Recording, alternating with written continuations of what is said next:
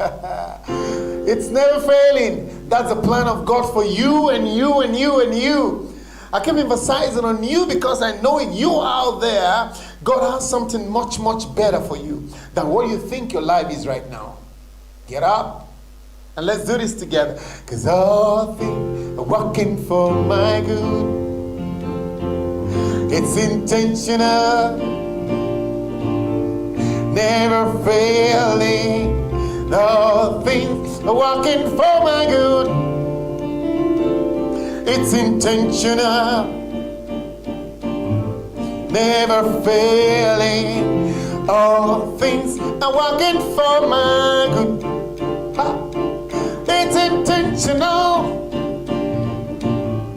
never failing. All things are working for my good. It's intentional, never failing. Listen, say, I don't want to worry, God. It's working for me.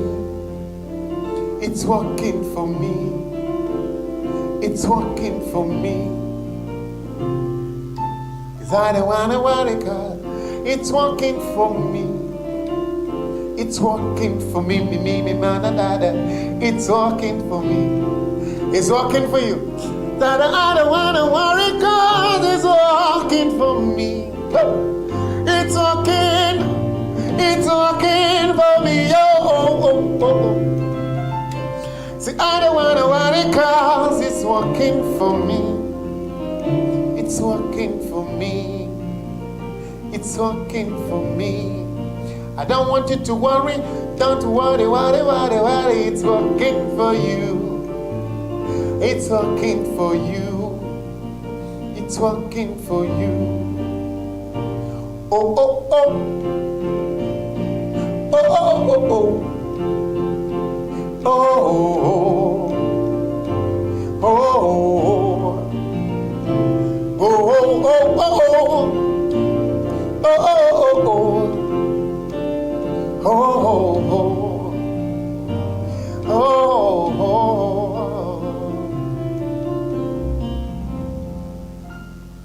It's working for you.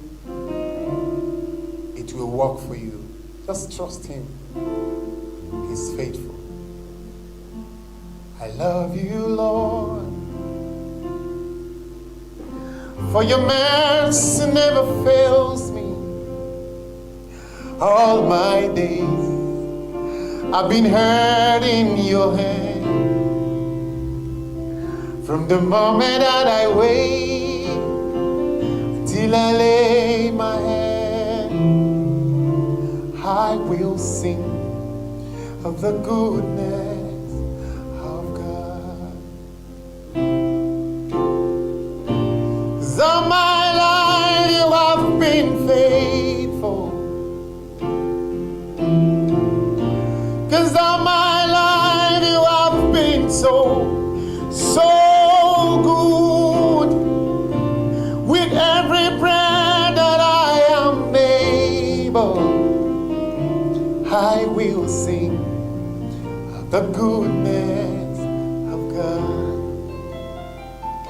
I love your voice. You will lead me through the fire in darkest night. You are close like no other. I've known you as a father, known you as a friend.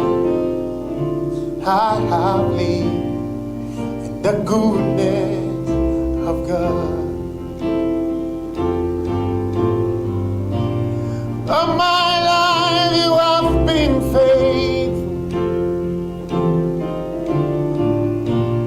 All my life you have been so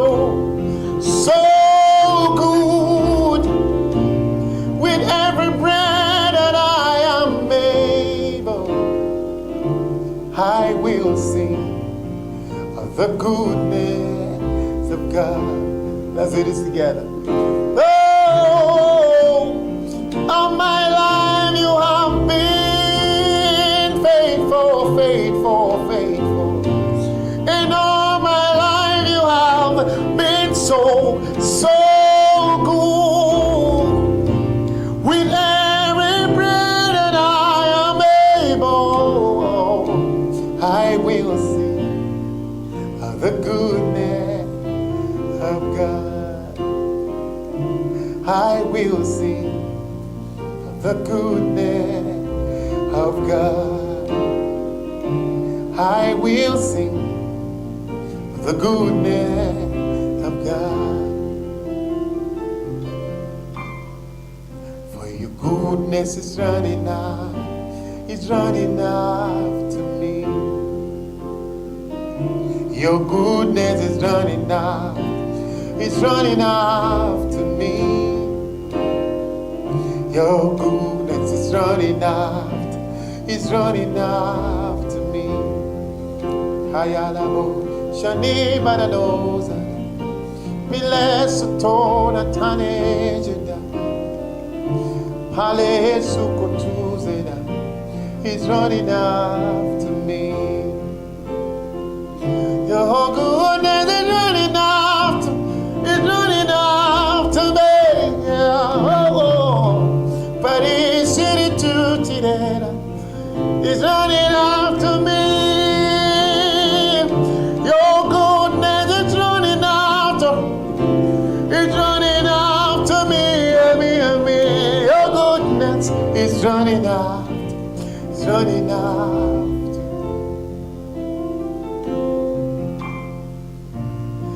All my life you have been faithful. All my life you have been so, so good. With every breath that I am able, I will sing the goodness of God. When I think of the goodness of God and all He's done for me, my very soul loves singing all the time to Him. His goodness keeps running after us. I read a place in Revelation, I was shocked. The Bible says He stand at the door of our heart and knock. And I imagine after all He did for us at the cross, yet He's the one calling after us. Goodness is running after me. Take away fear, people. Remove fear from your mind, from your heart. Put faith. Faith is the substance of things hoped for and the evidence of things not yet seen. He took away fear and gave you faith. Maybe why you are still there is because you feel He's a man that will help you. No, no, no, no, no, no. David said, I lift up my eyes to the hills, from whence cometh my help. He said, my help comes from the Lord, who makes the heavens and the earth. Is it not better to put your trust in the man that makes the heavens and the earth? Remove your hope from man. Remove your faith from man. Remove your trust from man. Put it on God. He's the one that can see you through. You unravel me with a melody. You surround me with a song of deliverance from my enemy. Till all my fears are gone. You unravel me with a melody. You surround me with a song of deliverance from my enemy. Till all my fears are gone. 'Cause I'm no longer a slave to fear. I am a child of God. 'Cause I'm no longer a slave to fear. I am a child of God. So I'm no longer a slave to fear. I am a child of God. From my mother's womb, you have chosen me.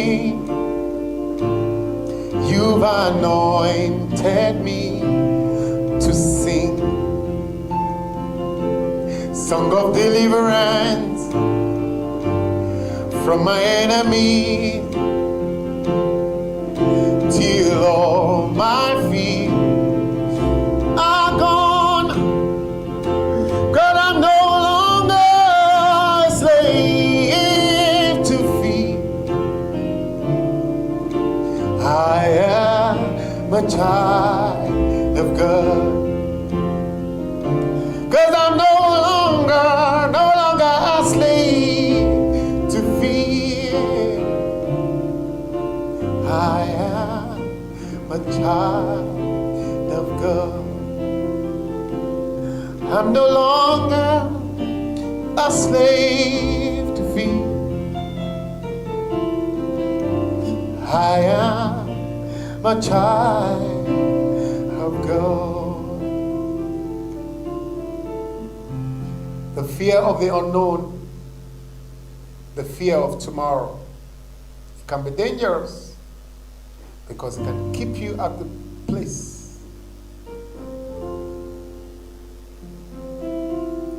Put your trust in God. I've learned to put my trust in Him every day. I've learned to trust Him every day. He has taken away fear. I'm no longer a slave to fear. I'm no longer a slave to fear. I am a child of God.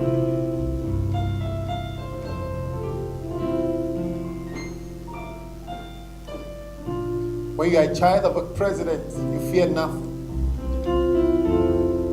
When you are a child of a king, you fear nothing. I'm a child. Yesu ndiwo, Yesu ndiwo zena.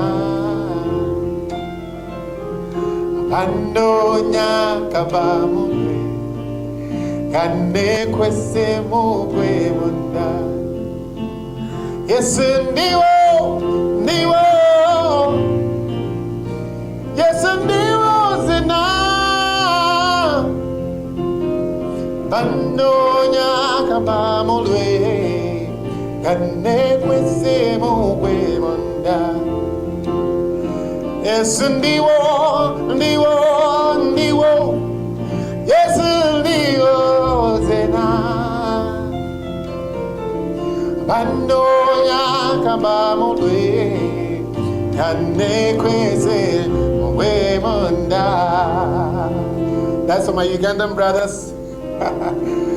Hide yourself in God, people, and life will be good and sweet.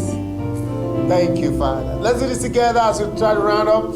You've done so much for me, I cannot tell it all.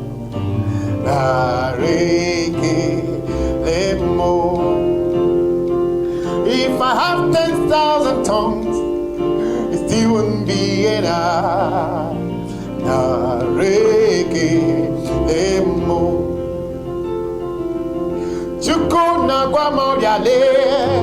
When you do, he'll come a little late. Narekelemo Chukumarobimo Easy can do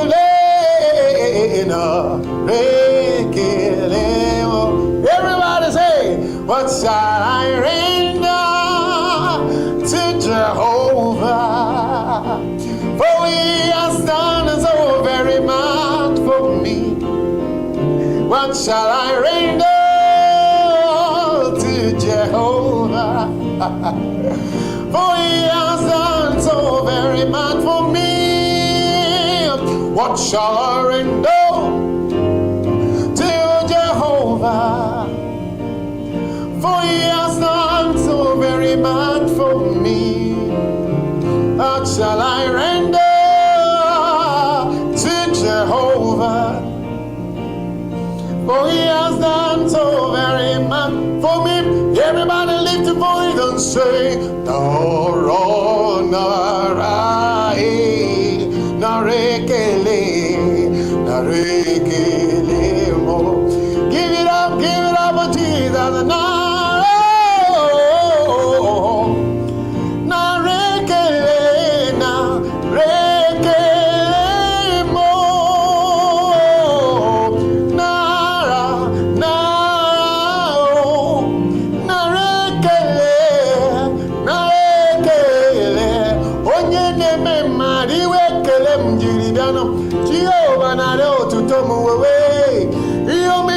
Mama kaye nare otuto ikukwa mano nyariwe kelemu o ezengeze Jehova me chiku nare kelemu o nare kele.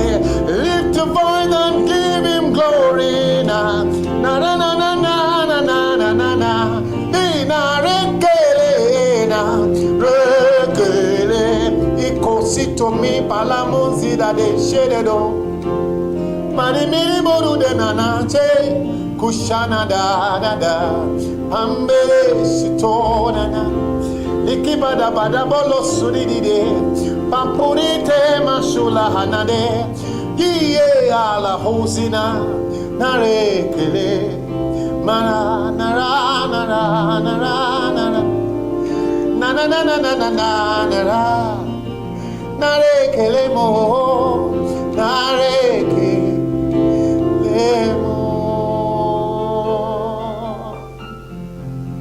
Thank you, Lord. Thank you. Lift up your hands and your voice wherever you are and just say, thank you, God.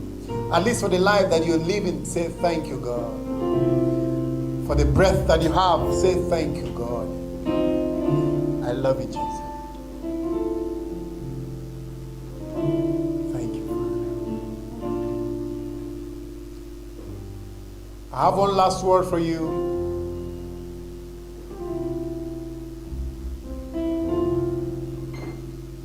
I believe someone in the Bible, that is why you keep hearing me talking about the Bible. The Bible says, he that keepeth Israel never sleep nor slumbers. And that is the God that keeps you. He that keepeth Uganda, America, Australia, Germany, Nigeria, all part of the world, never sleeps nor slumbers. He's watching over you. He knows your end from the beginning. He already knows where you're going to end. He says, my thought for you are thought of good, not of evil. I'm going to give you an expected end. That is an expected end. That very end which you want to be. That's what God has programmed and positioned you to be. Before you were born, conceived, He knew. He knows. Why were you not aborted? Because He had a perfect plan for you. Just put your trust in Him. I'd like us to do this one in Uganda together one more time. Na sinza ne me yange na sinza erinyalyo na vunama kunamurondo na sinza erinyalyo na sinza me yange na sinza erinyalyo na vunama kuna mulondo yo na sinza erinnya lyo. Covenant keeping God, dependable God, reliable God, trustable God, who was and is to come, Lion and the Lamb, I trust in you, I rely on you, I call you Yahweh, Yahweh, Yahweh, Yahweh. Only you can do what no man can do. I call you Yahweh, Yahweh, Yahweh, Yahweh. Only you can change what no man can change. Thank you very much. God bless you. Stay connected always to God, for He has the answer and the key to your destiny. My name once again is Aiji Matthew. I'm a Nigerian, proud Nigerian. I always say that. And it's a pleasure to come your way through this great platform. Stay connected. You can follow me on my YouTube page at Matthew77 Music, or my Facebook page, Aiji Matthew 77. Remember, I first told you about the 77, so then on Instagram, Aiji Matthew, and just like that. It's a privilege to serve God. I love worshiping God, and I love Jesus. He means a lot to me. I don't know about you, but He means a lot to me. Thank you. God bless you. Just let's do this one together as we close.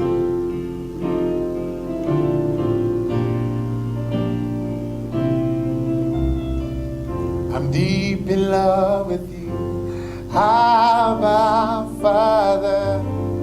I'm deep in love with you, Lord. My heart it beats for you, precious Jesus. I'm deep in love with you, Lord. If you're in love with Him, help me listen. I'm deep in love with you, Abba Father. I'm deep in love with you, Lord. My heart it beats for you, precious Jesus. I'm deep in love with you,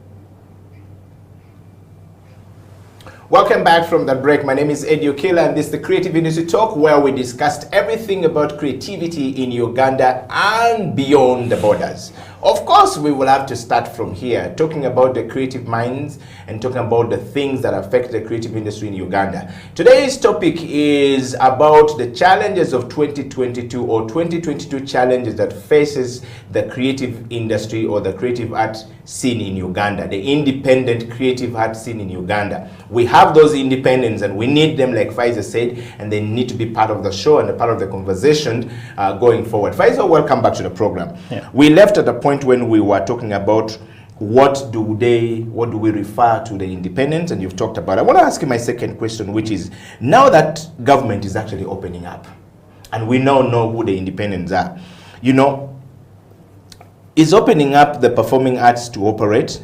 Do you actually think that you guys who are in the promotion of art, particularly the music, you know, the drama, and the what I would call the performing arts in general. Even the visual. Yeah, the visual arts in general, who are ready. Do you think you're ready to engage people once again after 2 years or 2.5 years of no activity brought about by COVID-19?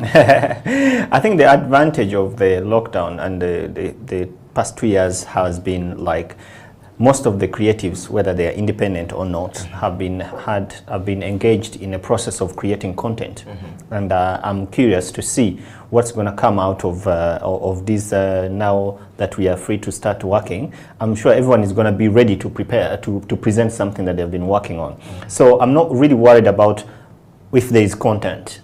I think I'm very worried about who is going to present it, because most people have actually, not maybe actually, have really moved on. Yes. I mean, they realized that they were chasing a dead horse, and they were like, we are not going to survive. 2 years of not working, even trying to mitigate the, life. Now that they are, they have started some jobs. If you have a job that is 9 to 5, you're not going to start, going for rehearsals or going to dance in a studio. And what are you going to eat if you go there? So I think my biggest worry is about who is going to be presenting the content, whether it's dance, whether it's theater, whether it's music, whether it's film. Okay, film is different, but I think there are certain art forms that are independent, and they really need an effort for someone to be able to present it. And I think opening up without any support structure to help these people get back into the market, it's going to be really, really difficult. So for me, I think that's going to be the biggest challenge. Okay. So when you say there are certain art form that needs really, really support, and there's some that needs to, what are those, can you highlight some of them that needs to? Yes, I mean, when we are talking about like the independent art scene, we are talking about some of the independent artists I know, and they are the most challenged one are the contemporary dancers. The contemporary dancers, first of all, contemporary dance is very, very new to the industry, to the market here. And even when they have been working over the years, dancers like, Jonas, like Julius, like Oscar, have been really working hard to really cultivate their audiences. And they have been not really managing to get them, to fill up the auditoriums.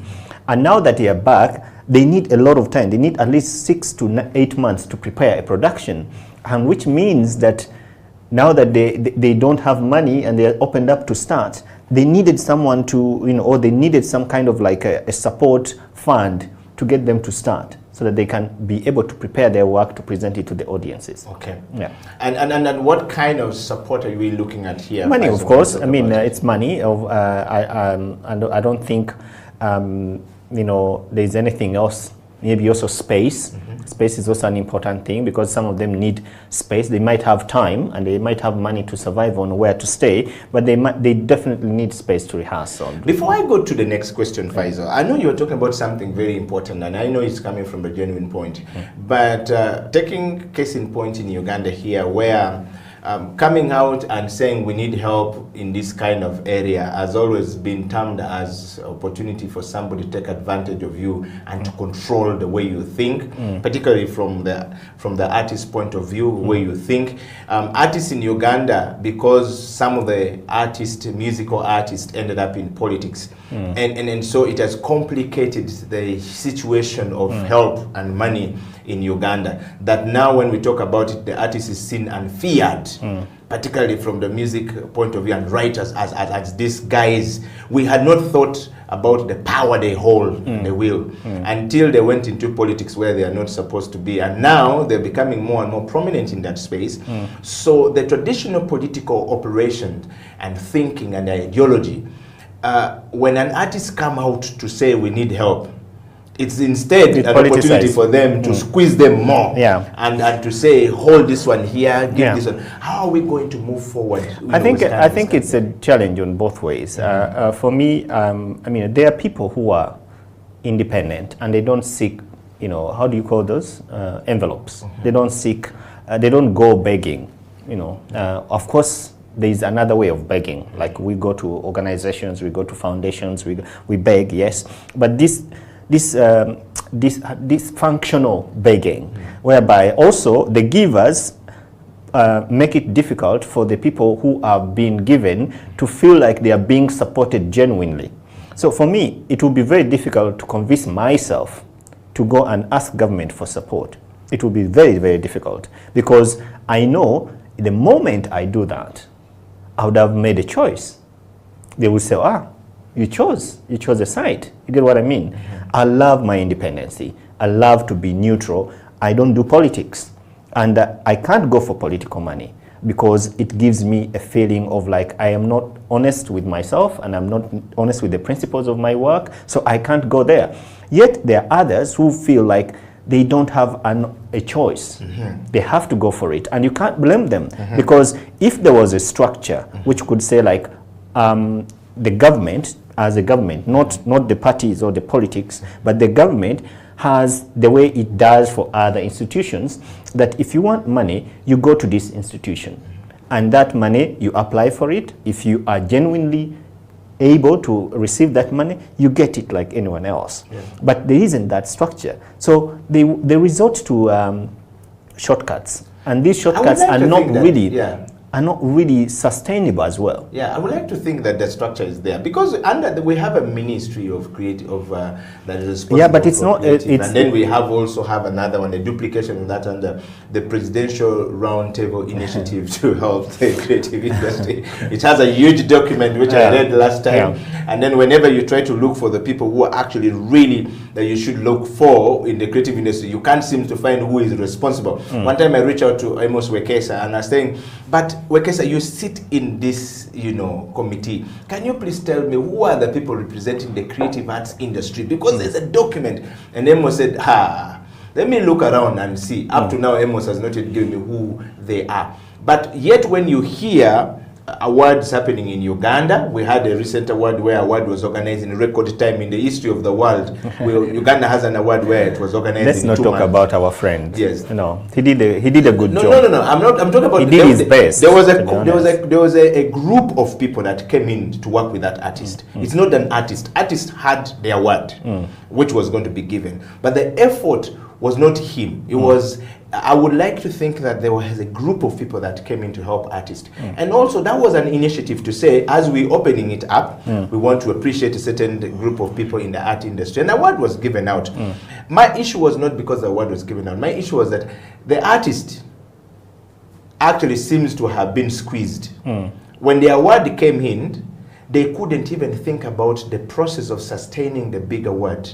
So you see, that's what I'm saying. They squeeze them out, and yet you're saying there are structures. And I would like to think the structures are there, because the Ministry of Creative, there's a Ministry of Culture, Creativity, and I think whatever we're calling it, gender and something. Yes. But then there's a roundtable initiative.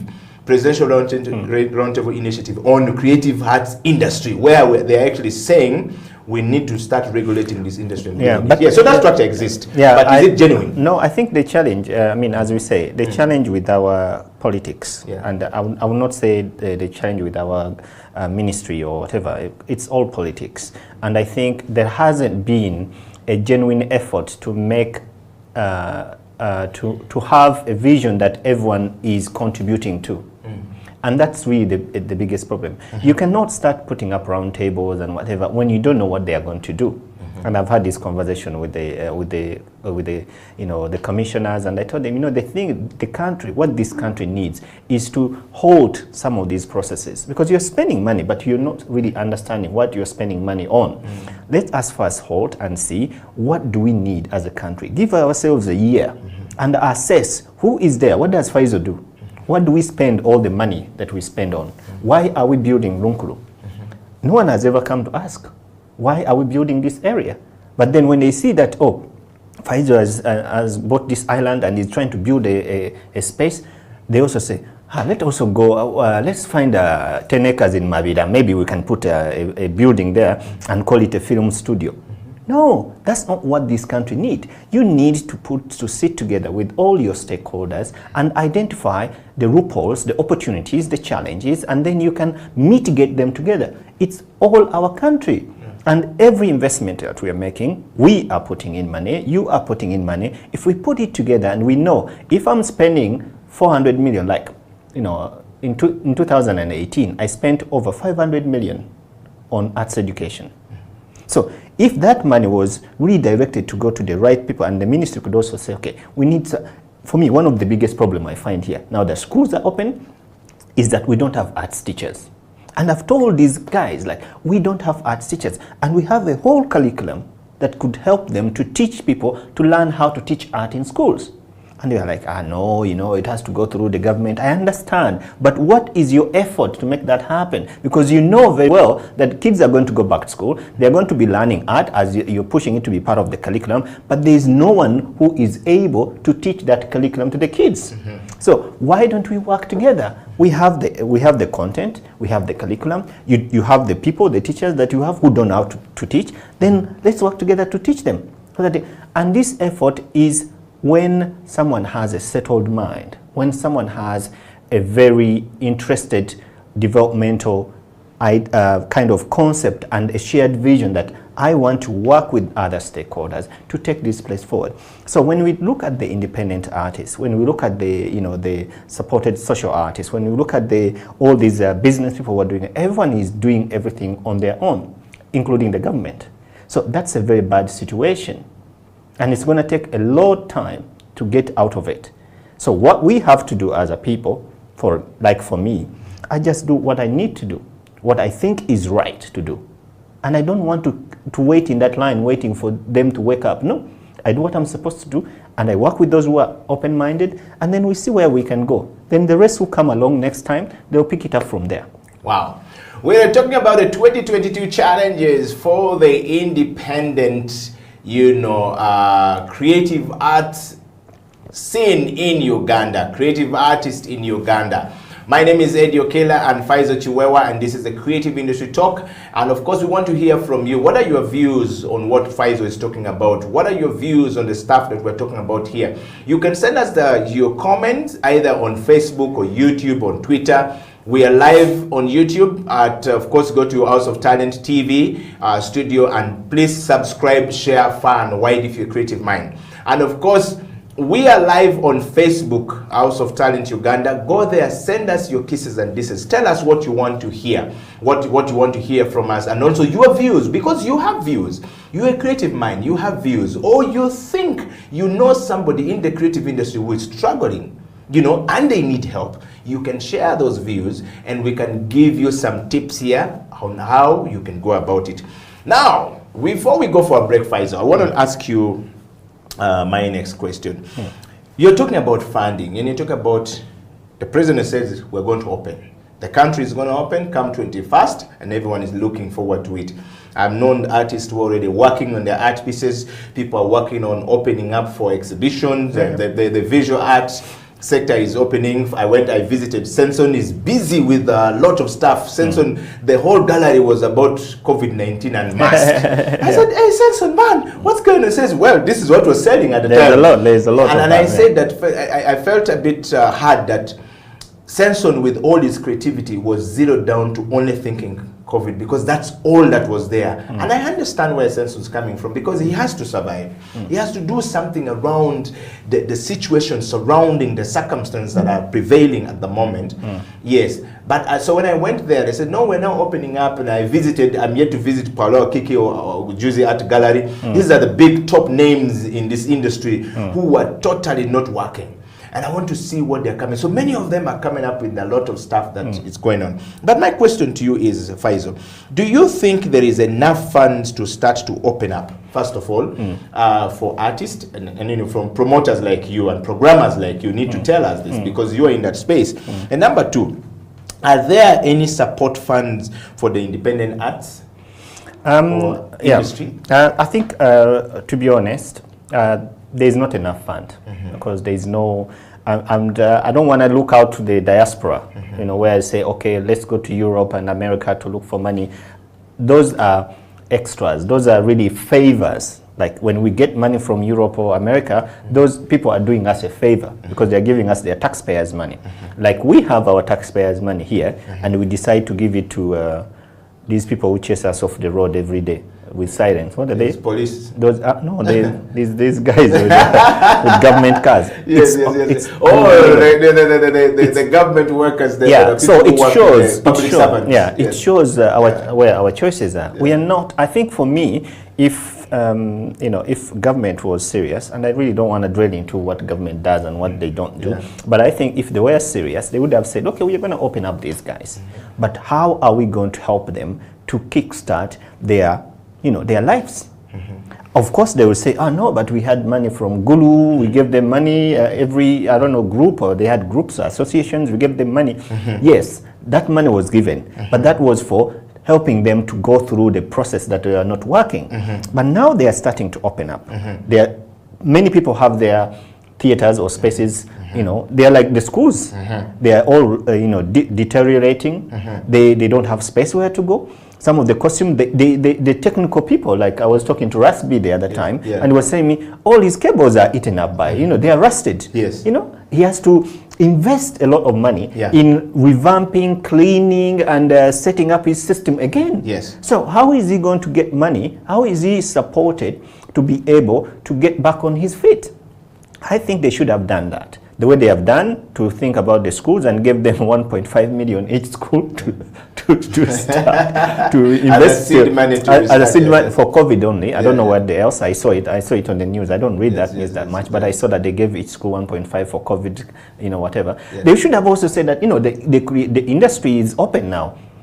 Who are there? Because what did the Americans do? What the Americans did is that when they realized, and they opened up like, not like us, I think it was after like 4 or 6 months, they set up a website, a government website, and they said that if you're a stage manager, if you're a DJ, if you're a programmer, if you're a dancer, the whole of Broadway, we say, okay, sign up here, give us your details. What do you do? How much were you earning? So that we can know. They get a rate. They're not going to give you all the money that you've been earning, but at least they have an idea of the range of your salary. And then they give you something to help you kickstart your new life or when you're opening up. So I think the funding, and I would like to focus on our own country here, how things are being looked at. We are seriously not being considered to be relevant. And I'm not saying we are the only ones, because I don't think the education industry sector is also considered. I don't think the infrastructure is considered. I don't think anything is considered here except security. So I really think we need to rethink how we support our people, because the whole reason why many kids are going out to work in other countries, and that's why we are going to have a lot of problems with the artists going back to stages, is because there is no hope for them. There's nothing for them. And someone rather goes to work in Dubai and earns 1 million a month than being here and hustling every day to walk from the National Theatre to the tax park. You know what I mean? Yeah. So the funding structure is not there. And if it's there, it's politicized. So it's not genuine. So if it's genuine, or if it should be genuine, then there has to be a plan that is going to be set up to help the people. We have to start to think for the people. We can't keep on doing this, We can't continue always doing things because out of, ad hoc. They call it ad hoc. Today there's a problem, you put money. It has to be thought through. And I think this is what we are going to be facing. So the independent art scene is going to suffer a bit till they get back on their feet. They have been suffering, and they're going to continue till their audiences are back, when people are already, settled in, because the minds are challenged. People are scared. Everyone is worried, like, should I go back to the theater? If I go back to the theater and then I take COVID back home, the artists, the programmers are like, where do I start? I have a festival now next month, but how am I going to finance that festival? Because if I call an artist today and I want to program you, they will tell me, okay, I'm coming, where's my 50%? I don't have that capital. So these are the things that we are starting to be challenged with, and it's going to go on and on till we get ourselves back together. And I think for those that will survive, will have had the audacity to take that step. And that's a very challenging and a bold move, that for us who are saying we are opening up, whatever it takes, we are going to go with it. It's a bold move. Wow.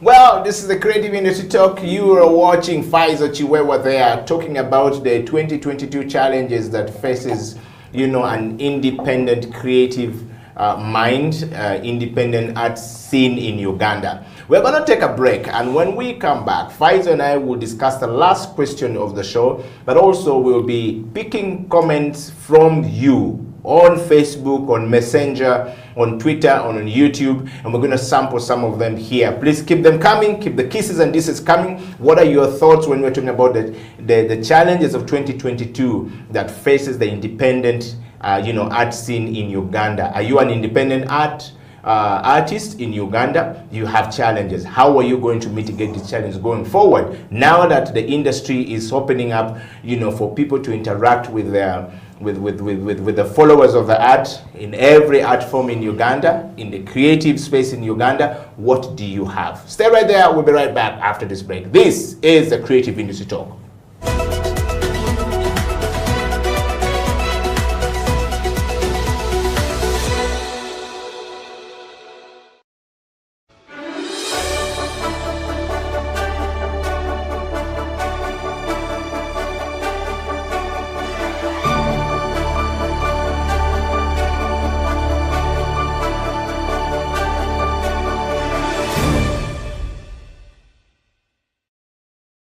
Who is Raskasozi, and what is the meaning behind your name? If I'm watching the show from New York, from Vancouver, or from Egypt, and I don't know you, or even from the northern part of Uganda, from Barara, from Tungamu, from Kasese, I don't know you. Who are you?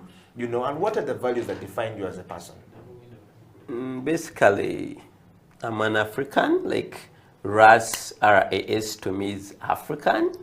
And then Kasozi is my indigenous name, meaning I'm from Ngabi clan. Yes, so I'm typical African. Yes, from the Kamwe Uganda, basically. Yeah. And which part of Buganda? Oh, yes. I come from Muduma. Yes, Muduma. That's the PG side. Okay. Yeah.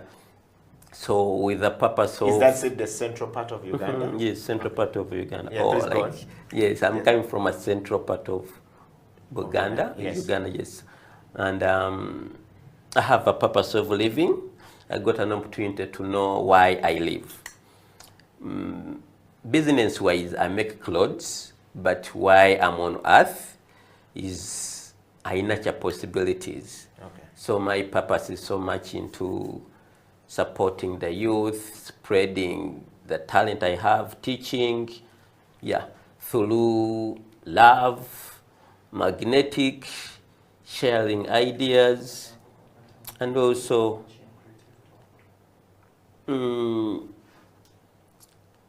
self-confidence.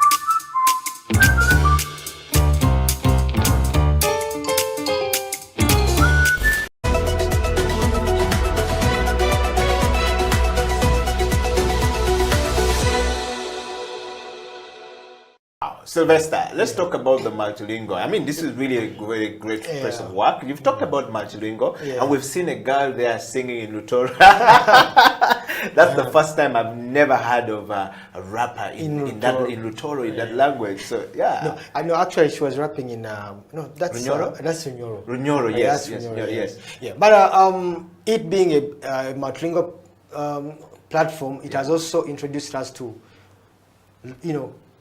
languages, more and more languages, because it's an expression of culture. So people come with different languages. For example, like the first time I had Kumam.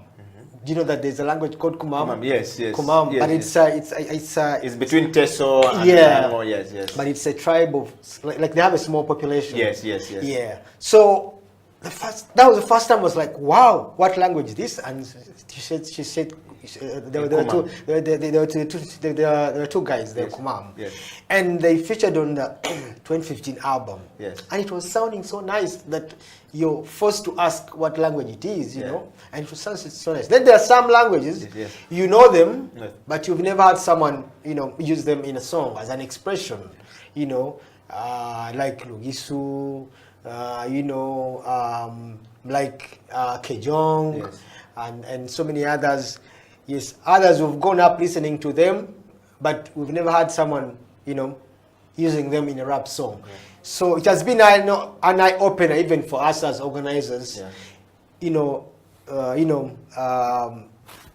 listening to different, expressions in various languages. So we welcome everyone, to express themselves freely. And Faisal Shwewa, the director of Baimba, the first time he had Big Ben, one of the participants in the 2013 Boot Camp. He had him rap in Lugisu, and he thought it was a language from South Africa, like one of those languages from South Africa. Like it was sounding so nice. It was like, wow, what language is this? Is this from South Africa? So that's how it is. It has been an interesting journey as well. That we're discovering these languages. We know them, but we know it's a different way when someone uses it in a song as an expression. It's a very good feeling.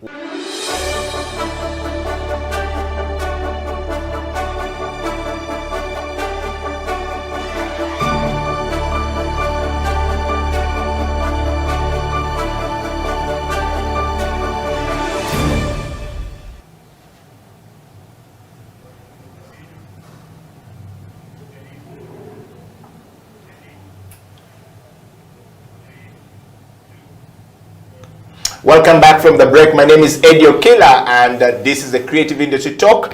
Of course, in the studio we have Jude Sempeva. Jude, welcome back to the program. We are talking about the 2022 challenges that faces the independent creative mind in the heart on audiovisual.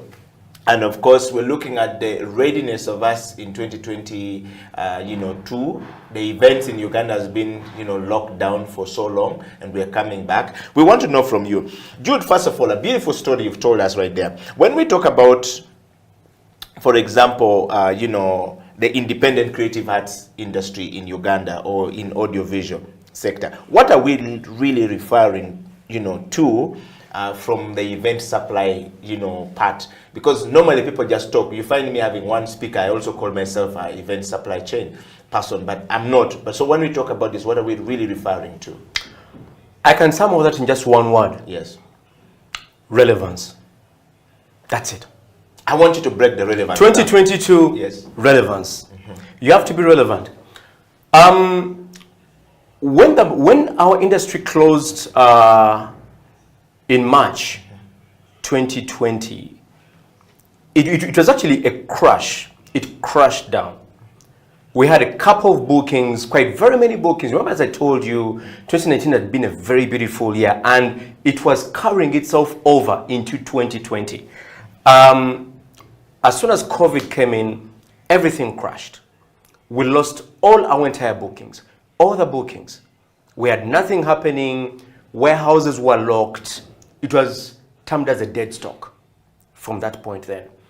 Then when they opened us up partially in July, 2022, we actually thought that it was going to be the same script as we'd been working on before COVID. But we later realized that, hey, actually, things have changed. The clients who were supposed to call us are not calling back anymore. They're not calling us anymore. So it was about shedding skin. We realized as Legacy Productions that we had to shed skin so as to be able to fit into the new way of doing things. Actually, our biggest fight, our biggest fear, as we're walking through the 3 months of lockdown into when they opened up, was the entertainment, the audiovisual industry not being relevant anymore. Because there was this term of millennials. Millennials are coming up with new ideas, the new normal, new way of doing things. You don't need to do any more conferencing with those big gadgets. You can do everything from your phone in the comfort of your home, so long as you have entertainment, so long as you have this small piece of equipment powered by internet. So, us getting back to be alive, we had to push things from the point of relevance. How relevant can we make ourselves as Legacy Productions to our clients? How our clientele being corporate, how are we supposed to come back and step back into their space with what we can talk to them that is music to their ears, as well as adding value to their brands and images? Yes. Wow.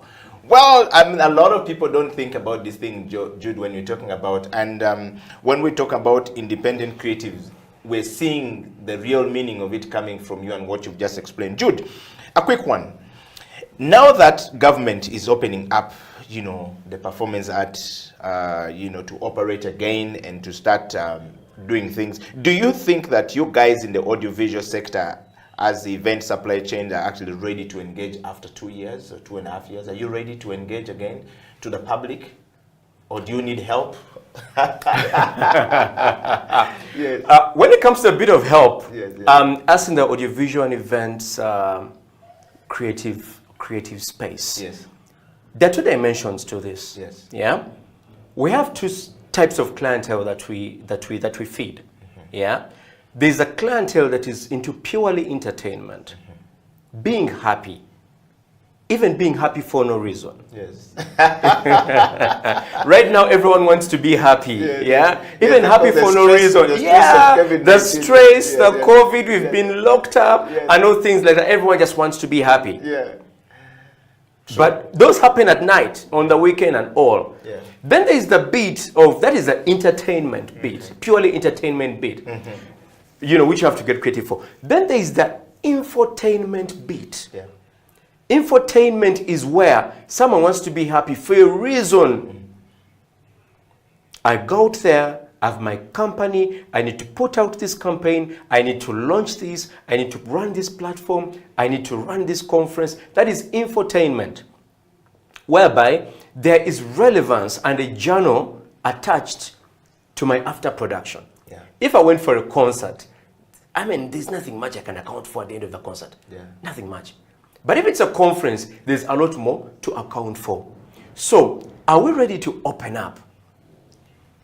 Entertainment will open up. They will make the money. It's obvious. The whole world is craving for shows and all that happening.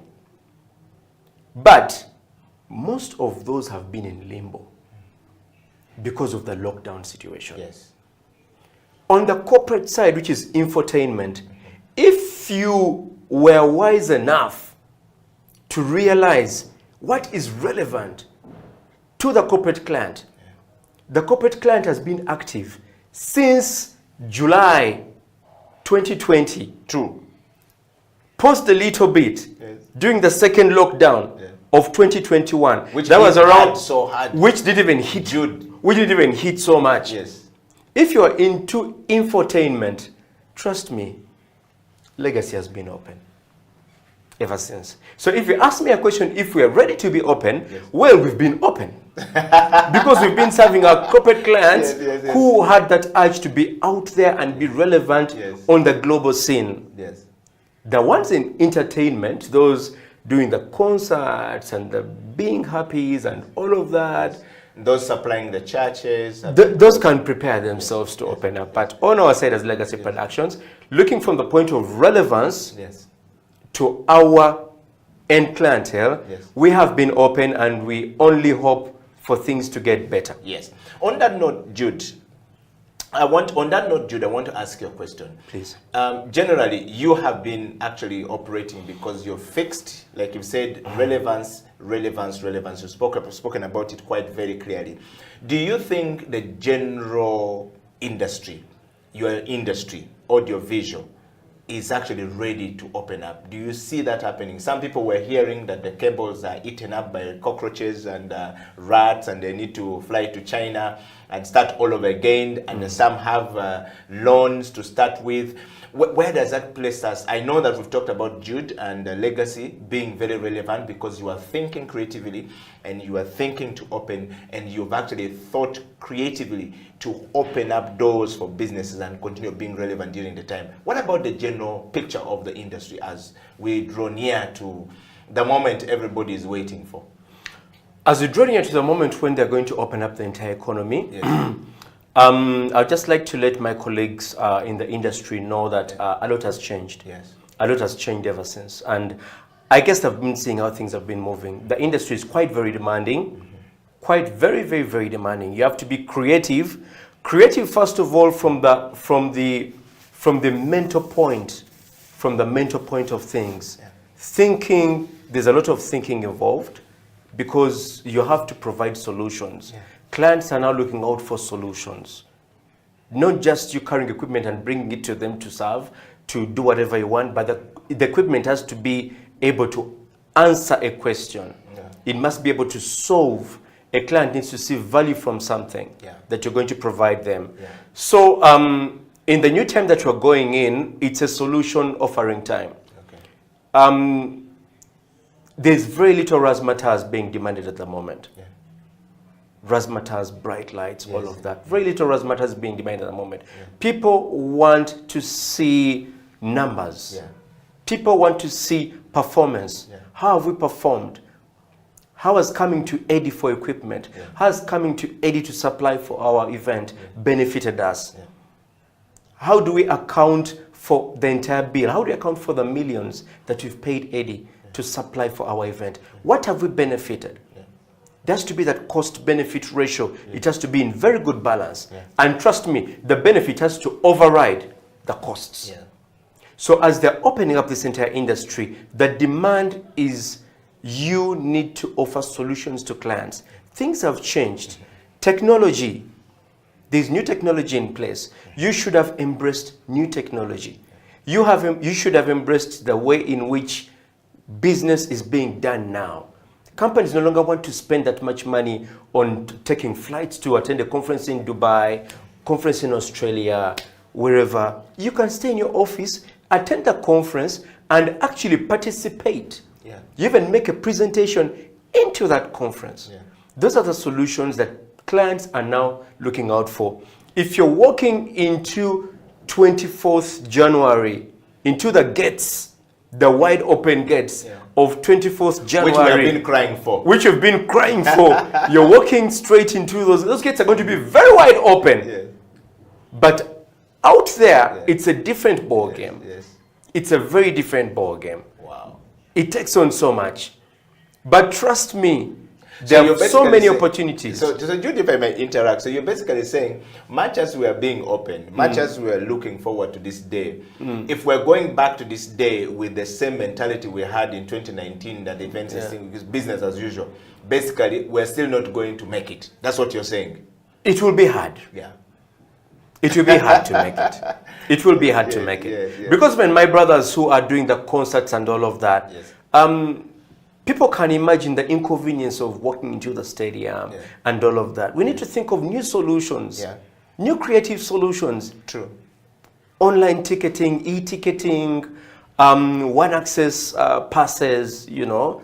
I should be able to buy an online ticket. I watch the concert from the comfort of my home. Such a kind of thing. Though, yes, as humans, we love the experience, want to feel that heat, the thump, the steam. But this is a new generation that we're walking into, and we know that it is here to stay. Yeah. So if you don't embrace it, you may fall off the event production radar. Wow. Well, you're hearing that coming up from Jude. Jude is, events supplier, is part of the supply chain of the events industry, the creative industry that provides audiovisual to corporate companies, to government, to people, to public people, to business to people. That's Jude. And of course, we're having him on the show today because we're talking about this new part of, the independent creative minds in the audiovisual industry. What is it that they have been doing? They have been saying they're in the lockdown for so long, and now we're being open up.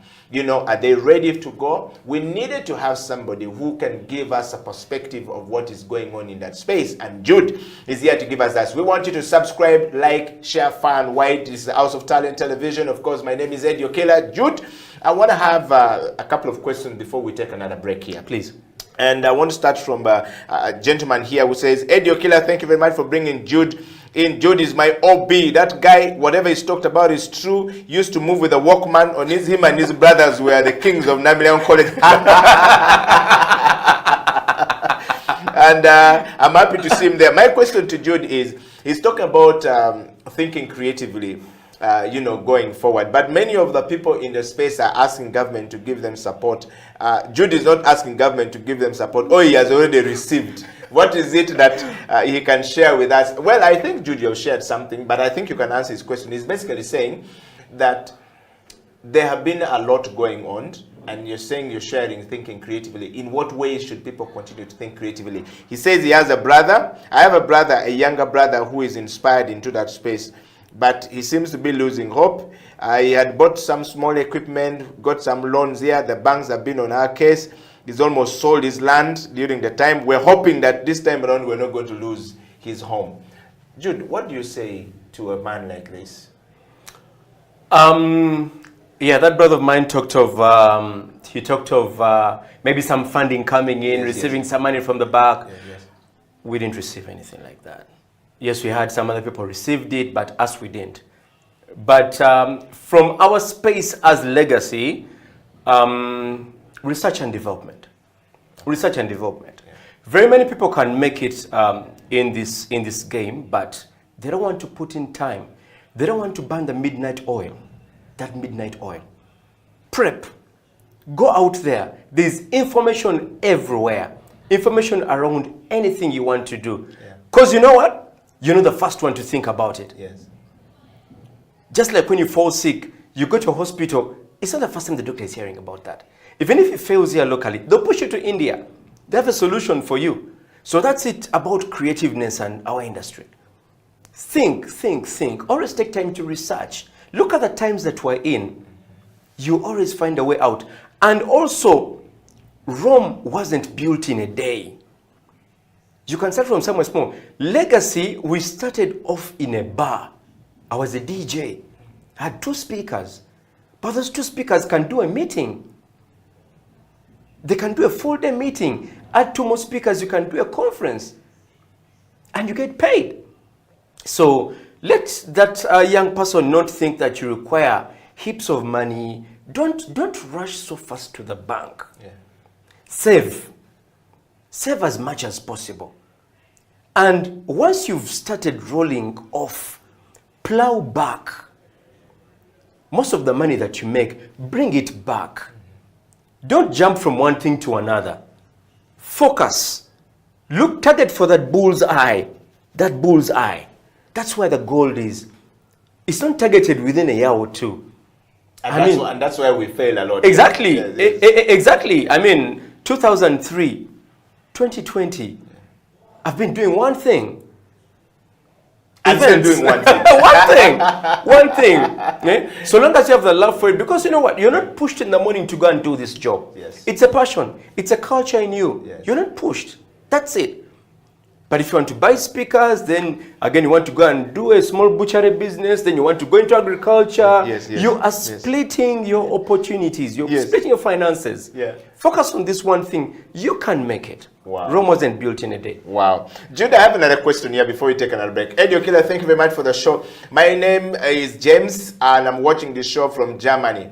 I am an audiovisual guy. I used to be in Uganda. I'm a Ugandan, but I left the country a few years ago to study, and I wanted to basically cross over because things became hard. I'm glad that in 2020, when the lockdown was coming, I just gotten my scholarship to come and study in Germany. I'm doing this at the moment, but my question to Jude is that my brothers in Uganda are not ready for this.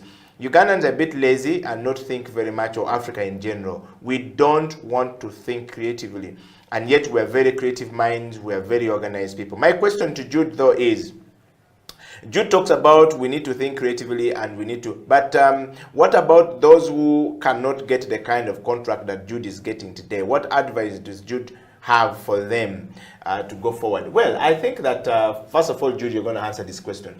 To my brother James, 2003 DJ, we have been with him at Stakeout. We know what he's talking about. And we know his style of playing and all that stuff. Leaping from 2003 to 2000, About 2008. 2008 is when he's moving into doing something else. Look at that journey. Those are how many years? 5 years, right? So you also attract the people that are of your caliber when you grow to a certain degree. But I'll leave it up to you, George. Yes, he's saying that you shouldn't be, you are now serving big boys, you're hanging out with big boys. I don't know where this word came from, but it's the thing at the moment. Yes. But to serve the big clients, Jude, how does that one get to that level? If I get James World, and if I'm not yet there, how do I build myself to get there? Looking at where you are right now, that's what he's asking about here. Okay, there's a journey that you have to take. Yes. To get to that point. Yeah. If you don't take that journey and you want to take another route of shortcuts and what, you will definitely not get there. Number one, integrity. Be truthful. Deliver what you promise. Yeah. Number two, get yourself straight. Get yourself serious. I mean, you want to do this for a living, but you don't want to do things seriously. You want to survive on something, but you want to keep it briefcase. You won't make it. Set up a company. Register it. Face the taxman. No one loves the taxman. Face the taxman. Get that documentation. You've already cut out your niche. Understand your clientele. Understand your people. What do they need to get the best out of your services? That is what is going to add on the relevance on top of that. Add on the research and development. Think on their behalf. We really put in so much in research and development. Till when China closed the doors to us in January 2020. For the past 5 years, we take trips to China at the beginning of every year just to do research and development. They have the expos there. Information is everywhere. Come to 2022, they're opening up the doors. I want to assure Ugandans in the event space, the clientele base has tripled. Why has the base tripled? Every client now wants a good production. They want something standard. They want something international. They want something sparkling. They want something clean. They want something done ethically. So if someone is out there and they're wondering, how do you tap into this space? How do they... Just do what is right. You will tap onto the cake. The cake is thrice the size. Thank you. Wow. Well, there's a Creative Industry Talk. My name is Eddie Okila. Jude Sempeba right there from Legacy Production Limited is talking from experience, not lying. And of course, we're going to take one or two of your questions before we go over. Jude, this is a very good one. Eddie Okila, thank you very much for the show. I think this is the best Creative Industry Talk, a platform that we actually have to express ourselves. My question though to Jude is, Jude has talked about us thinking and says that it is true what Jude is saying, that the space has widely opened. I'm a DJ. Of course, I've struggled to get a job over the years until I realized that I need to focus into creating sound advert for people during the lockdown, and so I've been surviving on this. I'm not sure if I can go back to the club to play music. That's great. Yes, That's yes, great. yes. That's I know great. that he's saying that I don't think I can go back to the club to play music because this has been able to feed me, but the industry is opening. My question to Jude Sempweba is, a lot of us talk very good about research and development, but in Uganda, you need some people to mentor you. Is Jude open to mentor some young people to show them the way to get to where he is? He's now on the top. He came from behind. He's been able to hold things up. My question also to him is, how is he able to stay afloat, yet others are going down like the big boys we used to know? I won't mention names. Okay. Yes. I'm very open Yeah. to mentor anyone who wants a piece of the advice. Yeah. But there's only one underlying condition: focus. Most people don't focus. You're talking to someone, do it this way. The moment they turn their back on you, they go back to the old school of doing things. Yeah. You can't make it, however much advice you give and however much you're counseled, you need to focus. Make your decision. If you've come to me for advice and you want to know about how this thing works, respect, give it the benefit of the years. Because I'm talking from a perspective of very many years back. So focus on that, then you make it happen. About the big boys, whatever is happening and all of that. Yeah. As a matter of fact, everyone is still making some money. Yeah. Though some may not be as prominent as others at the moment. Yeah. But it was a matter also of, as I said before, the issue of shedding skin. Yeah. How do you shed skin and make sure that what I'm doing is relevant to what is supposed to be going on at the moment? Yeah. Yeah, just shedding skin and yeah. I actually have a question though, Jude. A lot of people are crashing in the audiovisual industry, a lot. I mean, the top guys, I know about 3 or 4 people who have shut down. Some of them have left the country. Some have taken off back to Europe or to try and get cheyo because things were hard here. How have you been able to manage to stay afloat, Jude? The audiovisual section of the creative arts has been suffering, that's the fact. But how have you been able to manage to go afloat to get to where? I know you talk about some creative things, but I want to just know what is your staying power? Okay. When we came out of the lockdown, the first lockdown in July 2020, everyone was confused. As the people in the events industry were confused, even our clients, the one who we serve, were very confused. No one knew which direction to take. So then we had to come in and guide the clientele on what has to be done so that they can stay relevant. That's creative thinking. That's creative thinking. Creative thinking. You need to get into the mind of your client. Become a part of them. Create an A-team. That A-team involves the service provider on one side and the client on the other side. Don't go to the client just to make money from them. That's not what, their goal is not just to give you money. There's something which they need from you. They need to get a winning point for their side also. Yeah. So go couple with your client, become a tag team. Don't think about the money, think about their goal. What do they want to achieve? Why have they come to you? They could have gone to anyone else. Yes. So have a winning edge over all your other competitors. Yeah. But bottom line is, create a tag team with your client. Offer them solutions and make their dreams come true. That is where you can be able to get this winning edge. The demands, of course, very many demands come with this. Yeah. Number one, you're going to have to pimp up your warehouse. Most of the equipment that we had way back before lockdown, some of it has been irrelevant. But now we have to bring in new equipment. Yeah. We have hybrid events coming, hybrid events happening. We have to enter filming and broadcast and standard broadcast. Those are all new ideas that you have to bring into your client. Yes. Offer something new. Once a client calls on you, don't bring your mentalities of before COVID. Yes. That ship left. It left the coast already. Yeah. Things changed. Think modern for them. So we're going to take another break, and when we come back, Jude and I are going to be closing the show with 3 questions about the industry, and of course reading your comments, kisses and disses. Please go share this far and wide. Subscribe to House of Talent. We're live on Twitter, on YouTube, on Facebook, And of course, on our website, you can be part of the family growing bigger and better. And to all the people in the diaspora, thank you very much. We honor you and we love you. And to all the people here at home, we thank you for being creative. Stay right there. Creative Industry Talk will be right back after this break.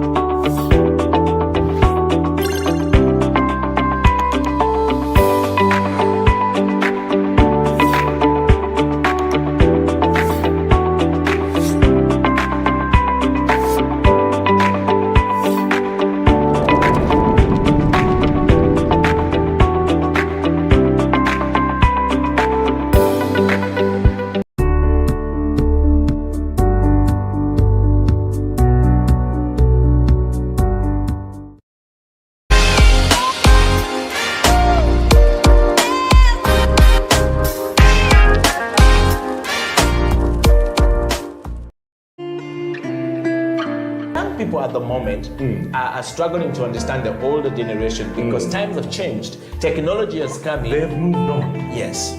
We're the ones sitting back and wondering, what is my child on to? TikTok has surpassed WhatsApp. The other one I call, I never call it Facebook, it's Bookface. Why are you on Bookface? Dad, it's Facebook. Yes.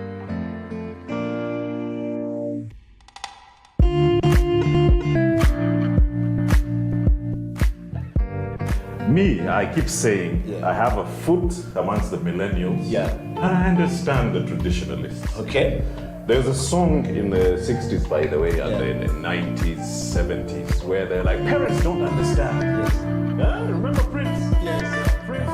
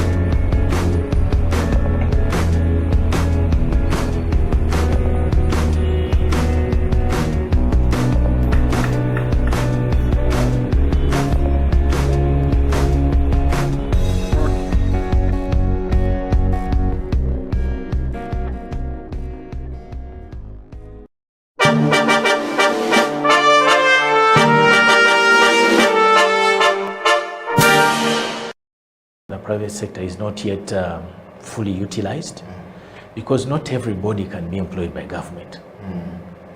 And we are looking at a future whereby more people are employed in the private sector than in government.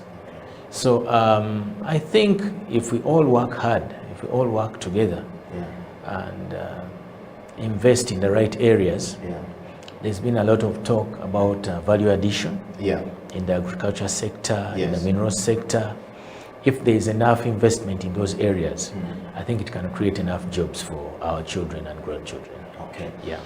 I just want to take you to question number 4, Andrew, which is, let's talk about your journey at City Hall and the foray into the Executive Director's office, which is as Andrew Chitaka, Very and as interesting. well as the Director Engineering. Very interesting. I joined KCCA on 1st November 2011. And before then, I was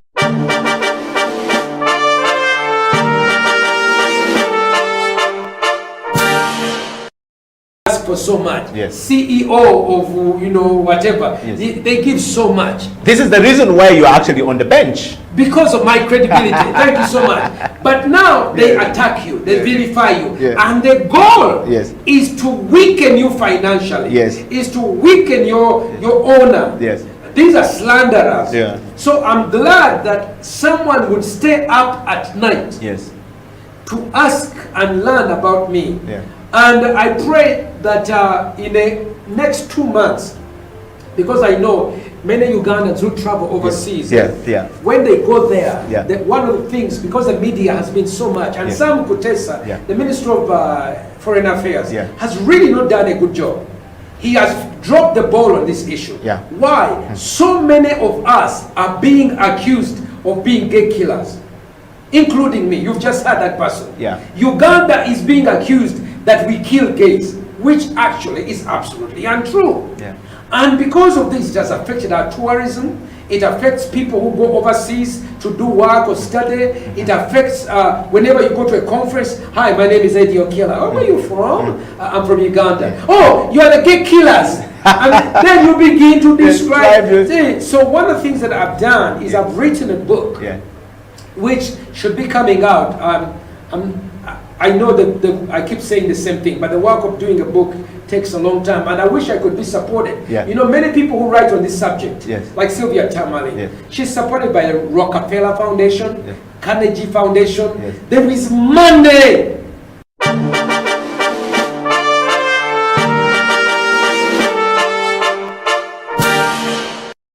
Is a very big brand, and as we go on, we will probably discuss the things we're trying to do to see that things change for the better. Good. Sean, on the CEO bench, for everyone who is following, we're live on our YouTube studio where we actually stream from. So YouTube studio, for everybody asking for a link, is actually House of Talent Uganda.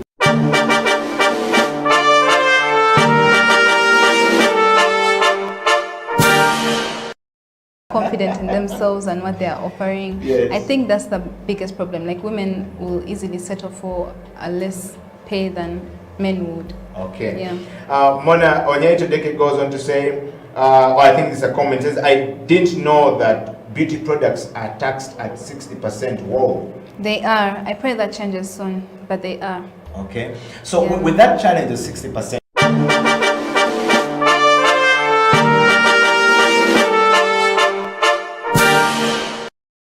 setting up the company, you're doing tours all across the world.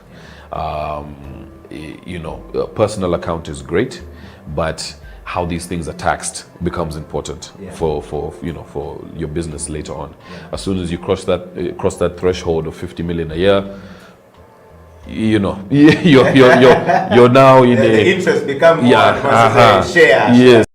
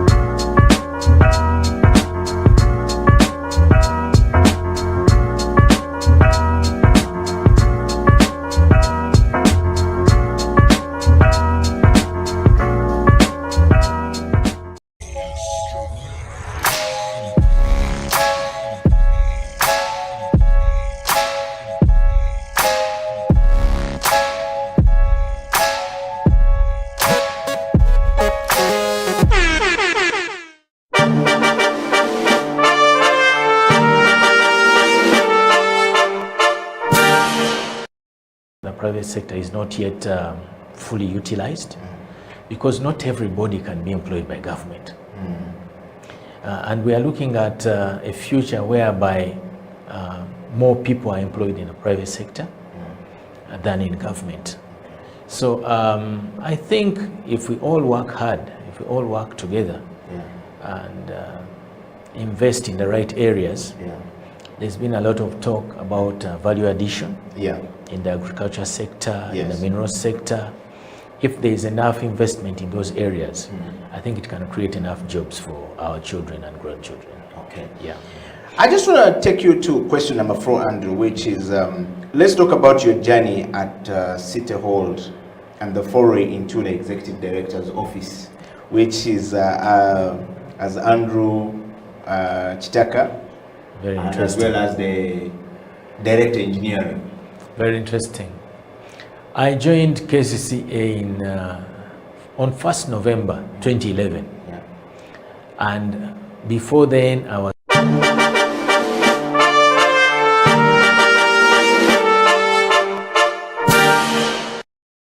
for so much. Yes. CEO of whatever. Yes. They give so much. This is the reason why you're actually on the bench. Because of my credibility. Thank you so much. But now they attack you, they vilify you. And the goal is to weaken you financially. Is to weaken your honor. These are slanderers. So I'm glad that someone would stay up at night to ask and learn about me. And I pray that in the next 2 months, because I know many Ugandans who travel overseas, when they go there, one of the things, because the media has been so much, and Sam Kutesa, the Minister of Foreign Affairs, has really not done a good job. He has dropped the ball on this issue. Why? So many of us are being accused of being gay killers, including me. You've just heard that person. Uganda is being accused that we kill gays, which actually is absolutely untrue. And because of this, it has affected our tourism. It affects people who go overseas to do work or study. It affects whenever you go to a conference. Hi, my name is Eddie Okello. Oh, where are you from? I'm from Uganda. Oh, you are the gay killers. And then you begin to describe. So one of the things that I've done is I've written a book, which should be coming out. I know that I keep saying the same thing, but the work of doing a book takes a long time, and I wish I could be supported. You know, many people who write on this subject, like Sylvia Tamale, she's supported by the Rockefeller Foundation, Carnegie Foundation. There is money.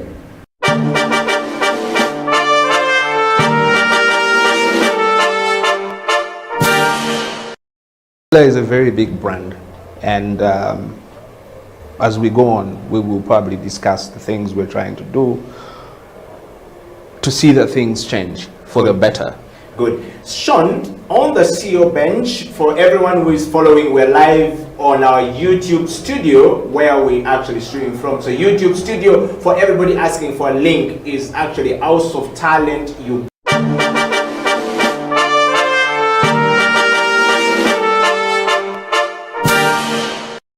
Confident in themselves and what they are offering.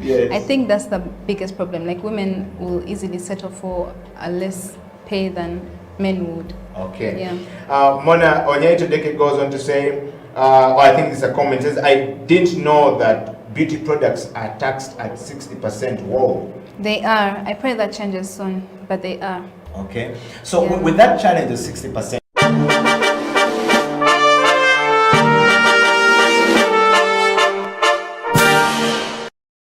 setting up the company, you're doing tours all across the world. You know, a personal account is great, but how these things are taxed becomes important for your business later on.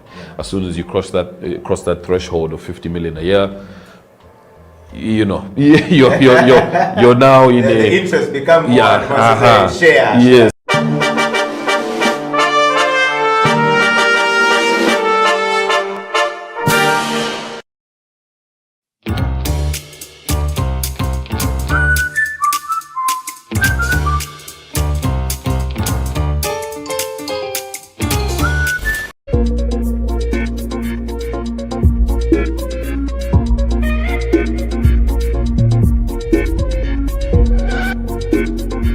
Hip hop.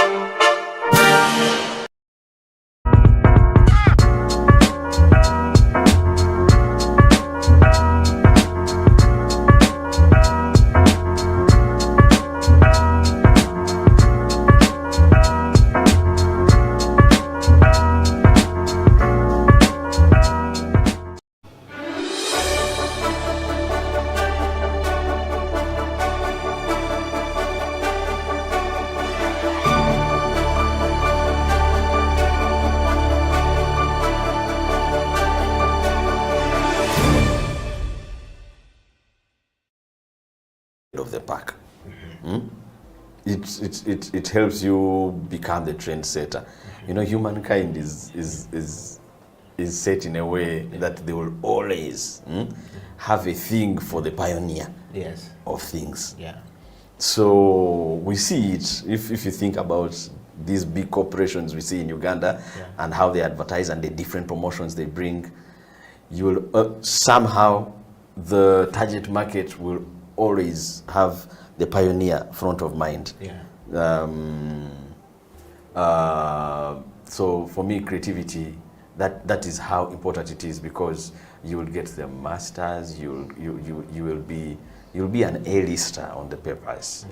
But if you do not know how to channel, because there's not one company in the arts or in business, as we know it, there's not a company that hires more than 10 people, and all of them are not creative.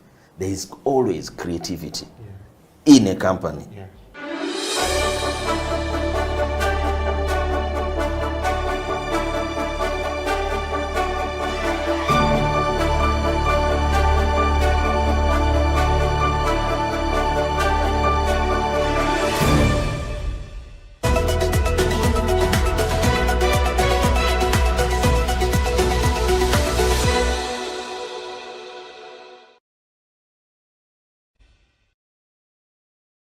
Of the pack. It helps you become the trendsetter. You know, humankind is set in a way that they will always have a thing for the pioneer of things. So we see it, if you think about these big corporations we see in Uganda and how they advertise and the different promotions they bring, you will somehow the target market will always have the pioneer front of mind. So for me, creativity, that is how important it is, because you will get the masters, you'll be an A-lister on the papers. But if you do not know how to channel, because there's not one company in the arts or in business, as we know it, there's not a company that hires more than 10 people, and all of them are not creative. There is always creativity in a company.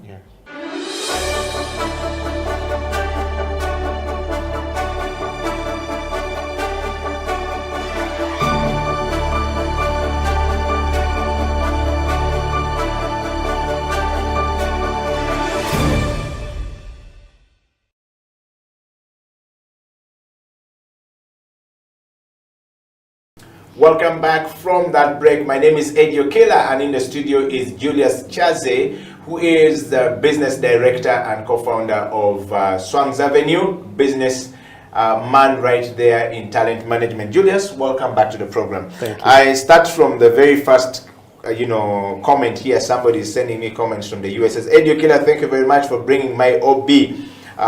From way back in the days, he's always been a dancer, and he's been around dancing for a while. Little wonder he's stuck into the industry and trying to help the industry become very professional. I have a question for Julius though. Julius, what criteria do you guys use to pick up an artist? Can you take up an artist who is just upcoming, or you only take those who have have some great music already to themselves? We do not actually. If you look at the artists we've had in the past, you had never heard of Azawi, so I don't think she would qualify as an artist who had music. When I met her, she only had one song. You had never heard of Irene Intale before we brought her to you. So that's not true. It's not that we take artists that have music.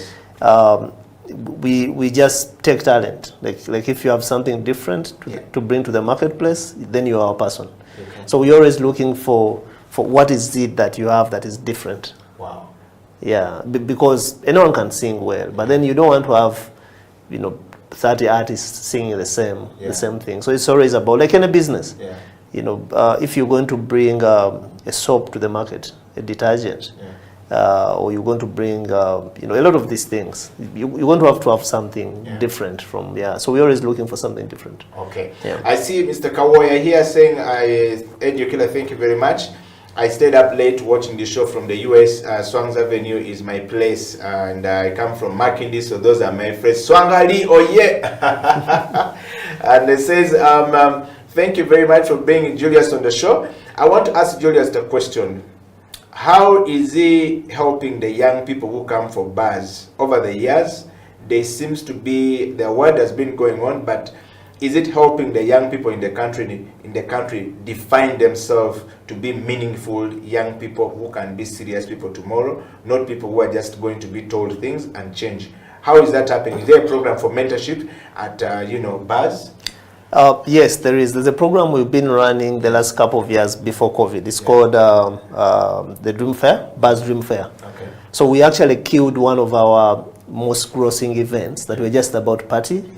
And turned into a career-led event. Okay. So kids come together and show stuff they've done or they can do, projects, business proposals, and then we get them in touch with prospects, either people that can partner with them, people that can invest.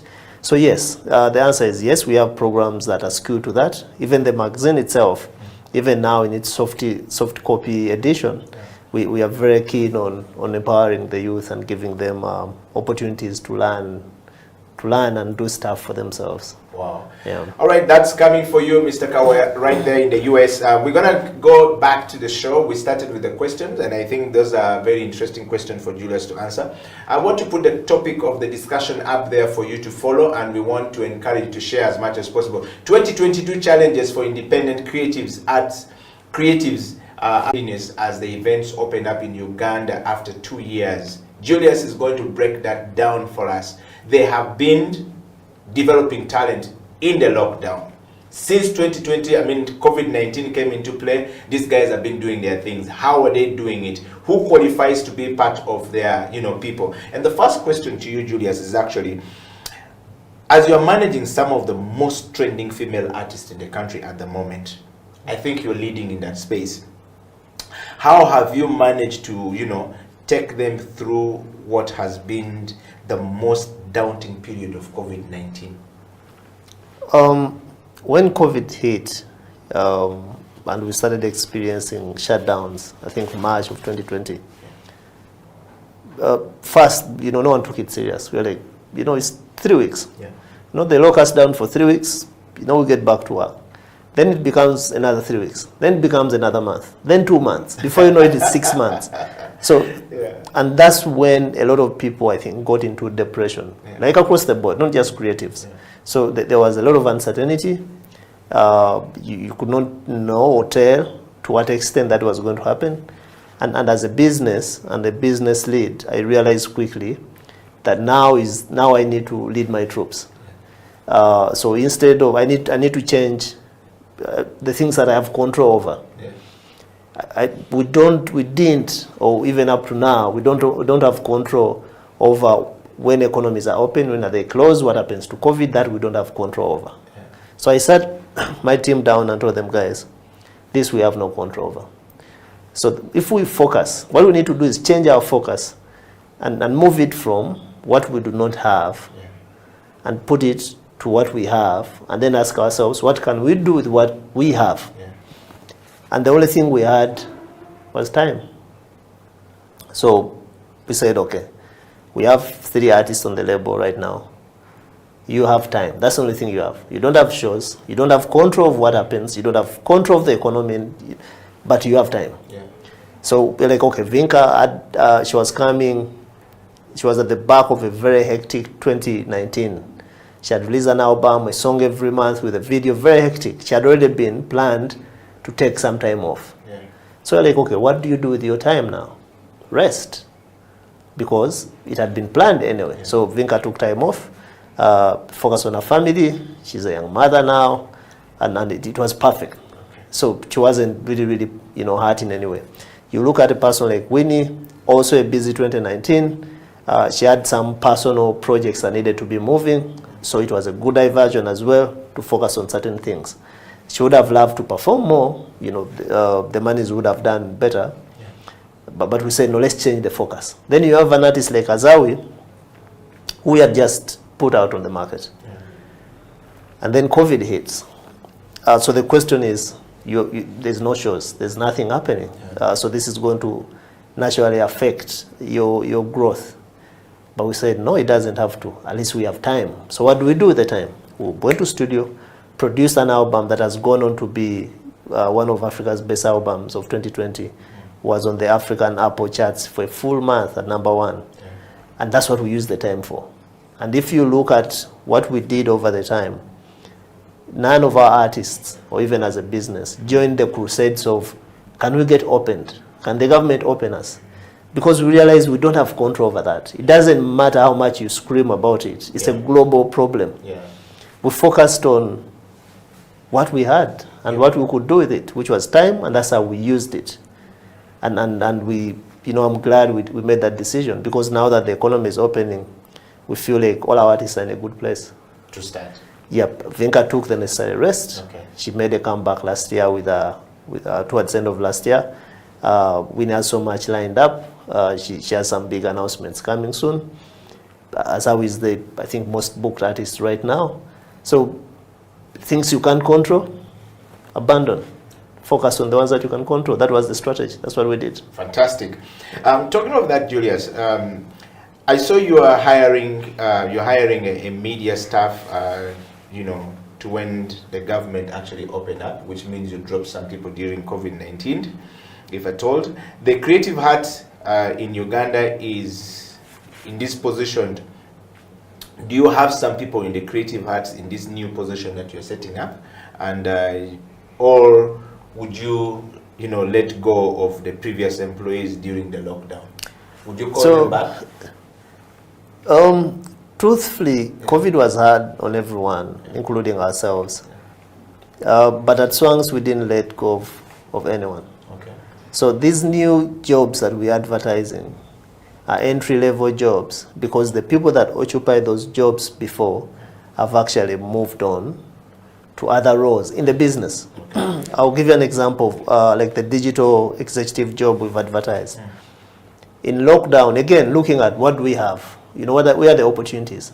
COVID had so many opportunities. So the choice was between, you know, either you choose to whine about it or look for the opportunities. As a business, we said, we're not going to whine about COVID. Let's look for the opportunities. And one of the opportunities was there was a growth in demand for data consumption, information on mobile, and voices of key influencers, or people with influence. You know, that demand grew exponentially. So we rolled out what we call the influencer management program, where we sign up influencers the same way we work with musicians. Now that program grew so well, and it served us well, served the influencers well, and served our clients very well. To a point that we are under a bit of pressure now to take up more influencers. So it's created a gap that department needs to grow. That's why we're hiring. And that's true for even a lot of the other things that we're doing. So it's more of an expansion than replacement. Oh, great. And just to, you know, run you through, if you're following this show, it's a Creative Industry Talk. We're talking to Julius Chaze, who is the business director at Swangs Avenue, and we're talking about 2022 challenges for independent creative arts in event supply chain, in talent management, and its readiness as the events open up for, you know, Uganda after 2 years of being in the lockdown and impact brought about by COVID-19. What do you think? Do you think the events companies are ready, talent managers are ready? Is what Julius is talking about. You two have a question, share it, and definitely, Julius will definitely be able to answer it. Julius, as a content artist manager, let's get to this point before we take a break.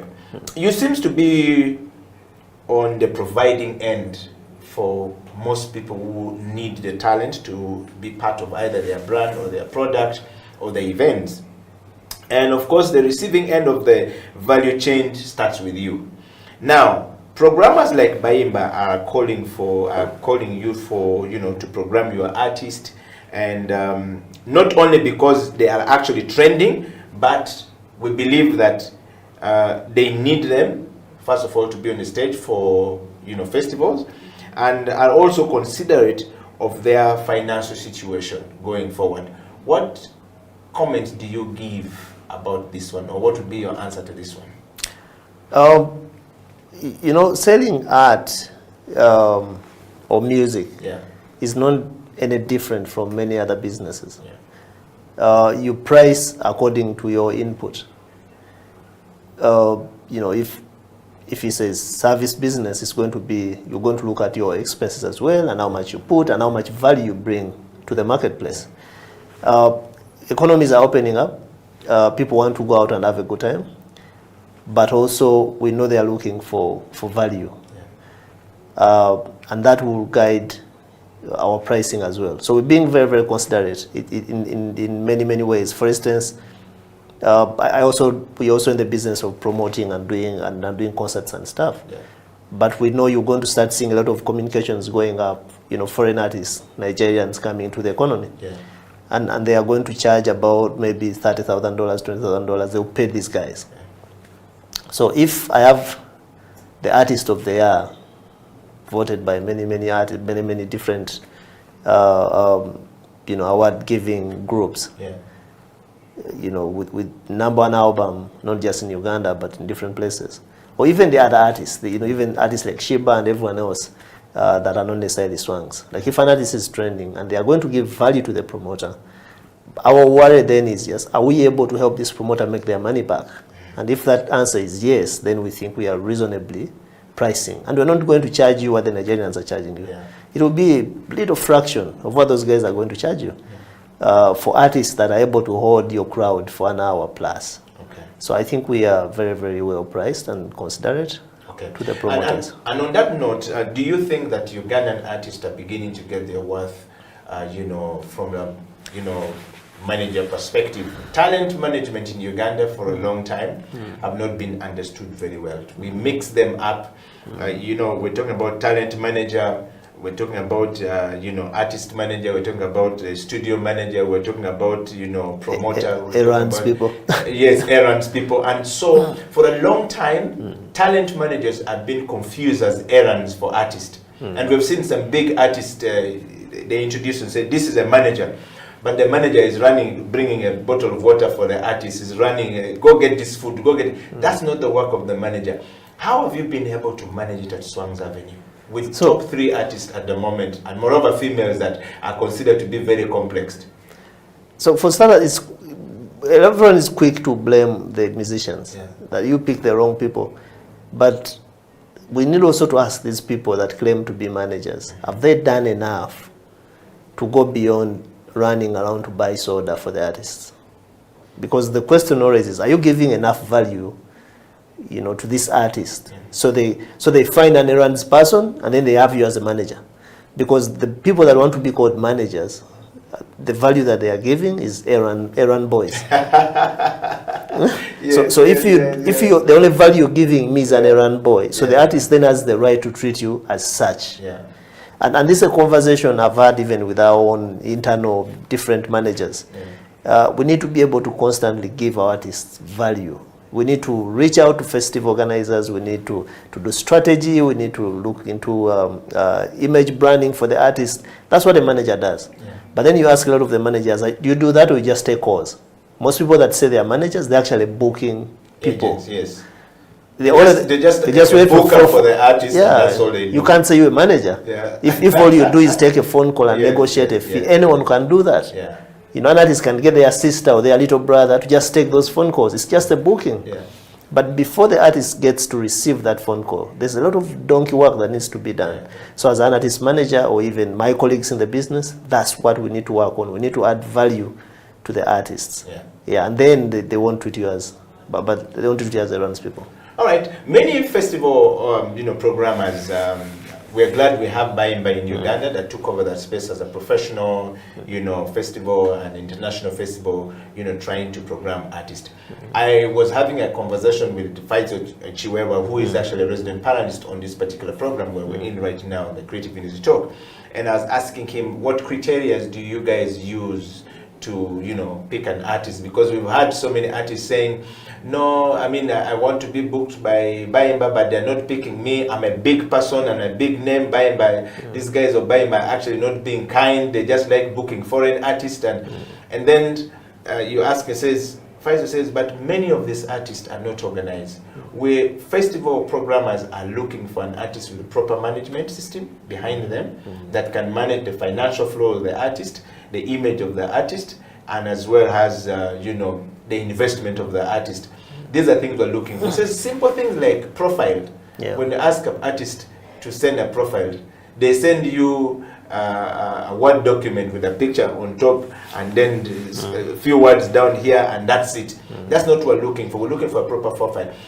What comments would you give to that? And are the festival programmers like Bayimba right to demand for professional documents like this, or we're not yet there? The festival organizers are very right. And even for us in the business, we need to stop looking at this as a fun activity. This is a business. Okay. So if it's a business, then you have to treat it as one. Yeah. You want your artist to be booked at a festival, have a professional electronic kit that you send for these people to know who your artist is, what they're about, all the images, links to their work, contacts and all that. It's not too much to ask. Because without that information, how are they then going to understand your artist? Then you've not given your artist a chance. So I think the festival organizers are entirely correct in that regard, and that's how the world actually operates. So the onus is on us to elevate ourselves as an industry, to do certain things right. We are quick sometimes to want to downplay the impact of our colleagues in other markets, like West Africa and South Africa and all that. But these guys have been doing this stuff. They will send you a technical rider, they will send you a press kit, they will send you all the stuff that you need, which a lot of people do not do here. They don't take serious. So if we want to compete and get on the festival stages and play with the global key players, we must play and speak the same language. Wow. Yeah. Thank you very much, Julius. We're going to take a break, and when we come back, we'll read some of your comments and we'll dive into the next section of the show, which is the final part of the show, asking Julius actually really if they are ready to go back on stage. And what happened, should there just be another call for a lockdown? What would continue to be the next option for the talent management? We're hearing a lot of situations in the music industry where people are running mad and not having their mind in the right place because the stress levels have been so high for people in the creative and performing arts industry. So Julius is definitely going to be answering some of these questions, and if you have comments and kisses, please share it out. We're live on Twitter, Facebook and YouTube. Go there, share far and wide, like, and make sure that that artist that you love is actually listening to a person who is doing it right for Uganda and exporting talent to the world. This is the Creative Industry Talk. We'll be right back after this break.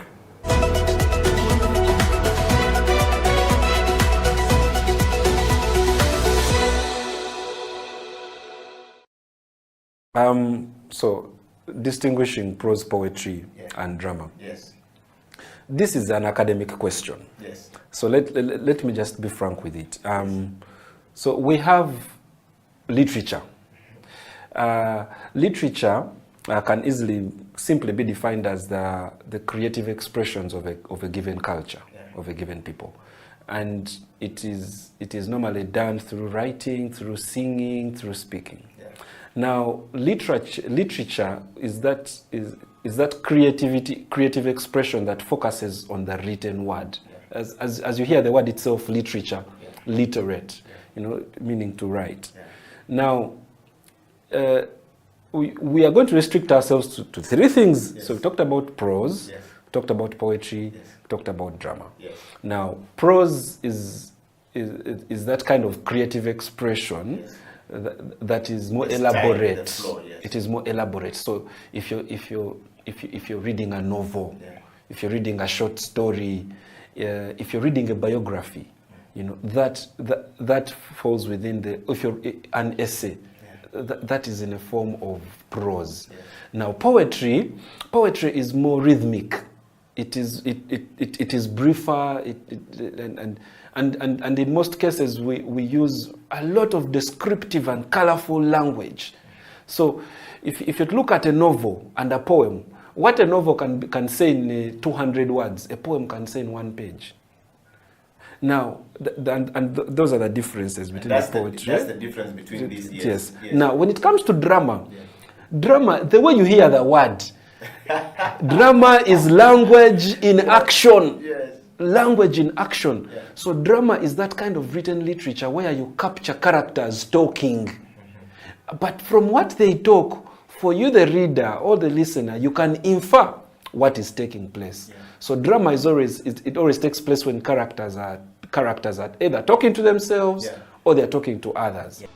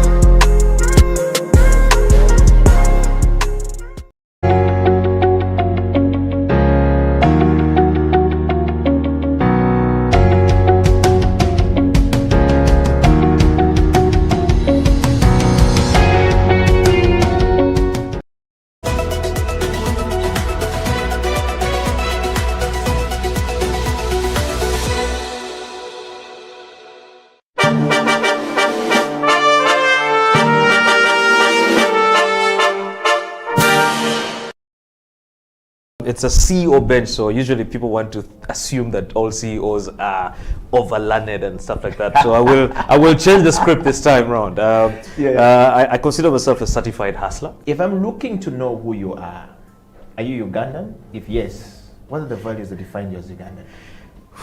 That's the easiest question I think to answer. I am a typical Lao man from a Rute North in a place called Ogur, and where I will be laid to rest is in a village called Agweng. So if you go there and you just say Otoa Tony, they won't really know me because my father is also Otoa Tony. You have to ask for Junior, and when you're asking, you have to ask with an accent. Junior Tikwene, where is Junior? And they will identify me. But I'm typically Ugandan, only Ugandan, from Lira. I pride myself from being from Lira. Earlier on, I was joking and saying I'm the coolest Lago south of Karuma. When you cross Karuma, there are so many. But when you're down the south after Karuma, I think I'm number one. Wow. Well, now that you know Tonyo Toa is Ugandan, and of course, what are the values that define you as a Ugandan? I think it's the love for country, love for nation. You know, truth be told, the country is in a lot of, it's a crisis. Leadership crisis, economic crisis, social crisis. There's so many mismatching areas. But at the end of the day, it's home. You know, you cannot run and abandon your home because of the issues in your home. I think that then creates an opportunity for you to do something to change what's happening and what you see as a crisis. So in terms of what I see as a value, or what I take out of that for me, I think is just the love for country, the need to serve country the best way I can. And I mean, I can't say I can change everything, but the little I can do to create a difference, I think is more meaningful. Wow. Mr. Tonyo Toa, growing up, what did you want to be in life? And what was the journey like for Mr. Toa? Yeah, you know, my father is crazy. My father would call us and he would show me the compass. The idea was supposed to be a pilot. You know, the planes would fly over our house and my father would be like, yeah, you're going to be a pilot. But of course, as you grow, you realize that you have so many things that really define you. I was never a sportsman. So I enjoyed a lot of debate and, you know, a lot of indoor activities. And that is, I think, what really drove me into some of the things that I do up to today. Public speaking, the love for debates and really a lot of intellectual discourse and all this stuff. But besides that, I think it's also the fact that I won't lie. I did not know what I wanted to be.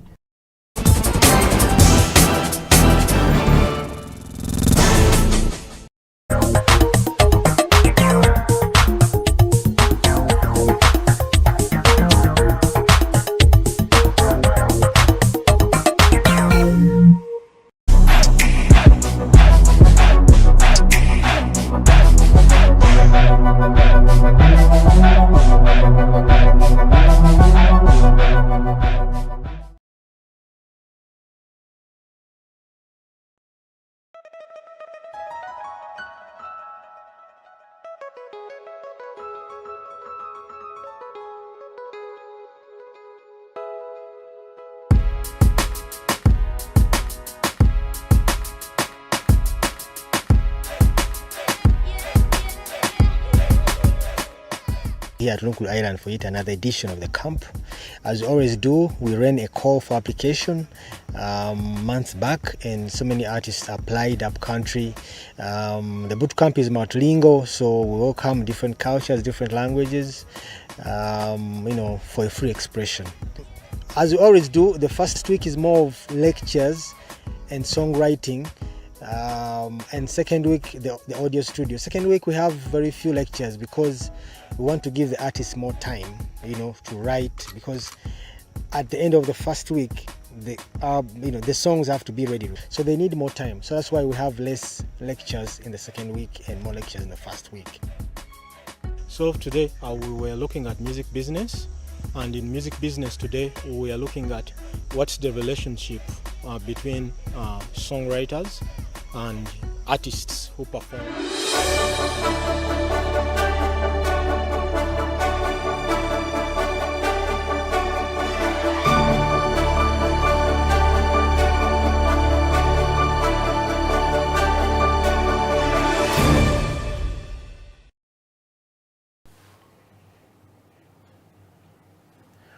Welcome back to the program. My name is Eddie Okela, and this is the Creative Industry Talk, streaming live on House of Talent TV on YouTube.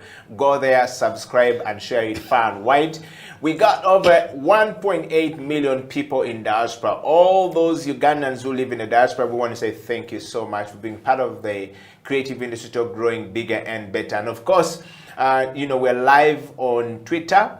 For all those of you who are cool people on Twitter, please go there, drive, and listen to Sylvester speak here. Creative Industry Talk is live. We're streaming live on Facebook.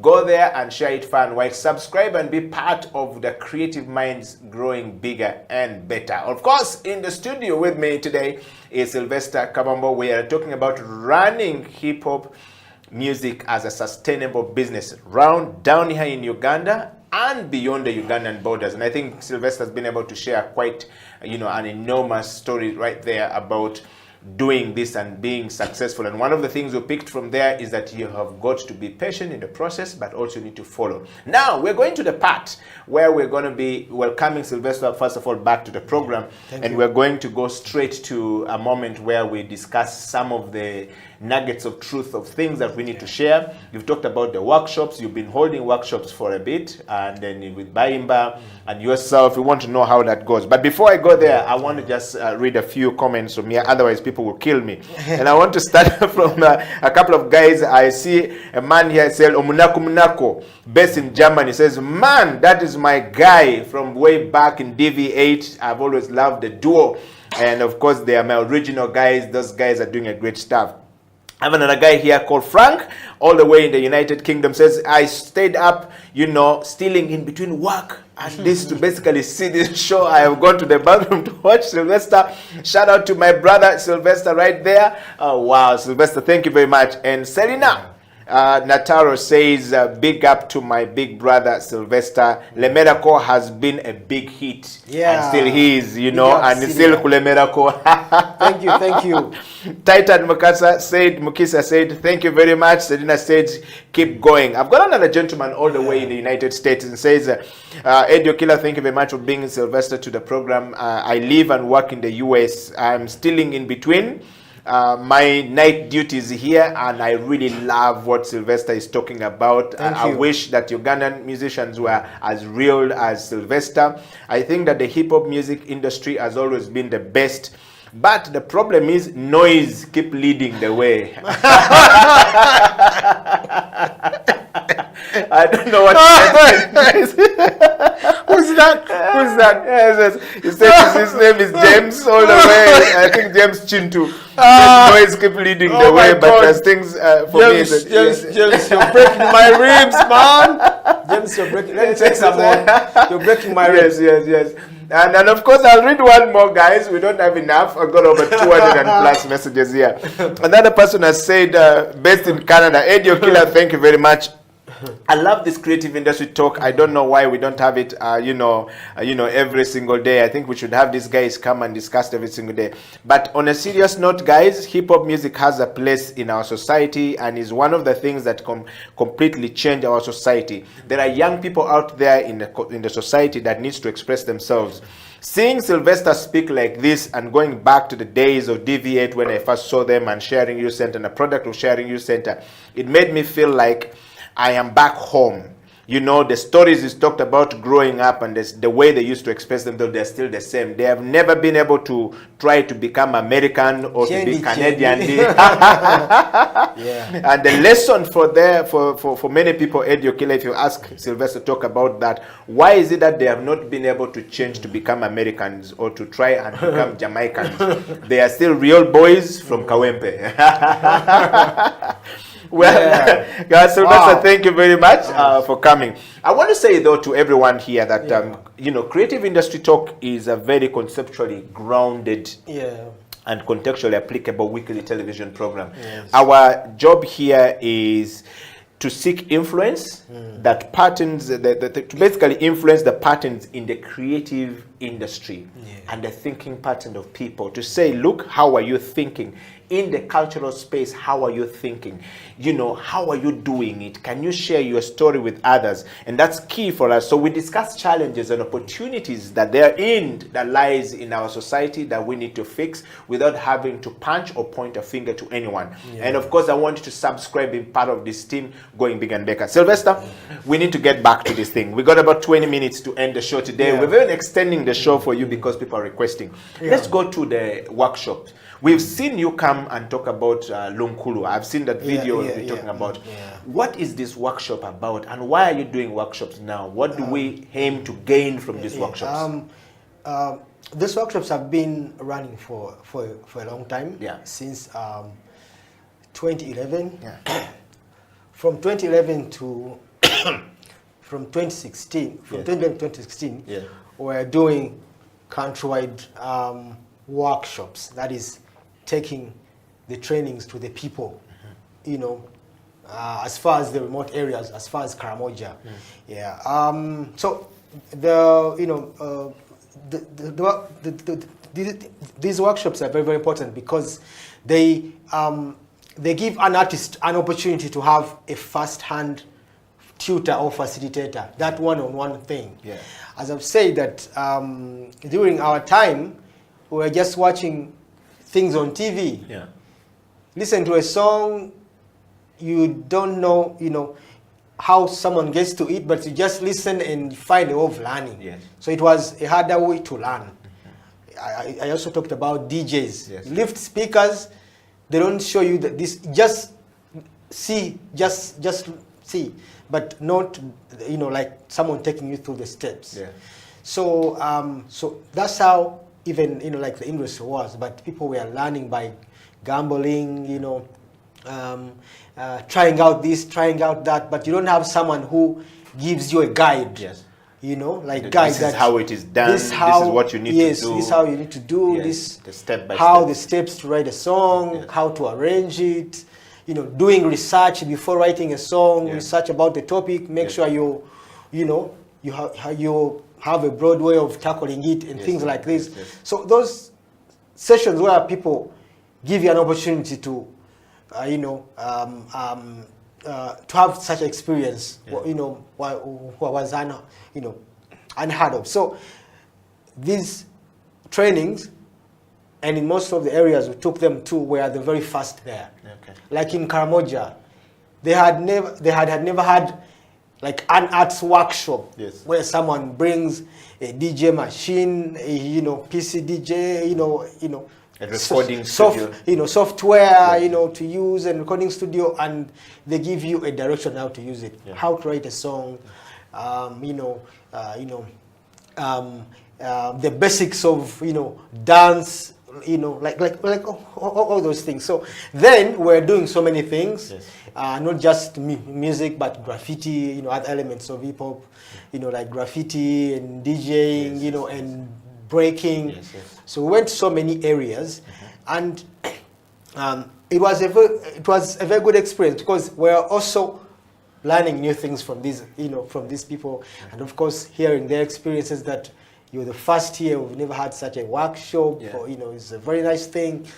And from there, many artists picked up along the way, started their solo careers, and they, I can say they're doing well now, and they have also impacted more lives. So then from along the way, 2013, we started, the hip hop boot camp. And the boot camp was different from these other workshops. These regional workshops. They were for someone that we see has outlived the regional workshops. Someone who has outlived, someone who has performed well, someone who is more focused. These other ones were for everyone who wanted to attend. But then we're like, okay, so the boot camp, let the boot camp be for that person who really wants to pursue music, who wants to pursue art, who wants to take it on seriously. So that's why there was a different criteria for someone to get in the in the boot camp. So, and we ran that. It ran from 2013 to now this year 2021, we're at Lunklo Island. But the purpose of this training was, first of all, for the artists to network, learn from each other, learn fast, get first-hand information from industry players. That's why we have different people who come and teach in different, different things, like music and music and online, digital marketing, songwriting, creative process, live and studio performance preparations, things you have to do before you hit, you hit the stage. You hit the stage, you hit the studio. People who have experienced, so they come and share. We also have case studies, and these are people from different genres, not just hip hop music. Because to come and share this idea. Because there is knowledge that is general, that you should have it. So, and reason why we bring all those things, because we felt that you need more than just a good song to make it up there. You need more than just because a good you can song. have a good song, and if you don't have all these elements and facets together, then you are still going to fail. We've seen people who have very good songs, and then they come one-hit wonders, disappear, and they don't know what to do. And of course, through the submissions we receive at Bayimba, we realize that some people, lack it, like some people need guidance to write, to write profiles, like a press kit. Like to organize their what you are giving out to the public. Because you find that someone tells you that they want to be programmed, when you ask them to send their information, you find that they don't have good photographs. So these sound like minor things. A profile, photographs, contacts. But if you're not small biography about who you are, how you rate your they sound very simple, but actually they are very, very important. Because when people keep submitting, that's when you see that, okay, this one needs guidance here, this one needs guidance here, this one needs to have professional photographs. You don't have to wait for a phone call to have professional photographs. You need to have them ready. Every time I ask artists, I said, can you send for me a portrait photograph for this? And they says, then they run to the studio to go and take one. And but you they find should that, be there. yes, and you find it's not good. So organizing your press kit, having a professional, a good artistic profile that is updated, you know,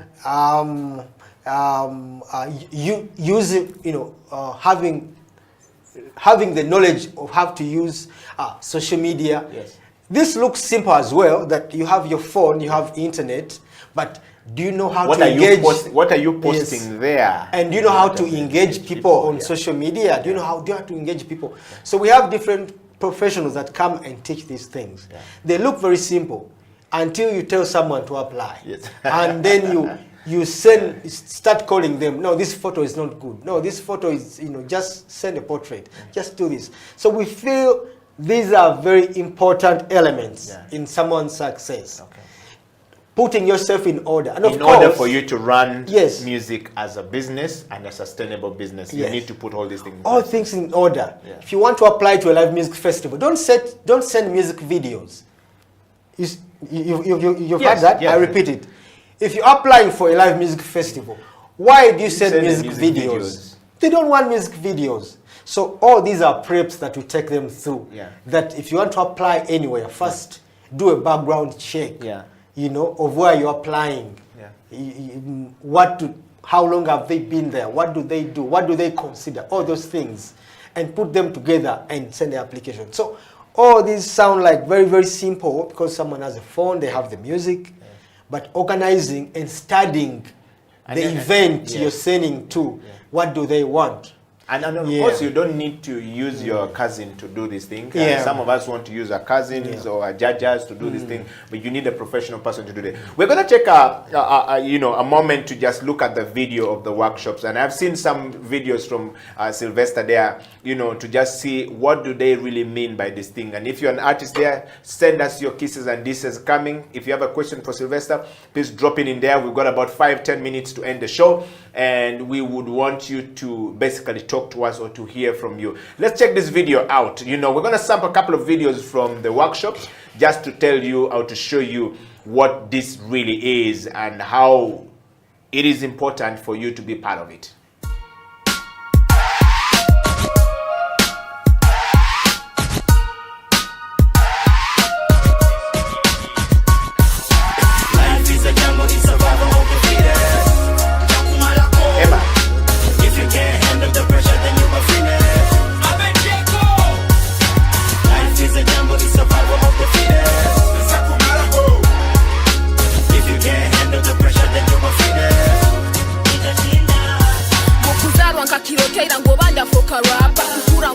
mama nayenda nkoke dokita kusoma mazire emirimo eyangire kokomayira Uganda yaitwenu mwana ntoize buli hamu kyonka kunyambale mere baba hekwasama no kubaze bitalimu ngwiwe zara abandi ngusero kyonka taikale hasi kutunulira omusanani gugwandumbire ha street teira marap abantu bagasimire ngugondi mu boot camp kambombere ha flow mwane no survival hip hop kanjo nabingi tena kuno kata kuku ama juju bukuku slaying you with a fumu ukileta compare remember I let the rose mini idi kuku jumping kama kangaroo in the game jina langu ni babu nitakusambua kwa mazishi watakuimbia tarabu wanadamu takukula kama chapu chacho mini tabu survivor leta kisu taleta saba coast my story be told in a few days we ain't equal we can never be the same I'm the major key fame has a price I won't pay the fee dunondese lugambo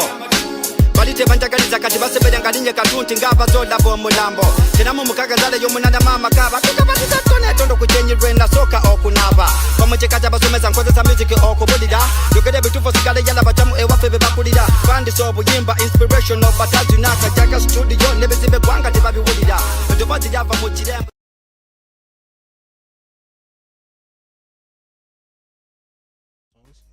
Songwriters and their publishers. What's the relationship between songwriters, their publishers? What's the relationship between artists and the record label? Guys in the camp were really excited about the session. They were eager to learn because we're learning about the role of PR and branding for a hip-hop artist. It was quite interesting to hear their stories, where they're coming from, and I shared with them what branding is and what they need to brand, to know who they are, to know their values. We've been looking at this topic, personal development. And the whole idea about personal development is someone to realize as early as possible the kind of person he wants to be, the kind of profession he wants to take, which professional line do you want to pursue, and in that particular professional line, what is your goal? Can you doing now? There are so many things to accomplish. Some are way after the boot camp, you know. Yeah. So we first of all, the first thing is the moment they get here, the network is created. They have known each other. Some have known each other on Facebook, you know, on Twitter, on Instagram, and now they are meeting each other for the first time, you know. So it's really a great feeling. So after here, we expect them to keep in touch. That's why we have a Facebook page and a Facebook group for former, you know, boot campers, you know, if I may use that word. You know, meet new people, network, you know, record music, do collaboration. I was invited for the Hip Hop Bootcamp 2018, and I came as a beat maker, basically. I linked up with a team, 2 teams actually, and we made some beats.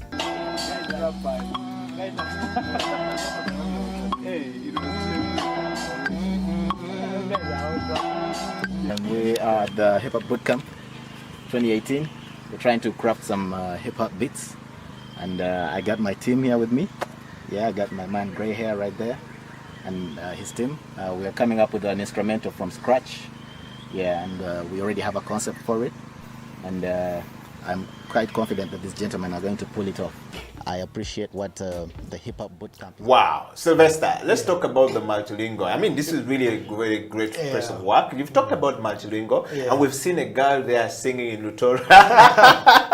That's the first time I've never heard of a rapper in Lutoro, in that language. So yeah, no, I know. Actually, she was rapping in no, that's Runyoro. That's Runyoro. Runyoro, yes, that's yes, Runyoro, yes. Yeah, but it being a multilingual platform, it has also introduced us to, you know, languages, more and more languages, because it's an expression of culture. So people come with, you know, different languages. For example, like the first time I had Kumam. Do you know that there's a language called Kumam? Kumam, yes, yes. Kumam, yes, but yes. It's between Teso and Animal, yes, yes. But it's a tribe of, like they have a small population. Yes, yes, yes. Yeah. So that was the first time I was like, wow, what language is this? And she said there were two guys, they were Kumam. Yes. And they featured on the 2015 album. Yes. And it was sounding so nice that you're forced to ask what language it is, you know, and it was sounding so nice. Then there are some languages, you know them, but you've never had someone, you know, use them in a song as an expression, you know, like Lugisu, you know, like Kejong, and so many others. Yes, others who've gone up listening to them, but we've never had someone, you know, using them in a rap song. So it has been an eye-opener even for us as organizers, you know, listening to different, you know, expressions in various languages. So we welcome everyone, you know, to express themselves freely. And Faisal Chwewa, the director of Baimba, the first time he had Big Ben, one of the participants in the 2013 boot camp, he had him rap in Lugisu, and he thought it was a language from South Africa, like one of those languages from South Africa. Like it was sounding so nice. It was like, wow, you know, what language is this? Is this from South Africa? You know, so that's how it is. That it has been an interesting journey as well. That we're discovering these languages. We know them, but we know it's a different way when someone uses it in a song as an expression. It's a very good feeling. Wow. I mean, I want to take a moment and just before we close to just you know, play another video right there, and so that we can see what happened in the boot camp. I've seen some videos of a lady rapping right there. Let's get into that video, and of course we're talking to Sylvester. We'll be right back after this, and after this we will definitely talk about your comments, if there are any, and of course how you can get through to be part of the workshop that Sylvester is talking about, and how important it is for your musical career as an artist. If you can't handle the pressure, then you're a mukuzarwa nkakirotera ngo bandafoka rapa kukura nkuzire mama na yenda mfoke dokita kusoma mazire emirimo eyangire kokomayira Uganda yaitwe n'umwana ntoize buli hamu kyonka kunyambale mere baba hekwasama no kubaze bitalimo ngwiwe zara abandi nguswerwa kyonka taikale hasi kutumira omusanani gugwandumbire hasiri teira amarap abantu bagasimire ngugondi mu bootcamp kambobere ha flow mwane no survival hip hop kanjo nabingi tena kuno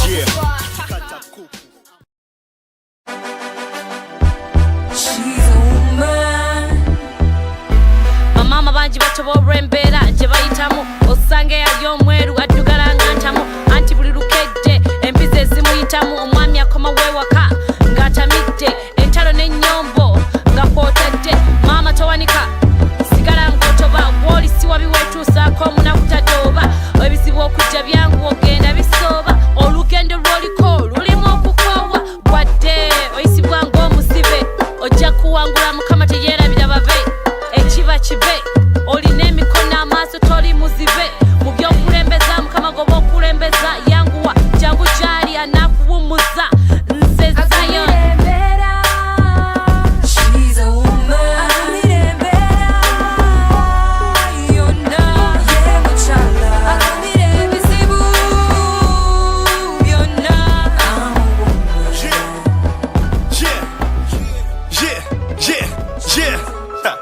Hip Hop Boot Camp.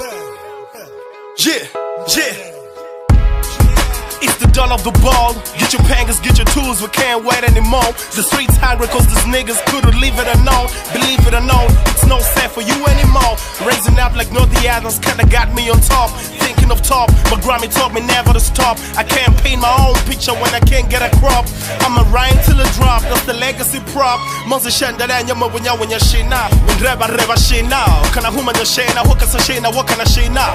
Mbonte do jibaba shede, kama ya kashin zira. Ngobara honinga kumshebebe timane huse bakana humanya nandu mwene mbide de yena goda de yena mbabo wiko sasa linda wonder wita ni kana ngoma kwanzoli ndi wante mbawe sinza kana umanyo okay I came my soul conquered I never went to sleep I'm getting this kind of feel like a pain whatever this ambition so priceless I can Black MC my culture Arua Town represent the voice for the people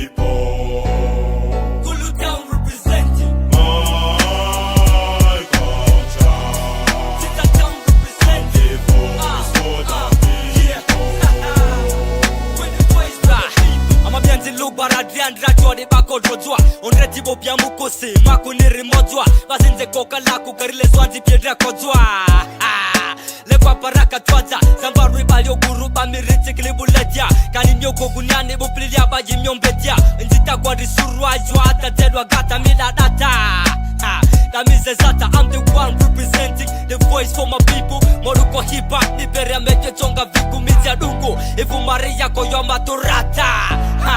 Aso babo basi maganga kata. Surumbejo vikuinga mupere ngwati. Wow, well, you're listening to, of course, the sound coming from the, the boot camp. Sylvester, we even have a Luma Saba rapper. We have a man rapping from in Kakwa, and then there's one rapping in Lugbar. Yeah. I mean, these are languages, and they sound different. I mean, I almost thought that the boy was rapping in Luma Saba. He's actually rapping he's an American rapper. Or starting to sound like American. And until when you said it, that's when I paid attention to it. Let's talk about this. But it shows that we know these languages by names. Yes, we know them by names. That okay. The Bagisu speak Lugisu, so we know the language by names, but not by sound. Yes. So that's why when they are put in these songs as expression, yes, they sound like something new, and they are very rich. They are very rich. The fact that someone listens and then he asks, what language this is, it means, he's really, really interested. So yeah, that's, we're over 52 tribes, you know, in Uganda. So it means those are over 52 languages spoken, you know. So there's, you know, there's so much. We are rich in culture, we're rich in languages, and you find that when you fuse or you make use of these languages, you speak to the person that is down there, in the village down there, you know, and you reach out to so many people. So making it bilingual, because we didn't want to like restrict people. So that's why you find that some songs have English there, you know, some have Swahili. Some are Ugandan, but they grew up in Swahili-speaking communities, and they feel easier to express themselves in Swahili. So we make it easier for everyone to come. So there is no bar that limits a certain language for not being part of it. And I think I want to talk about was the collaborative sessions, collaborative writing, and collaborations. It's one of the you know, the sessions that we've had at the boot camp. And reason why this session came up is that artists always like to collaborate. That, can I have a collabo with you? Let's do a collabo. And what the person thinks about first is writing a song and going to the studio, not the life after, you know. And I told the artist that first you need to organize yourself. And them being there, like at the boot camp, we're always there for 2 weeks. So you're recording music together, you're featuring on the songs together. It means you need to understand collaboration, that you're bringing a percentage and the other person is bringing a percentage. So after the collaboration, and this is the reason why most artists, like the big artists, turn down people who ask for collaborations, is because they think about only contributing the lyrics. Everyone is going to contribute lyrics. What's more than that? Draw your plan.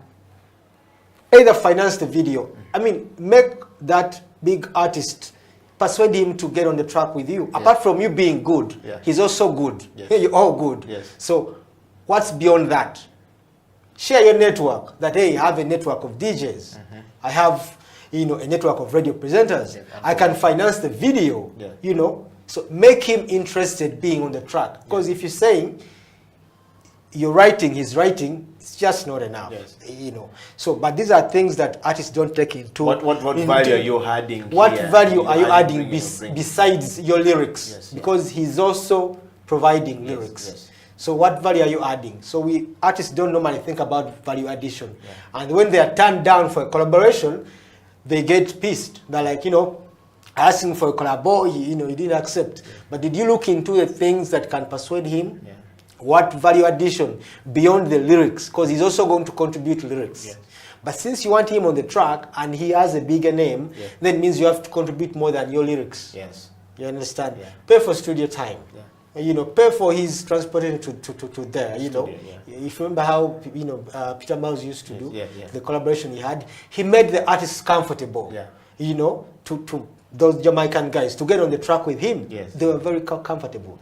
The convenience and all those things. So those are very important. And as I said earlier, that we have all these things there at the camp to show artists that you don't put so much focus on only the song. You know, look into your network, look into your friends, look into you know your organization, how organized you are. You know how the preparation. You know, even before the song comes out. So all these are important, and they should be put into consideration for you to have a firm ground. And just as we wind up, Sylvester, I just want to ask you to say, how does one get into the boot camp or to the workshop to get there? If I am an artist or a creative artist, I don't know, how do I get to this? And then what is the process of qualification? How does one get there? I'm watching you from, you know, deep down in Nakapiripirit, Chana Mukaka, or wherever, I don't know, or in a village somewhere, you know, Yam, I don't know. How do I get there? First, the boot camp is annually organized at Lunkulu Island. before it was held in various, various regions of Uganda. We used to have it organized in various regions of Uganda until when Baimba acquired the island. We felt that it's a very conducive environment. I think you've been there. Yeah. It gives you a peace of mind, and when you get there, even like you limit the distractions because you can't easily come. I mean, you can't easily come and go. There is already a barrier that we're surrounded by water. Yeah. So meaning that it's not easy for people to take you away. Like I've seen some workshops that are held in Kampala. Yeah. Artists normally move out. A phone rings and an artist moves out of the workshop. Yeah. It happens so many times. So at the camp, there is time to concentrate because you're surrounded by water. So you come there knowing that you're going to be there for 2 weeks. Yeah. Yeah. So, and of course, before I forget, it's supported by Africalia. I'd like to thank Africalia for supporting it, and locally implemented by Baimba. So, well, this year has ended, but of course, it has been very, very challenging. The initial date for this year was in Feb. We're not able to hold it. But next year, in case we are to have it next year, please, the call will be put out. And of course, the criteria that you need to, follow to be selected. You can visit our Facebook page, Youth and Hip Hop Uganda. Yeah. Like it, follow it in case there's an update. Yeah. Surely you'll be the first to know. Yeah. Instagram, Youth and Hip Hop Uganda, at Youth and Hip Hop Uganda. No, it's at Youth Hip Hop Uganda. That's Instagram. There's no and, one word. Yeah. At Youth Hip Hop Uganda. Then YouTube, youtube.com/Youth Hip Hop Uganda. So follow those, and of course Baimba pages as well. Yeah. Because if there's a call, we always spread it to all our pages. Yeah. So like them, follow them. You'll be the first to know when the call comes out. And of course, you'll be given time to prepare for what you have to submit. Wow. Well, thank you very much, Sylvester, for coming. We've got to have to toast, to this moment of the show and to everyone. We're going to have to toast. We want to say thank you very much for being part of the show, growing bigger and better. Yes. And to all of you guys who send us kisses and disses, thank you very much. We've seen some of them here. We'll not be able to read them, but next week we'll definitely read some of the comments. And we want to say thank you to Sylvester and thank you to Baimba and to all our viewers out there, to the sound crew, camera crew, and everyone here. We're signing out. Creative Industry Talk has come to an end. Edio Killer and Sylvester Kabombo. Until next week. Sylvester Ne Abrams. This goes out to our fallen soldier Pitek, aka Paul Mwanda, and to all those people in the everyday struggle. Mulemereko. Yokolanga biganye, lemerako. Abatagaliza basuse, lemerako. Gumikiriza, lemerako. Tuli balumungo wangudde, lemerako. Yokolanga byesibye nnyo, lemerako. N'abatesi beetawula nnyo, lemerako. Gumikiriza, lemerako. Tuli balumungo wangudde, lemerako. Mu buli kintu wabeera wakufiriza, abamusanyu kyokola abo bakiyimiriza, era atambula akwogerako nti takukkiriza, oyo mugereko mpola yagala kuzikiriza, wezimba buli kyogulirewo kimunyiza, kasita otegedde bambi tomala budde, anyiga ng'okulaakulana mwesaleko, gwe tolekera okulana maanyi era omuyiteko, kola bibyo teekayo omwoyo, balinyuma ebyafaayo, ovudde wala nnyo kati olinnye amadaala, era ofuna ssente ezikuyisa mu lunaku, olya onyirira tokaaba nnaku, sikugwe wekka aboogeddwako bangi, kati tolekerera ssaala kubanga kyekijinji, boogere nga bamala budde oliba ofunye siringi. Byokolanga biganye, lemerako. Abataagaliza basusse, lemerako. Gumikiriza, lemerako. Tuli balumungo wangudde, lemerako. Byokolanga byesibye nnyo, lemerako. N'abatesi beetawula nnyo, lemerako. Gumikiriza, lemerako. Tuli balumungo wangudde, lemerako.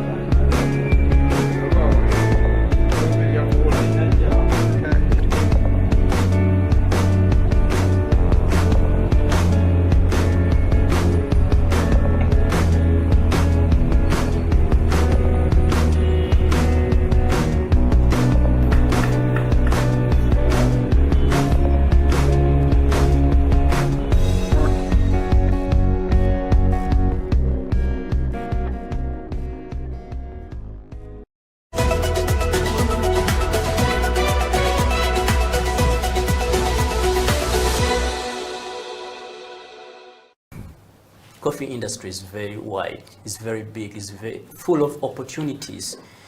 Don't sit there and say, I have nothing to do. You can join the industry. You can get whatever you want. If you give it time, invest in it. By giving it time, don't look for money, don't look for big salary at first. First learn. After learning, you'll get how much amount you need. Yeah. In coffee industry, there's no like, barista should get this amount of money. No, it depends on your knowledge. Yeah. What you know is what you get. You cannot be like having junior experience and asking for experienced one. No. You can join now. Good thing, everything is simple. Yeah. It's easy. Don't sit there and say, oh no, I'm scared to join this. No, it's very simple. You can make. Yeah, it's very simple. It's not so difficult. Simple, very simple, very enjoyable. You can do everything when you're enjoying. You can do your coffee, you can serve your customers. Coffee create friendship. Yeah. Coffee gives you a job. Even if you are not working in a cafe, maybe you can go in different field, but still in coffee industry. Yeah. Yes.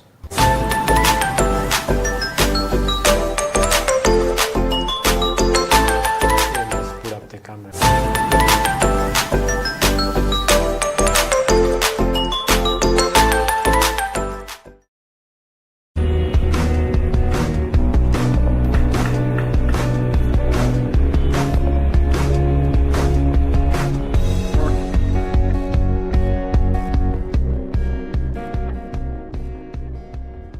My first advice to my students, the people I train, the people I talk to, is that at every stage of coffee, from the farm to the cup, you can gain something. So I first get to know, like, you as you, what's your passion? Is it going to the garden? Is it going to the factory? Or is it like being a supplier? First of all, we are working for people. We're working for people. But our dreams are being self-employed.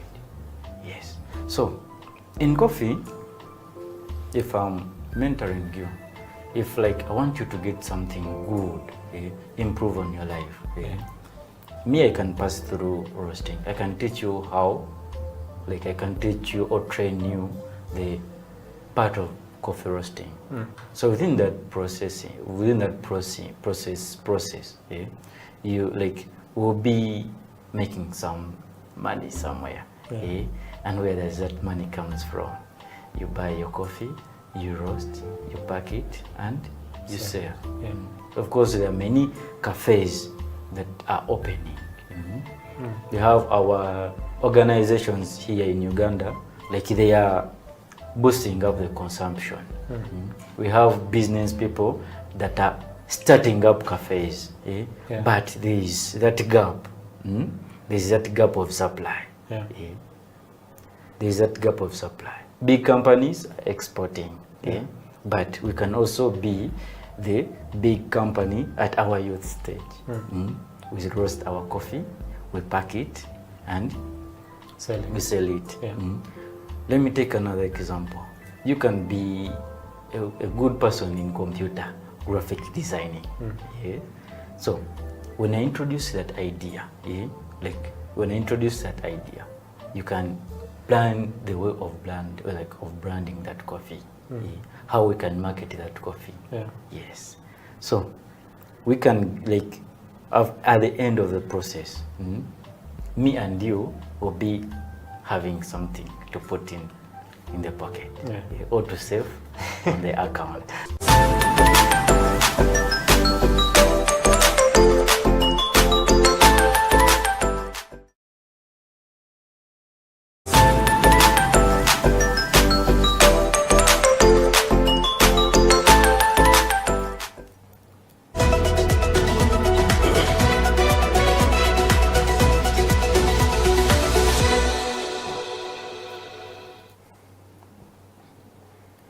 It's another good day to have coffee. Welcome to House of Talent Television. My name is Emmanuel Ateng. This is the Coffee Break Show. Remember, you can catch us live. The show is live right now on our YouTube channel at House of Talent Uganda live stream. Or you can head down to our Twitter handle, that is at HTV1. Or if you're on Facebook, you can also catch us at House of Talent Uganda. That is on Facebook. Make sure to share the show. Far and wide, send us your comments. If you have questions, if you have any remarks, let us know. On today's show, the Messiah is back. And I'm not talking about the second coming of Jesus. I'm talking about the coming back of the Coffee Messiah, the original guy on the show. He's back with us here today. And for those who are wondering who the Messiah is, none other than Mr. Amon Mukisa. Hey, man. Welcome back to the show. Thank you, man. It's been a while. Yeah, it's been a while, but we've been in touch. Yeah, we've been in touch. Yeah. I think you are out, getting converts and, getting more disciples to come to your side. It's a good thing that we've gotten many. Yeah. Yeah, and can be seen on the show here. We have very many faces that have come up, very many new people that are in coffee. It's a good thing. Yeah. Good thing that at least now the visibility of coffee and people are getting to know coffee, So it's a good thing that we've seen very many new faces come through. Yeah. And it's very, very massive when you look out there. People are joining the coffee industry. Yeah. Like someone tells you, okay, I watched this show, I heard about this, I read about this in coffee, and I decided to come and study coffee. Yeah. That's a good thing. So we're doing a good job. Yeah, we're doing a good job. Well done, the Coffee Break. Well, apart from that, what have you been up to? I've seen on your social media, you're still doing your GNN. For those of you who don't know, Amon has his page, Gather Now Network on YouTube. You should head over there. Some very good content. You should actually follow him and let another person know. Support Amon. He has good stuff. Just go there and check it out. I also saw some of your posts, some coffee stuff. I think you're running some trainings and all this. What have you been up to basically? Well, it's been a roller coaster because, as Uganda went on, yes, we haven't fully opened up, but people have started moving. Yeah. So back to our businesses, like the coffee shops, different businesses of coffee, people are starting to crowd it. Yeah. The queue is so much.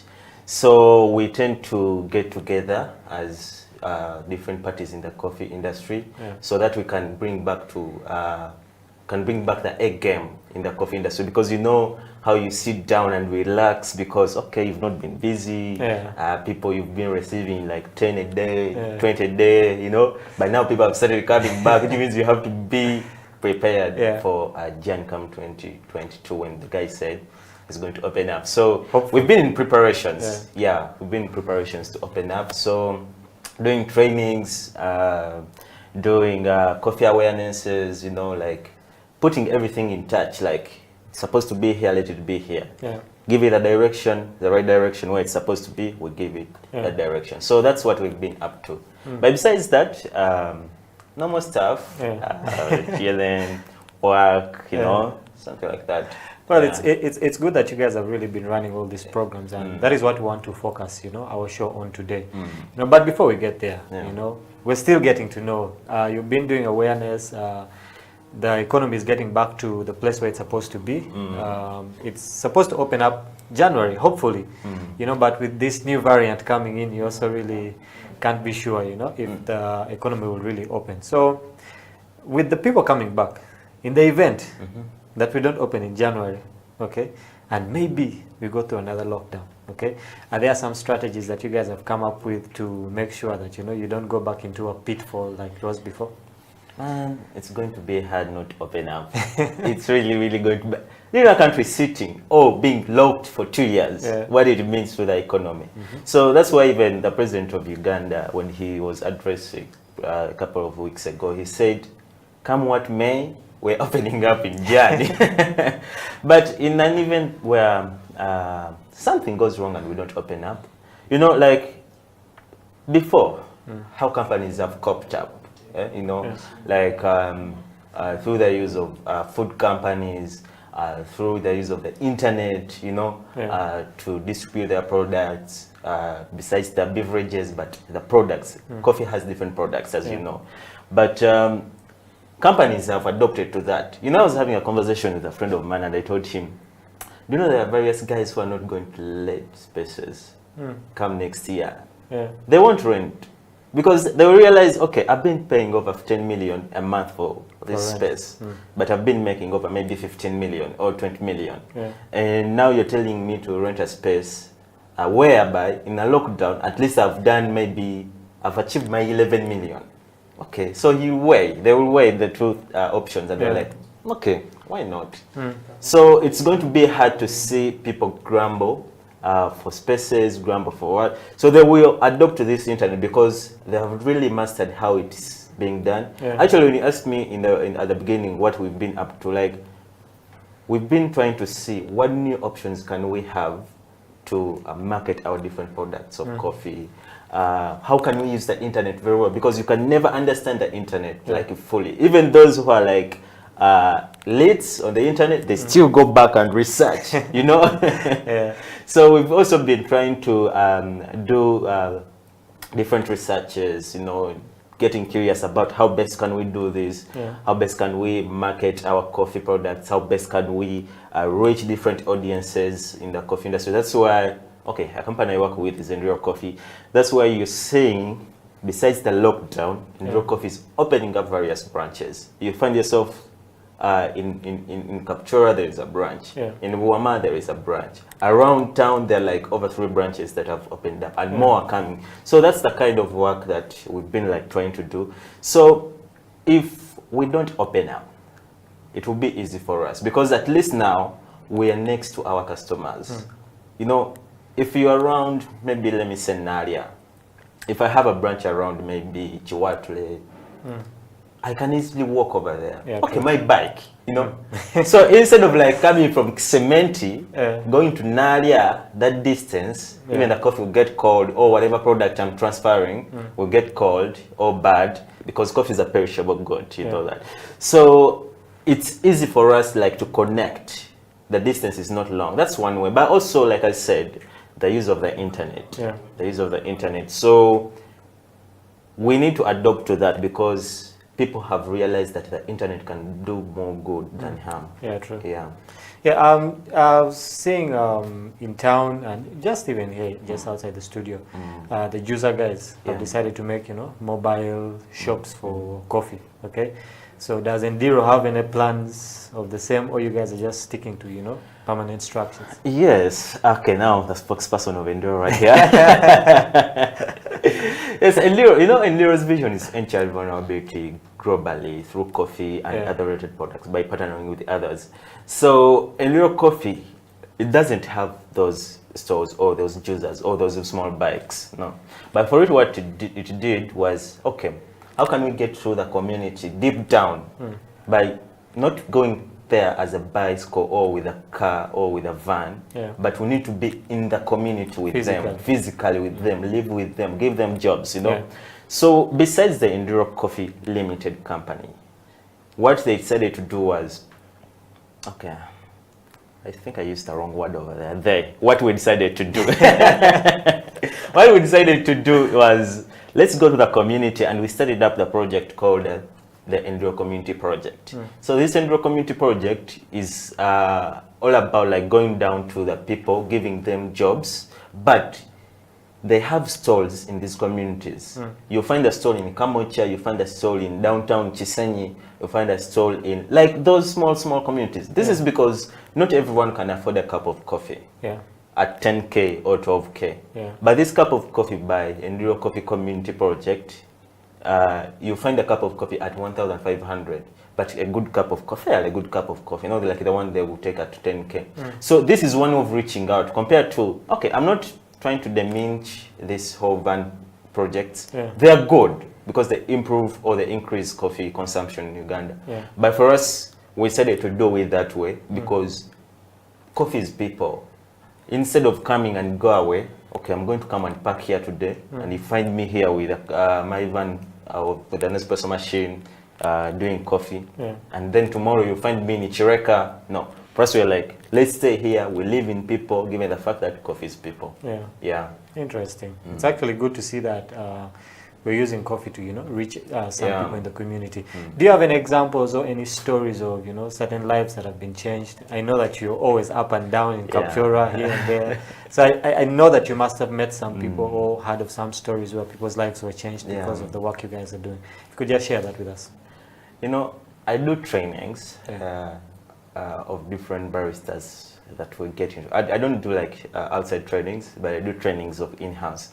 So when I'm called certain times to go and train or orient these people, the smile I see on their faces, the reactions I see when I'm interacting with them is so touching. Because they realize that, okay, we've been knowing coffee, but we didn't know that coffee is as good as this when we've added value on it. There is a lady called Mariam. She's in these NGO community projects. Mariam, she lives in. She left Movende here to Kampala, but she didn't have a job. Okay, she got. How you can leave the village and you come to town.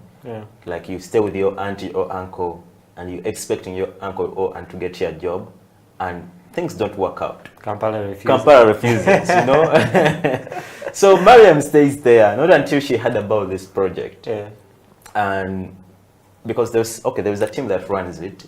So she registers for this project. And Enduro Community calls her.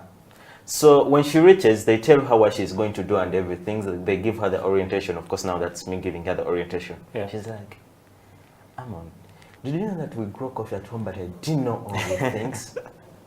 So you see how coffee is changing the life of this person. She's getting to realize, okay, I would have utilized this opportunity way back, but I didn't know about it. So the ignorance in around people, at least is going to shift a little bit, so that they can get awareness about coffee. And that's how it's going to change the lives of people. Because now, just imagine someone is having a stall of coffee, a courtesy of Enduro Community, and now is making maybe 10 cups of coffee, literally, like averagely. Okay, the boda guy, maybe a certain Musa over there has come. Oh, Mariam, because it's now to be their usual, So you're giving this person a culture of taking coffee. You're changing his life. So that's the impact of coffee through this lady called Mariam. Interesting story. Would love to see more of those stories actually happening. And I know they are there, just that, sometimes we're really not exposed to them. But I believe that coffee is actually changing lives. Yeah, people are being changed by coffee. Especially the fact that now Uganda, what it's doing is a very, very good thing. Like, at least has made sure that coffee products are enriched within the people. How much they don't know them so much, but if someone is passing somewhere, they see a coffee, maybe flyer, maybe a coffee shop somewhere, maybe a coffee message somewhere on TV. Okay, they'll be like, you see, what would they? But at least they have seen it. Then next time when they see it, they react to it. That's a good thing. It's not like back in the times when we had only Kawa coffee. That's the only coffee, Now we know a bit more about coffee. Well, if you've just tuned into the show, this is the Coffee Break Show on House of Talent Television. The Messiah is back. He's here with us in the studio. He has been out getting converts, and you've seen some of the converts on the show. We've been having really very good discussions, and today we're going to discuss some more stuff with Amon in the studio. But we'll take a break right now, but remember, we are live on our Facebook, our YouTube, and our Twitter. Make sure to tune in. If there's someone who needs to be watching the show, just let them know we're on. We're going to take a break right now. Don't go anywhere. Grab a cup of coffee. We'll be right back after this.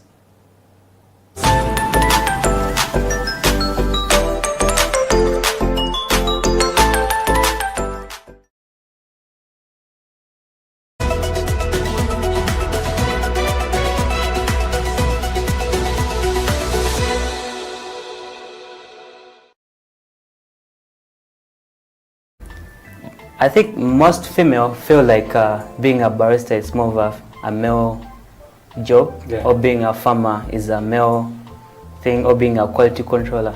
Yet they don't know that there are other perfect people that we are looking at. So we want to bring this gender equality into the coffee business.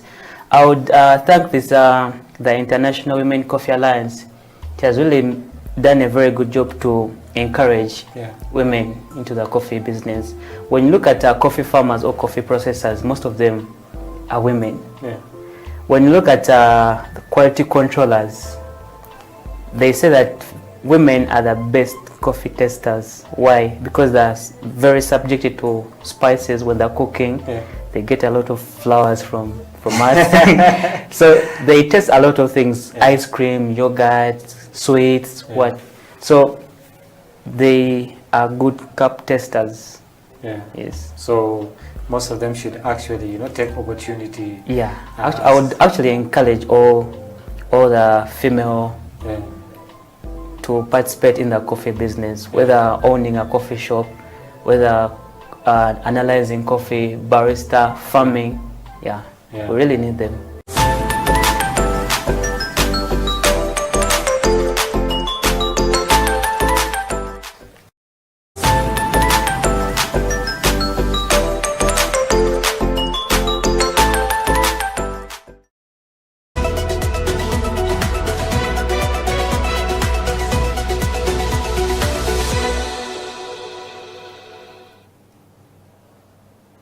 Welcome back to the Coffee Break Show on House of Talent Television. My name is Emmanuel Ateng. Remember, we are live on our Twitter at HTV1, that's House of Talent Uganda, on our Facebook at House of Talent Uganda, and on our YouTube at House of Talent Uganda. Live stream, make sure to catch the show. And if you can't catch it right now, you can always catch it later. There will be a replay. But in the house with me today is Amon Mukisa, aka the Coffee Messiah, back from going out there and just spreading the coffee gospel. He's been doing really great things out there with different programs with Endiro, training different baristas. You know, it's always amazing to meet a barista and, you know, you tell him, I know this guy called Amon, and he starts saying, but I know Amon is the one who taught me A, B, C, D. It's a nice feeling, Yeah, it's always a nice feeling. Today's topic, I think the last show we had Katawazi Gerald inside here, and it was a nice show. You watched the show.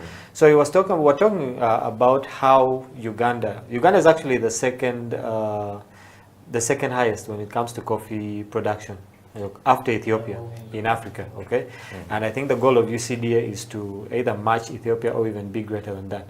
But we came to the realization that from the past, okay, if we go back to SST in primary school, there was something that we called cash crops. Okay, so we had coffee and then we had cotton. Okay, so basically what the missionaries or the white people did back in the day, they gave us this thought of when you grow coffee, you want to make money out of coffee. And I think the same thing has stuck till today. If you go, like the example you gave us with that lady that is working with, you know, the Endiro community program, she says they grow coffee at home, but she had no idea that coffee could actually do all these things. Okay, because in their minds, when you grow the coffee, sell the berries, your work is done.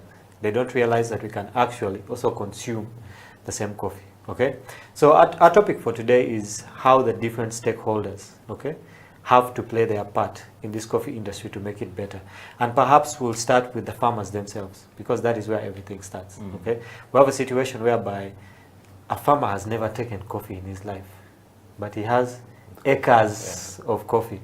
Okay, so how can these farmers, okay, play their part in the coffee industry of Uganda to make it get better, to help us become #1 in Africa, but also to make sure that coffee itself in Uganda is really put above, you know, other things like tea and all this stuff? Well, Emma, to be honest, gone are the days when we had farmers who are illiterate growing different crops, growing coffee, growing cotton. These days we have literate farmers who have gone to school, who have graduated in farming practices, agriculture, you know. Last time Ibra was here saying that he studied biochemistry, by something like that, but she's also related to crops or farming. So these days we have literate farmers. So it makes me wonder, why don't we have good practicing methods, farming methods, deep down in our farms that cannot bring us to a point whereby we're going to reach a certain time and we are falling into a ditch? Okay, if it was like maybe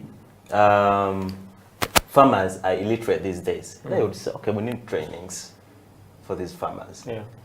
But when you look at the farmers these days, they're illiterate. So I would say farmers need to be trained. Yes, not all are trained. But why don't we utilize these people who have gone to school, who have graduated in this industry to do these things, at least to train these farmers. But also, you see the Uganda Coffee Development Authority, yes, it has tried its level best to at least ensure that farmers know what they do. At least they have done that by at least knowing each farmer in Uganda. Okay, you cannot know each and specific farmer, but like an association that runs them. That's why I've recently called up, like, if you want to start growing coffee in Uganda, you have to register. So this is like a plan, or this is like a strategy to plan for these farmers. Okay, if we have 5,000 farmers in a village, how are you going to plan for them? How are we going to have them grow the best coffee in the village, so that when it's exported or brought to a national level, it competes, you know? So instead of like having a farmer grow coffee anywhere, they harvest it. Okay, that's the Chiboko coffee. They harvest it and then dry it and then sell it off. And you realize that the coffee exports, like in Europe, over 80% of their coffee is exported. Where does it come from?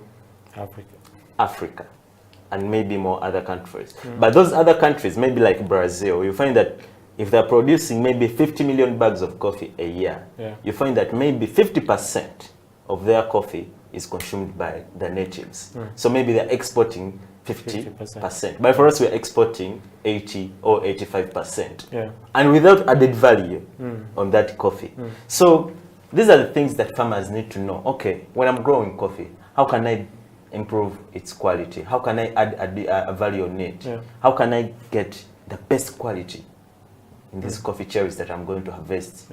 How can I space the coffee tree from the other, not to be affected? For example, I was watching the news yesterday. It's so bad. In Uganda, there is a pest, a crop pest that has attacked coffee trees. It starts from the root. So there's no way how you can see it on top that, okay, kana kamuli over this flower is being affected by this pest. But for it starts from the root. So you just see the plant dying. So it's so bad that it's happening. But if farmers know how to deal with this, at least maybe if I know that my coffee plant is maybe 8 meters or 12 meters away from the other coffee plant, if this pest attacks this coffee plant, the other one, at least it will take long when I realize it early now. So instead of like putting here a coffee tree and then you put the coffee tree next to each other. So such things, farmers need to know them, so that when they're doing this and it's exported, or it's harvested and then brought to the consumption part of it, we don't have a bad quality cup of coffee, or we don't have a bad quality type of coffee that's coming on market. Because at the end of it all, it will affect the overall consumption of coffee, or the overall coffee market in Uganda. So the mistake done by the farmer will affect the end result of the coffee consumption or the coffee chain. But the good thing done by the farmer, it will represent the good things, like at the end. Two questions before we move on to the next category. One, do you think it would be a good idea for us to put a cap on how much coffee we actually export? Because if we're exporting 80% and we're consuming 20%, okay, wouldn't it be a wise thing to say, okay, you know what, 50% goes out, 50% stays here, so we force people here to actually consume the coffee, you know? What are your thoughts about that? You see, one thing I love about being a barista is that you get conversations around various people. So last week, as I was on station, sometimes I get back on station and work, you know, because it's a good thing to interact, have that skill going. So this lady works with Uber, the other side in Europe, London. So she comes at my station. She asked for an espresso. She asked me, how much is it? I tell her it's 6K. She's like, what?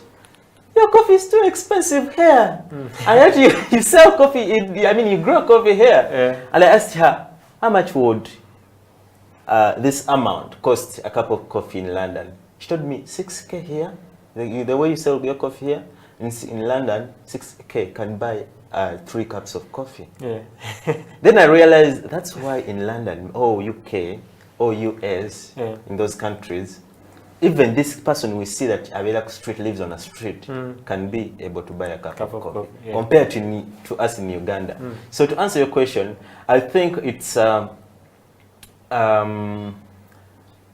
point of UCDA or policymakers, which is the government, coming up with various ways on how to reduce the expensive what are you going to use, like the commodity that you're selling on market.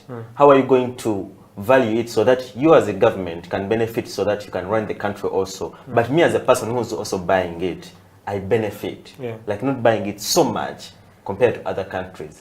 So policymakers have to do this for us, not us, people who are taking coffee, because when I jam not taking coffee, the government won't benefit, because I pay tax on that cup of coffee.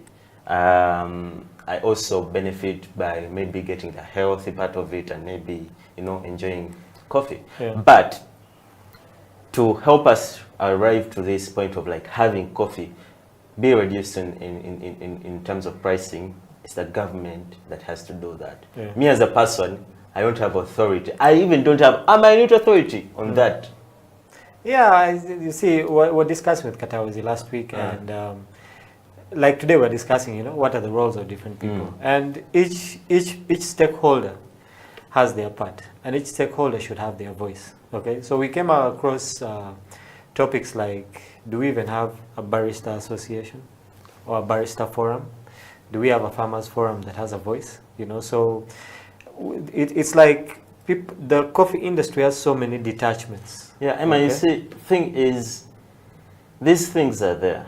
There's a farmers association, there are baristas associations, but the arm that's taking the, I'm not trying to criticize the UCDA here, but the arm that's taking the coffee industry in Uganda is paying so much attention to less important things compared to things that are more important. Let me give you an example. Let me give you an example. Of recent, there was a Dubai Expo. So whereby you go there and you exhibit your things as a country. Rwanda took that whole virtual thing of tourism. Uganda, you know what we took, part of it. But my point is, when we take people out there to expose or to exhibit our coffee, you know the people we took?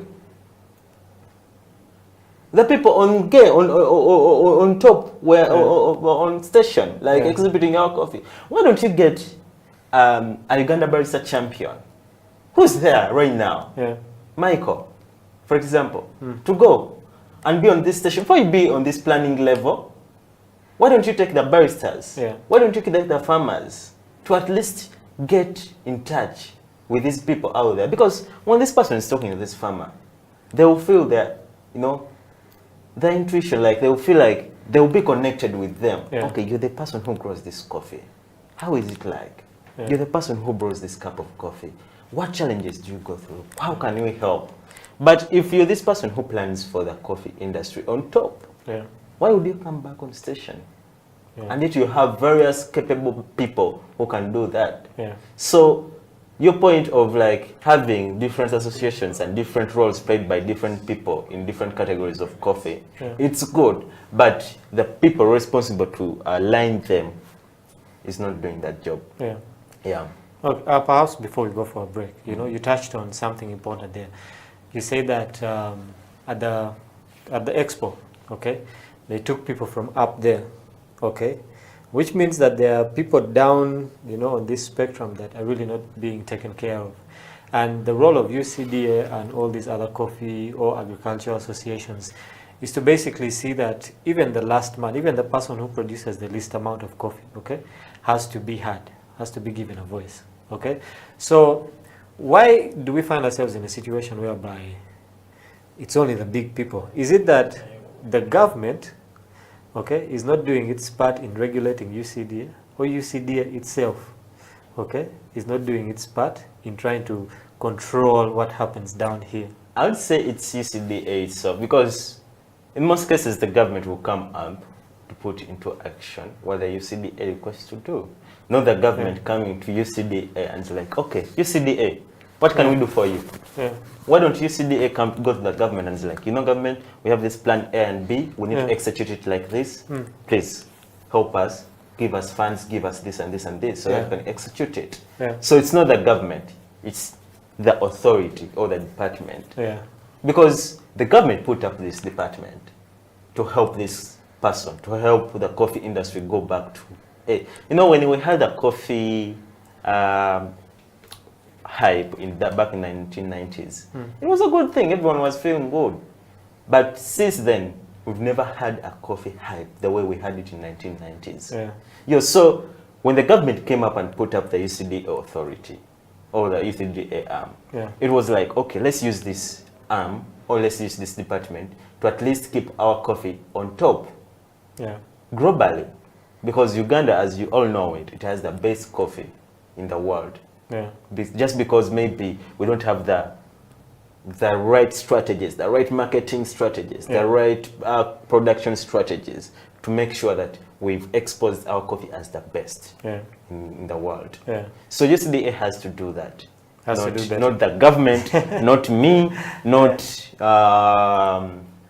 the farmer, because the UCDA has to put impact on the farmer, they put impact on the barista who's brewing coffee, they put impact on the person who's buying coffee to sell it. That's how it's going to help us. Well, if you're just tuning into the show, this is the Coffee Break Show on House of Talent Television. Amon is giving us his views on why Ugandan coffee is actually not getting to where it's supposed to be. And we'll be getting into solutions. How do we get there, you know, with all these issues that we are facing? We're going to take a break right now, but remember, you can always send us your comments. Be a part of the show. Be a part of the change that is supposed to happen in the coffee industry. We can't change it alone. We have to work with you out there. You're a barista, you're a farmer, you're a roaster. You're just a consumer. You just go, you know, to the coffee shop to take coffee. You have a voice. Let us know down in the comment section. We'll probably be reading that, you know, after this break. But let's get into a break right now. This is the Coffee Break Show, House of Talent Television. Grab yourself a cup of coffee. We'll be right back after this.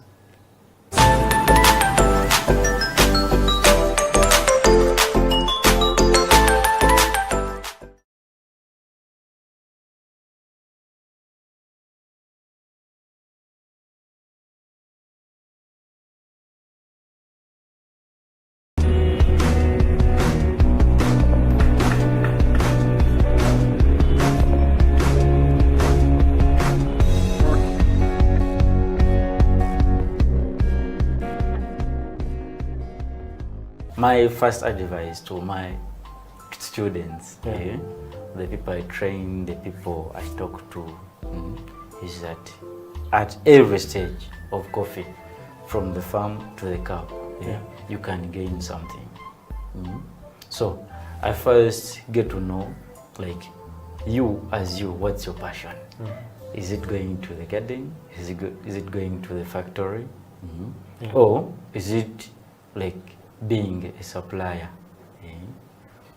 First of all, we are working for people.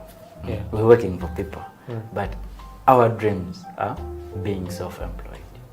Yes. So in coffee, if I'm mentoring you, if like I want you to get something good, improve on your life, me, I can pass through roasting. I can teach you how, like I can teach you or train you the part of coffee roasting.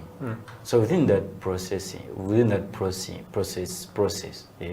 you like will be making some money somewhere. And where does that money comes from? You buy your coffee, you roast, you pack it, and you sell.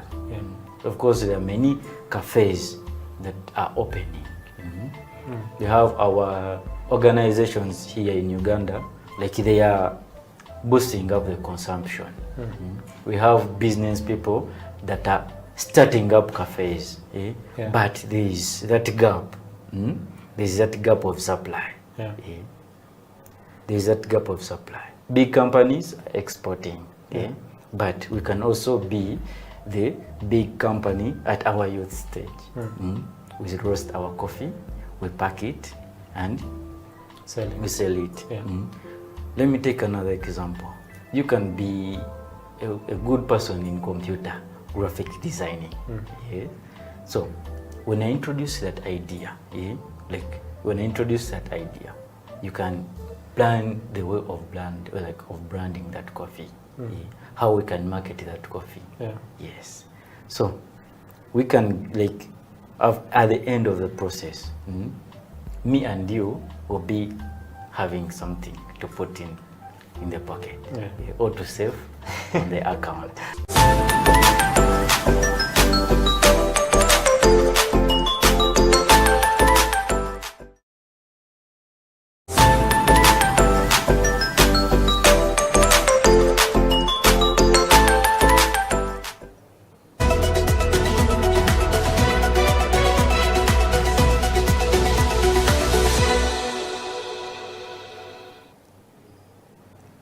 Welcome back to the show. We're having a very great discussion with Amon Mukisa about, the situation that is facing Ugandan coffee. Why has it stagnated and how can we get it to the place where it's supposed to be?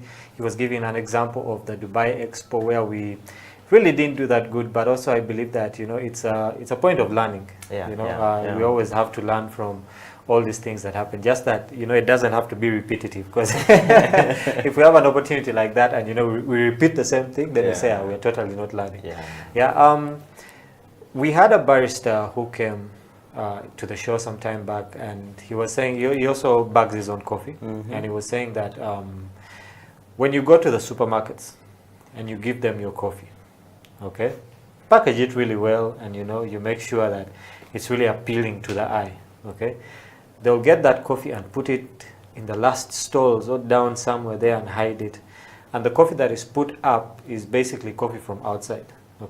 And you also have processed coffee, you have stuff like Nescafe that is there, and basically coffee from other countries. So why is it that our coffee is shelved away, down there, and by the time people buy it, it's actually stale?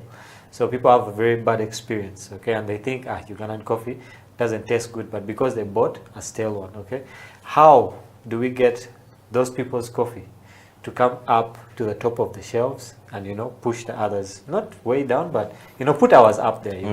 What part do those people play? The coffee, the supermarket guys, the suppliers and all this.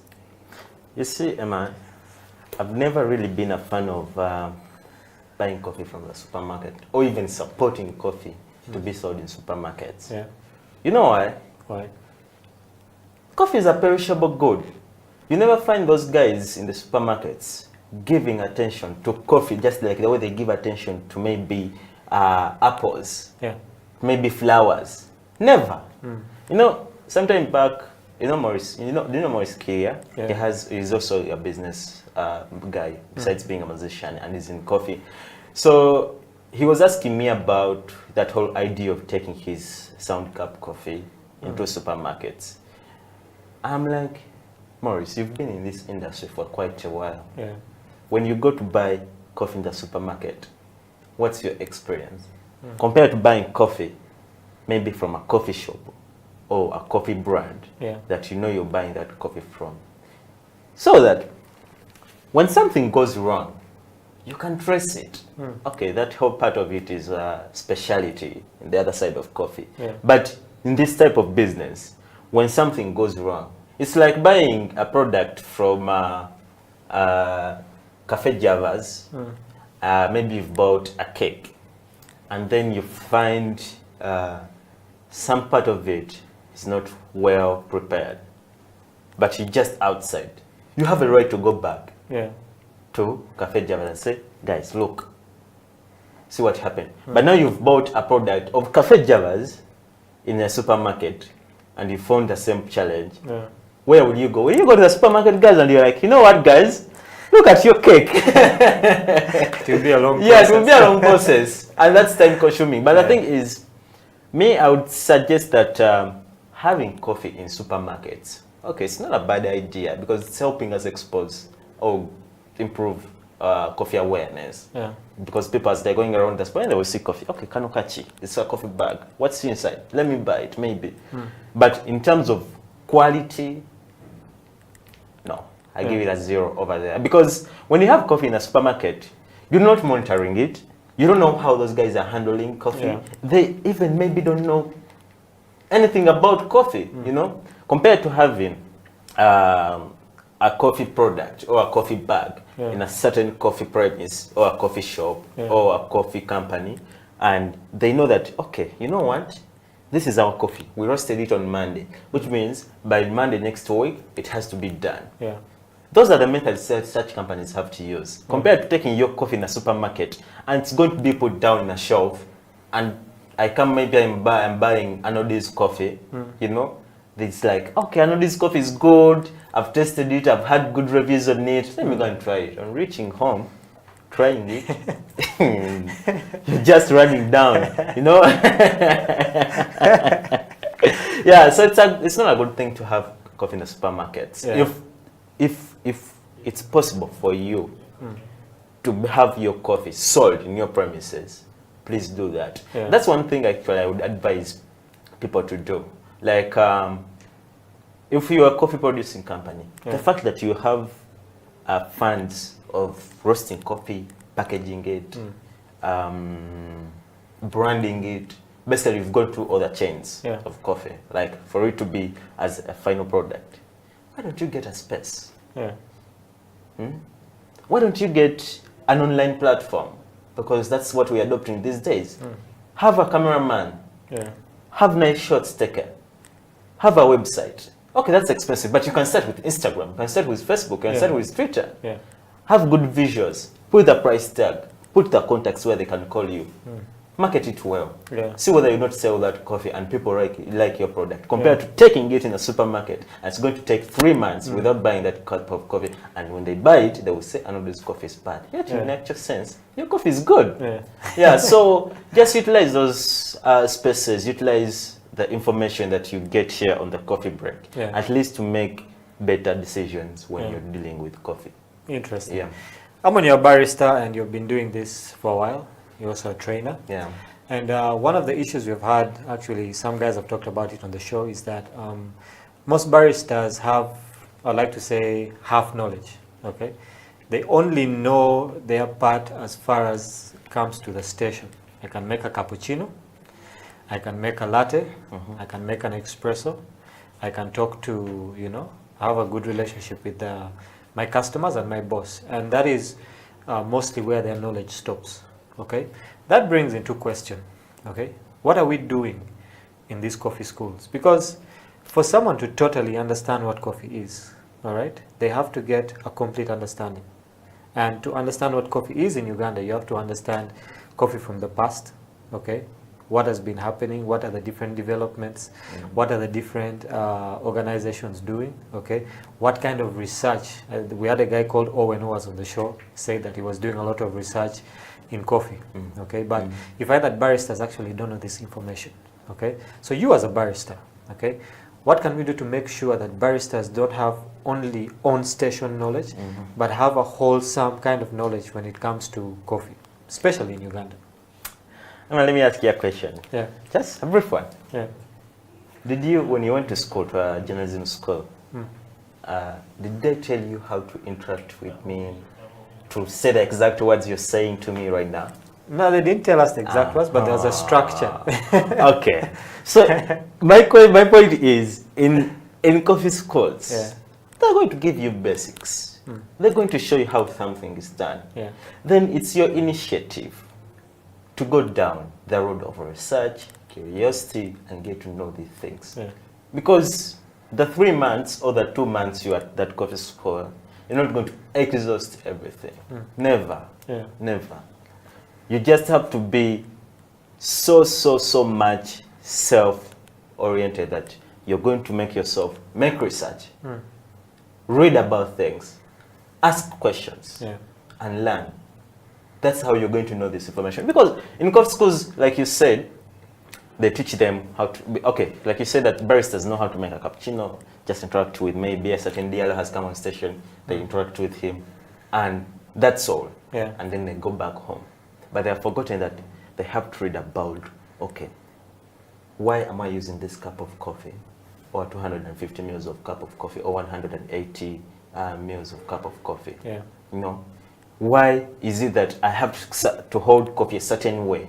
Why is it that when a customer comes to me, I have to leave what I'm doing somehow and I first give them attention? Yeah. You know, then we can go back to it if at all, you know, they want to stay for longer as we interact. Yeah. Such things. So when you rely on only on the information that you got from schools, mu Uganda bagamba nkusasidde.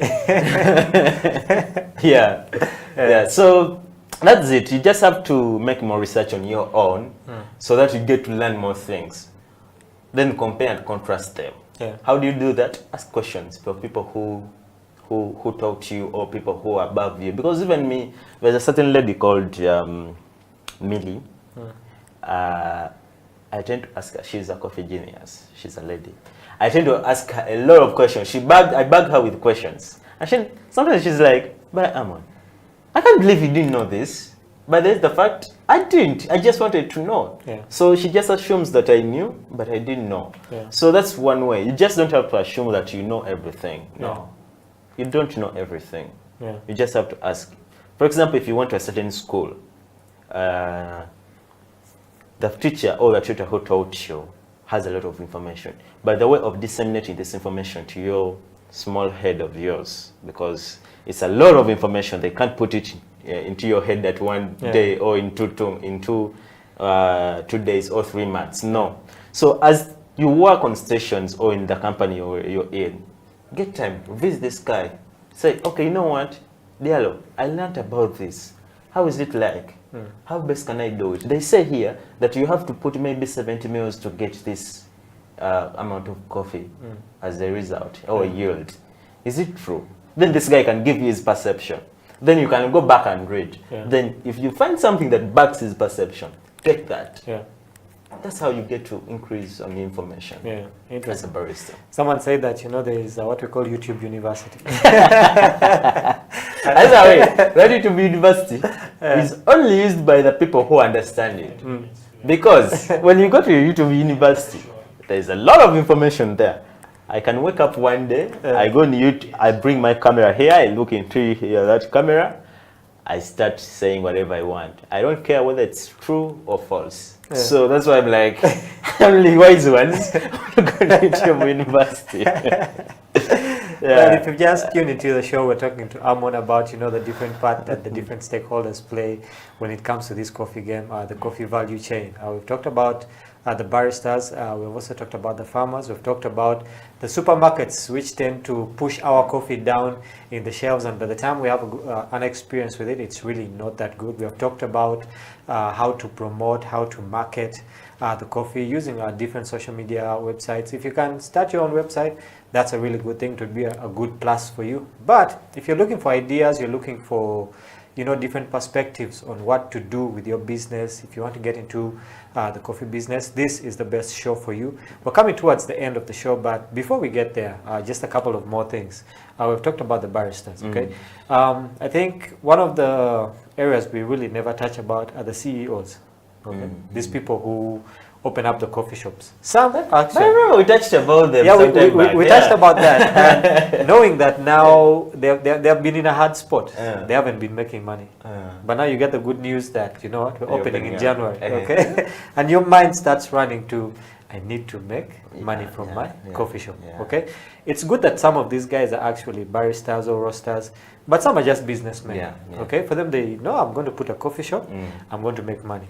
Okay? So what part do they play? Because if I'm just concerned about making money, I won't really care about, you know, what happens in the shop. I'll leave it to the head barista.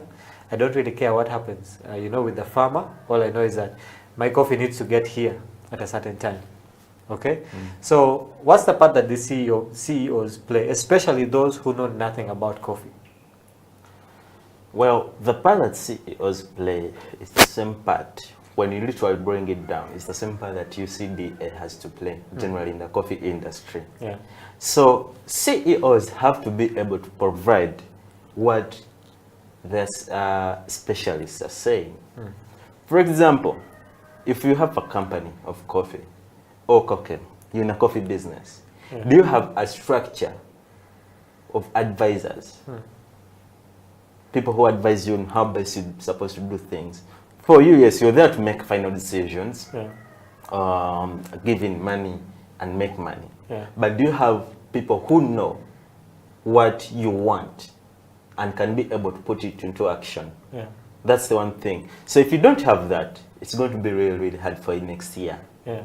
Because you find yourself, you're struggling to make ends meet, but you're not. That's why, by the way, you saw various coffee shops that opened up 2019, closed 2021. 2021 they're closing. Yeah.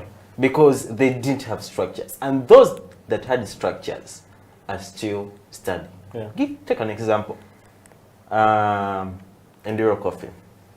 It has structures, it's still standing. Yeah. Cafe Pub, it has structures, Yeah. it's still standing. Cafe Javas, okay, some people say it's not a cafe, it's a restaurant. Yes, but it has structures, it is still standing. Okay? New Cafe, it has structures, it's still standing. All those coffee shops, all coffee businesses that existed, created structures that helped them in states like these ones. So for CEOs, what I have to advise you is, one, please get structures that will help you in sometimes that difficult decisions have to be taken, because you won't make a certain decision without consulting this person who's in the farms, down in the farms with farmers. How is coffee that side? Because now I was getting certain information that coffee in Elgon region is becoming scarce these days. Yeah. And I quite believe or suspect that in the coming years, like 2 or 3 years, coffee is going to be more expensive. Because now, the fact that now it's becoming scarce, you know, Elgon region is one of the areas that give us most of the coffee, then Rwenzori, then Central. So that's Western or Rwenzori. So when we have different people in different departments who are seniors, specialists, they know what to do. For you just here, a CEO, of course, for a certain company, you're seated somewhere in your office. You're just waiting for a certain DLO to come, Emma to come with different ideas and different suggestions, and then in your wise mind you see, okay, this is a good suggestion, I can go with this. That's how you're going to survive. But otherwise, instead of you coming to maybe a coffee shop and you see paper all over your coffee shop, you're like, okay, business is booming, business is booming. But at the end of it all, after 3 months of opening up or 5 months, people will be nowhere. Maybe because coffee is bad, maybe because the surface is bad, maybe because the infrastructure is bad. So all such things have to be put into consideration. Yeah. Well, our time is fast spent. I know that we can talk, you know, we can talk, you know, forever about coffee. But thank you for coming onto the show. And just before we leave, okay, what are your next plans when you get out of here? I know it's a weekend, you know. Are you going back to the coffee shop? No. Probably you have a date we don't know about. See you looking all fresh, you know. No, I'm just going to have a GNN shoots because I have someone to host. 2 p.m. So yeah, I'll be hosting him, shoot an interview with him. Okay. Yeah.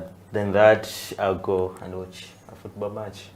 Man United. Yeah. A Man U supporter. I'm a Man U supporter. Now these days we have the best coach around. Well, we'll end that show right here. But it's good. It's good that I'm back on the show. I've been missing these conversations. I know we've been trying to get in touch and have this conversation, but it's good that we've had it, and it's good. Well, I'd like to say welcome back. Thank you. It's good to have you back. For those of you who have been thinking of where the Messiah is, well, he's back, and it's a good thing that he has come back to the show. Maybe next weekend he'll be the one, you know, hosting the show with whoever we'll be having in the studio. But thank you for giving us your time. Thank you for staying with us on the Coffee Break on House of Talent Television. I know you must have heard Amon saying the statement, a certain Diallo. Well, that certain Diallo is the one who makes us look good on the cameras. He's the one who does everything in the studio. And we'd like to say thank you to him. Thank you to Isma, who's there also on the switcher, you know, making sure that, you know, he shows you one side and the other side also. And basically, they're the guys who make things work here. And to the whole crew, basically, we just want to say thank you to you guys. Remember, you can always comment. We are live on Facebook. on YouTube and on Twitter, HTV1. Make sure to comment, like, let us know if you have any questions. But until next time, have a great day. Grab a cup of Ugandan coffee. Not other coffee, Ugandan coffee. We'll see you next time.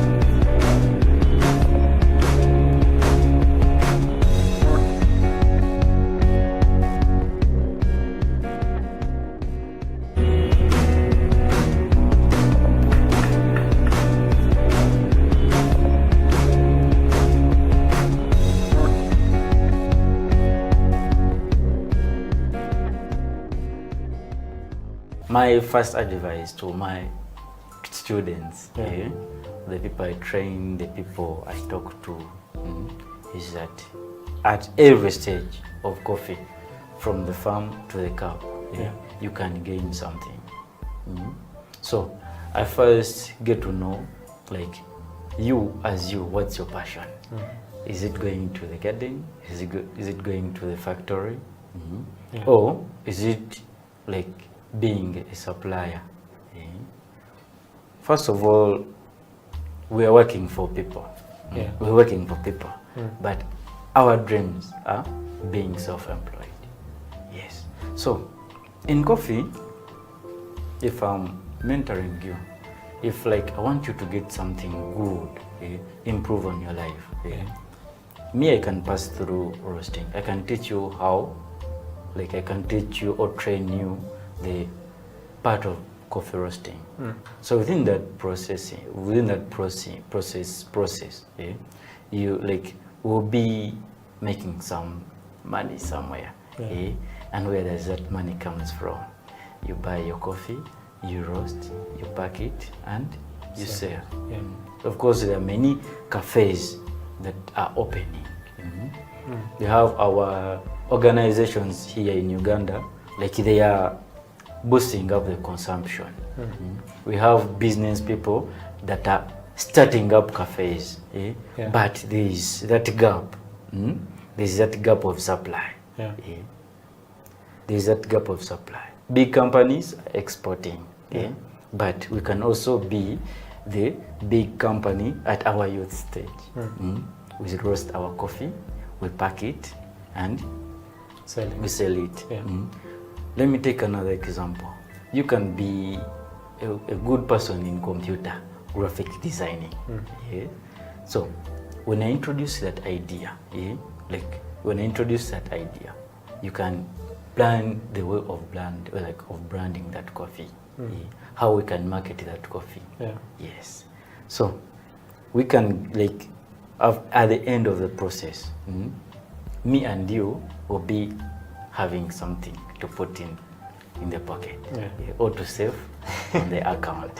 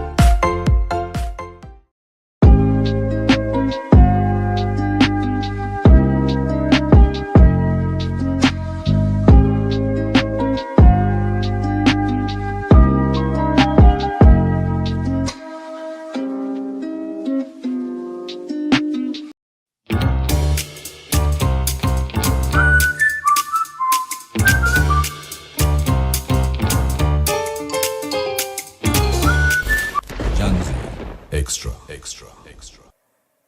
Hi guys, I'm Apia Moro. I'm a singer-songwriter and I write in a language called Dopadola. My music is mostly about continuous self-rediscovery and, life happens, but it's okay to be afraid to move forward.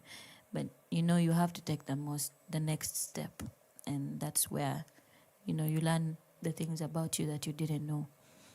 The first song I'm going to do for you today is called Atia. It's a song I wrote about a young girl who was telling her story to her mama. And this song puts together a time when women didn't have a voice, and now we kind of do. Not like the singing one, but in society. But it puts together the two different times together right now. And it's mostly, about empowering women and telling them to not be afraid to. 1, 2, 3, go.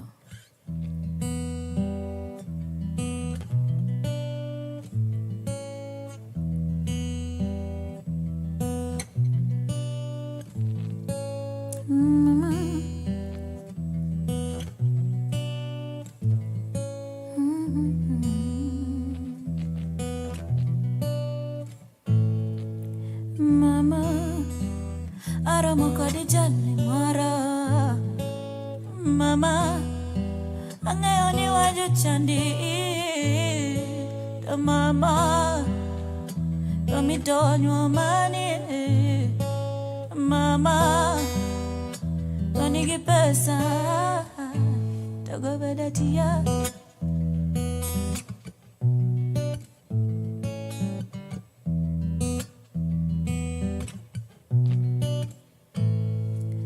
Mama, there's a man who wants my hand. Don't go bedatia. Mama, there's a man who wants my hand. Don't go bedatia.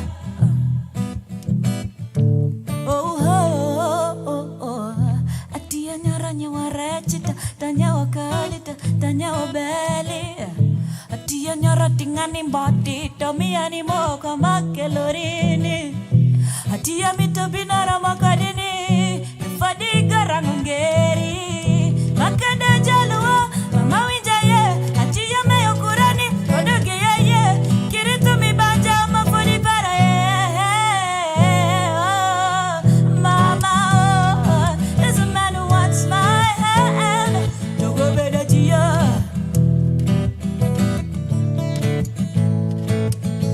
Mama, there's a man who wants my hand.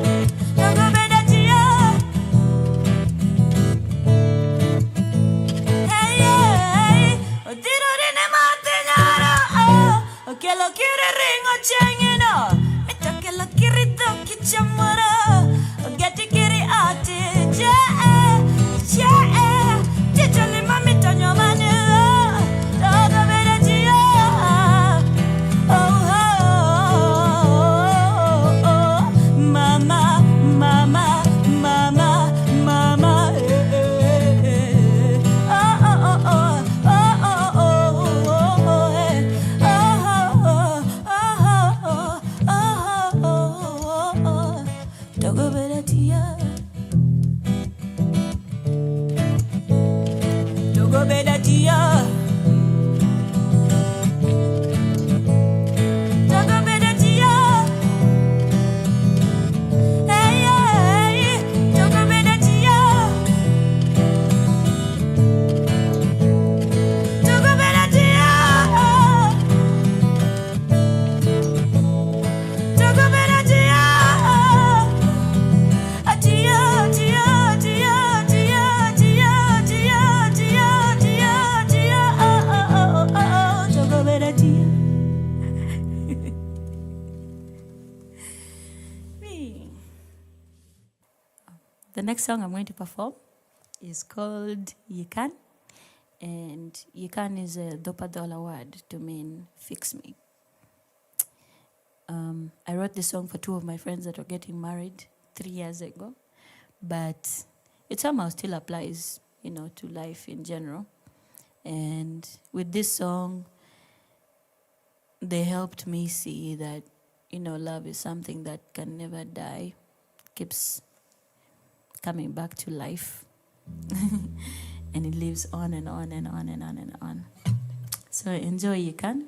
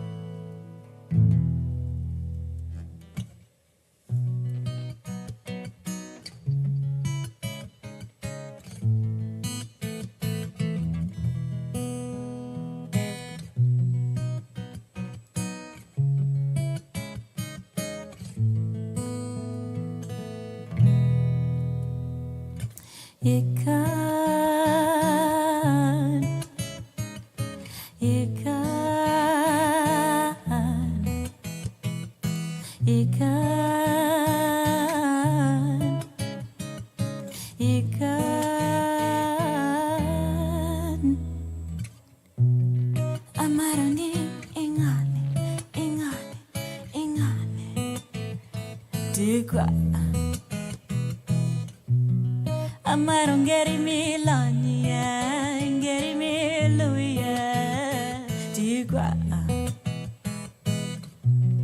The way that you know me, that love me, amazes me, ngeri me quick, yeah. Oh, oh, 'cause you're my Mali, I'm into me, so because in more ways than you can ever imagine. You fix me in more ways than you can ever imagine. Ooh.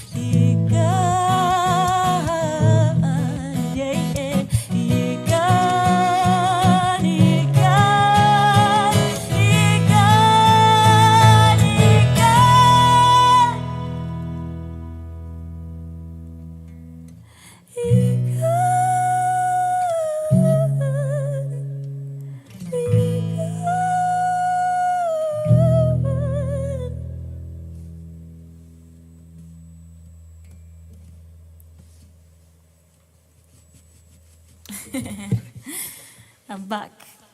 Yeah. The next song I'm going to perform is called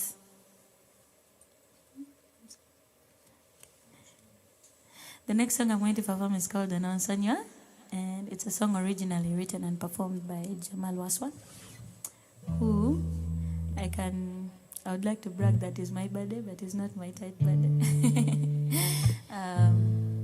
But he gave me the permission to be able to perform this song and share it with you. I resonate with this song so frequently in my life, and it's a bit of a sad one, but it has a good lesson. Okay? Enjoy. Nonsonywa means forgive me, and he is asking for forgiveness from his partner because he cannot love her the way she deserves, because his heart has been shattered so bad. Enjoy.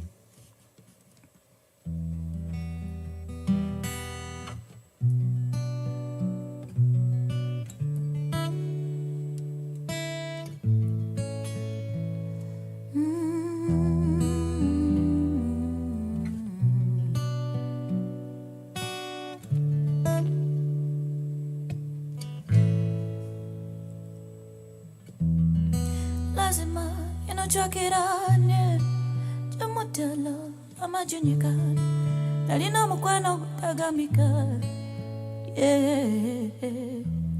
nainga buli njagala kandekawo nange nenkyusamo kati bye mukwano ngenda mpola ichobedo Kenya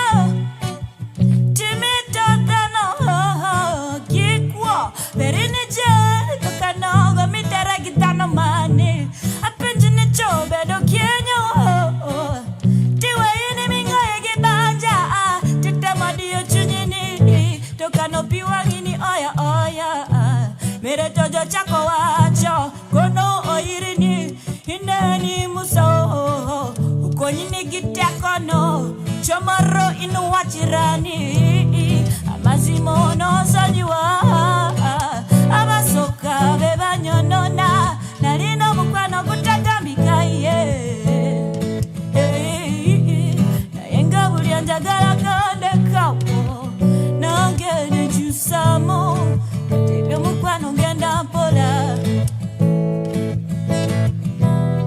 amazimo nosonyiwa gyomutelo amajunyekana nalino mukwano kutagambika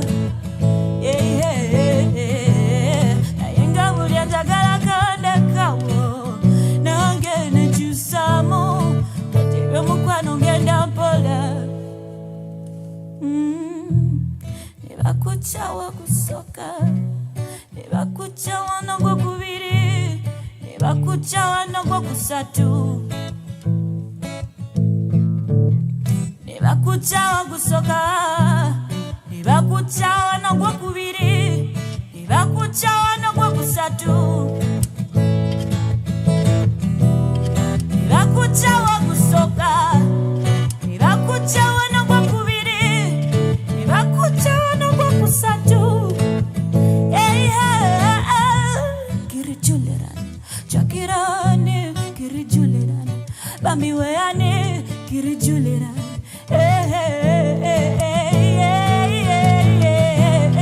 amazimo nosonyiwa abasoka bebanyonona nalino mukwano kutagambika nayenga buli njagala kandekawo nange nenkyusamo katebe mukwano ngenda mpola amazimo nosonyiwa abasoka bebanyonona nalino mukwano kutagambika nayenga buli njagala kandekawo nange nenkyusamo katebe mukwano ngenda mpola.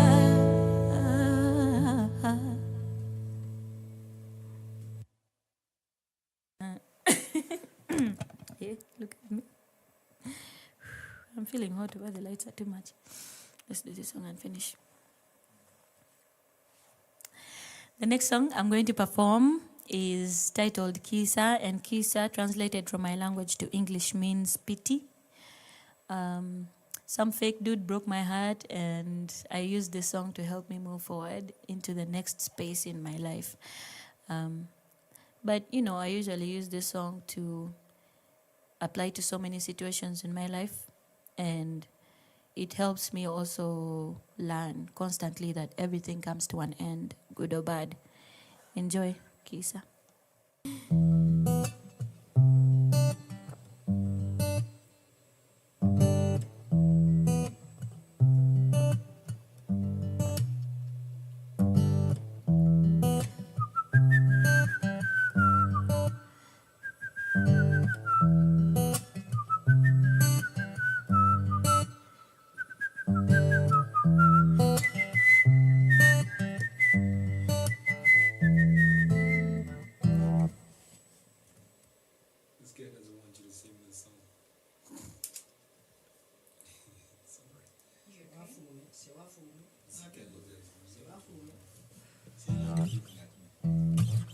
No, I'm not. There's something wrong with me.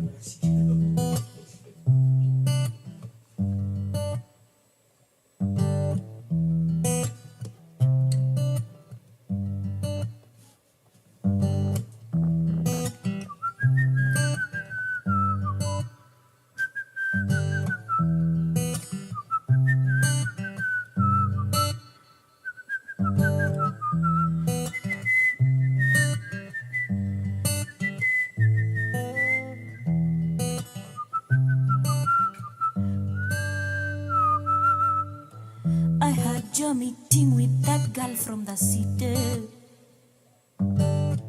I heard that she's just returned from the UK. Yeah. She must have an accent, the kind that you like. It is sad to accept. I must say I don't like that you're moving on and I am still here weeping. This is the third song that I'm writing.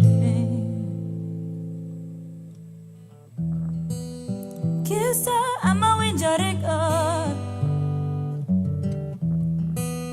Kisa, I'm a winjering Kisa, I'm a winjering up. Yeah. Kisa, I'm a winjering. Listen. Jojo mitoria monyiri togo kubedo any different. You enjoy? Pakatu ligo mitogi mali alimeno bedo hizi favorite. Lake lorini chayo dikini. Ogo yirini simothiano. Oge lirini chayo modikini. Oterini pecho katikenyo. Kisa, ama winjarigo.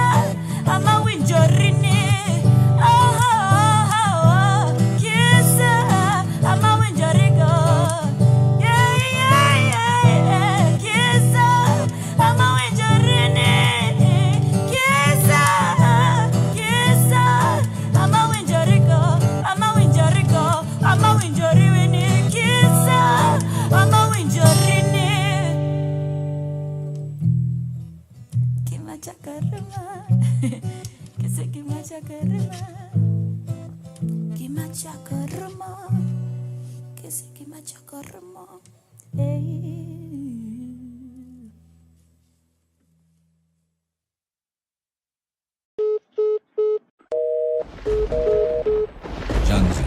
Extra, extra, extra.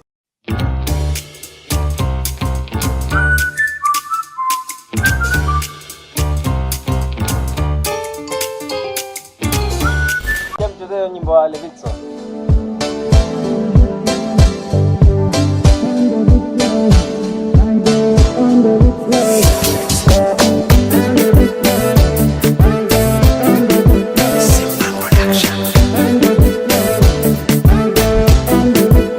DJ, can you play me?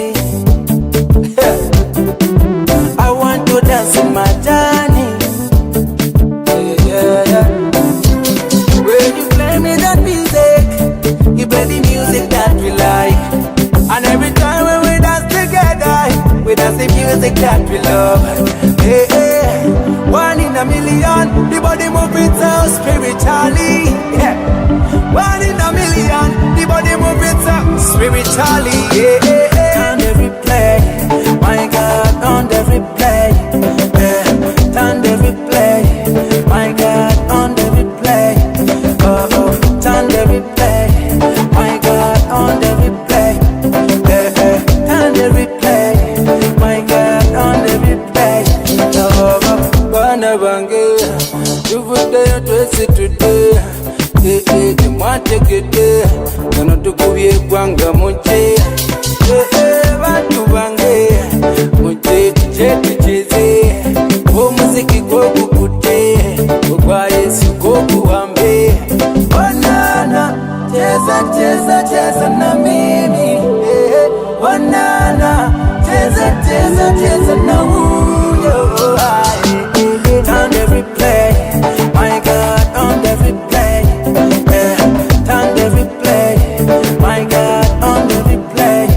Oh, turn every play, my God, on every play.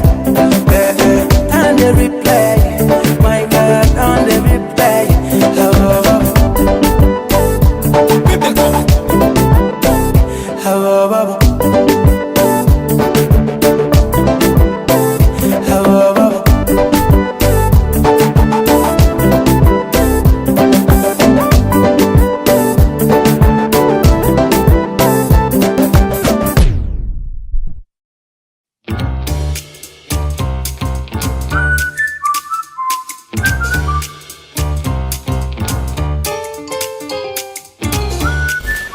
They projected the image of Africa negatively. They projected Africa always in a negative light. Jungles, savages, cannibals, nothing civilized. And naturally, it was so negative until it was negative to you and me. And you and I began to hate it. We didn't want anybody to tell us anything about Africa, and much less call us an African. And in hating Africa and hating the African, we ended up even hating ourselves without even realizing it. Because you can't hate the roots of a tree and not hate the tree. You can't hate your origin and not end up hating yourself. You can't hate Africa and not hate yourself. Africa, I love you daily. My home, I think about you every day. Africa, I love you daily. My home, I think about you every day. You're so beautiful, Mama land. Fertile, glorious, sweet Africa.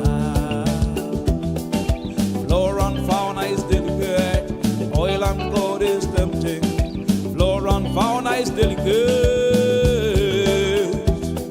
The oil and gold is tempting.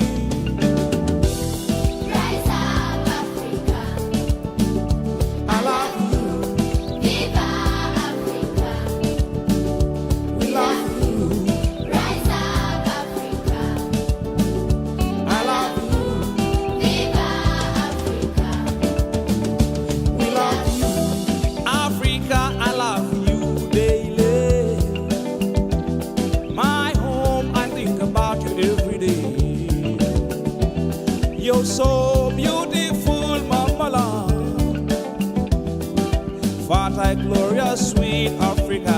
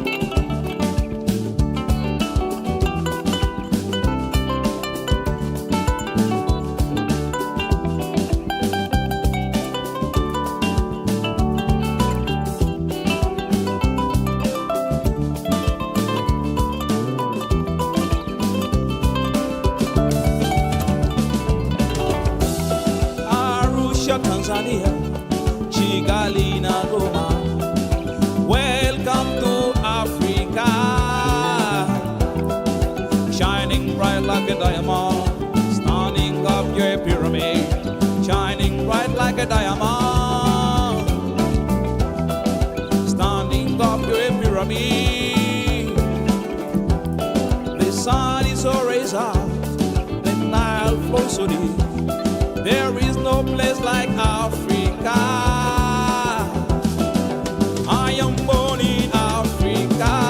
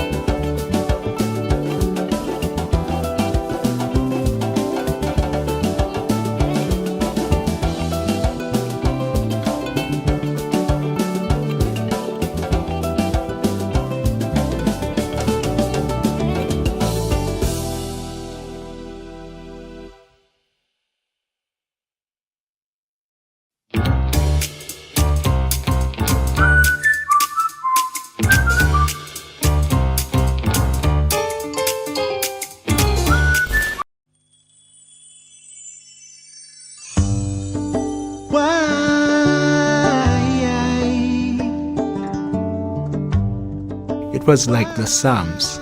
When you look at David, he's passing through hard things, but then he's willing to talk about them. So music allowed me to be real, authentic. To God, he uses song to minister to me. So it was more, it's personal, I can relate to it, and he's helping me overcome through that, to be able to be used as that vessel that delivers this message, which I know that I've just borrowed from heaven. Cast down for my soul. Why don't you hold My music statement is to write music that will be able to speak to the heart, soul, and spirit, restoring the goodness. You know, when in the Bible it says, and he looked at it and it was good. The message that I have, there are 10 songs. They will be specifically invoking that God has already said that we have to embrace as his image, to restore goodness in this world. Music is not what defines you.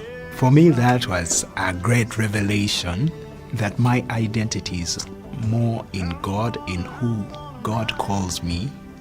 If I can inspire you to you also to use your gifts and talents to make a difference, I would have played my part in this world. I will rise and rise. Now is the time. Rise and praise you, Lord.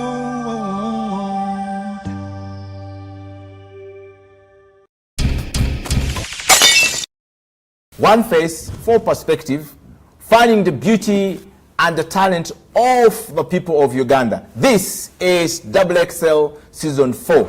On the Glass House this week, I happen to have the one and only Mr. Uganda, Richard Kawesa, on the show. Richard, welcome to the show. Thank you, Eddie. And of course, Engineer Pete Nyeko. Pete, you're welcome to the show. Thank you very much. Are you Ugandan, Pete? I couldn't be more Ugandan. What makes you Ugandan? I am part of the beauty, the awesomeness, the fantasticness that is Uganda. Every part of me is Uganda. Okay. And Richard, are you Ugandan? Yes, I am. So what are the values that define you as a Ugandan? For me, is every time I think as a Ugandan, I think in terms of being just, of being productive and orderly in what I think, say, and do.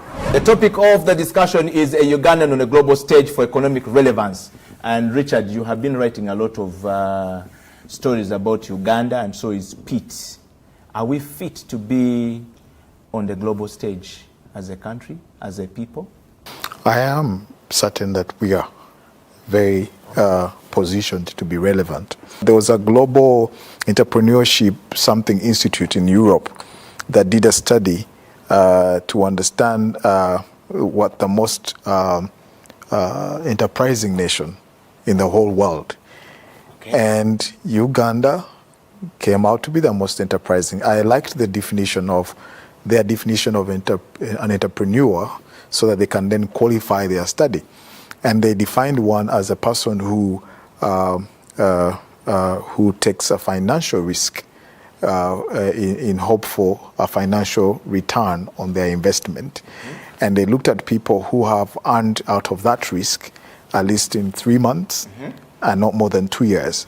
So that was their parameter of defining an entrepreneur. Wow. So they go out to the whole world to look for who qualifies there.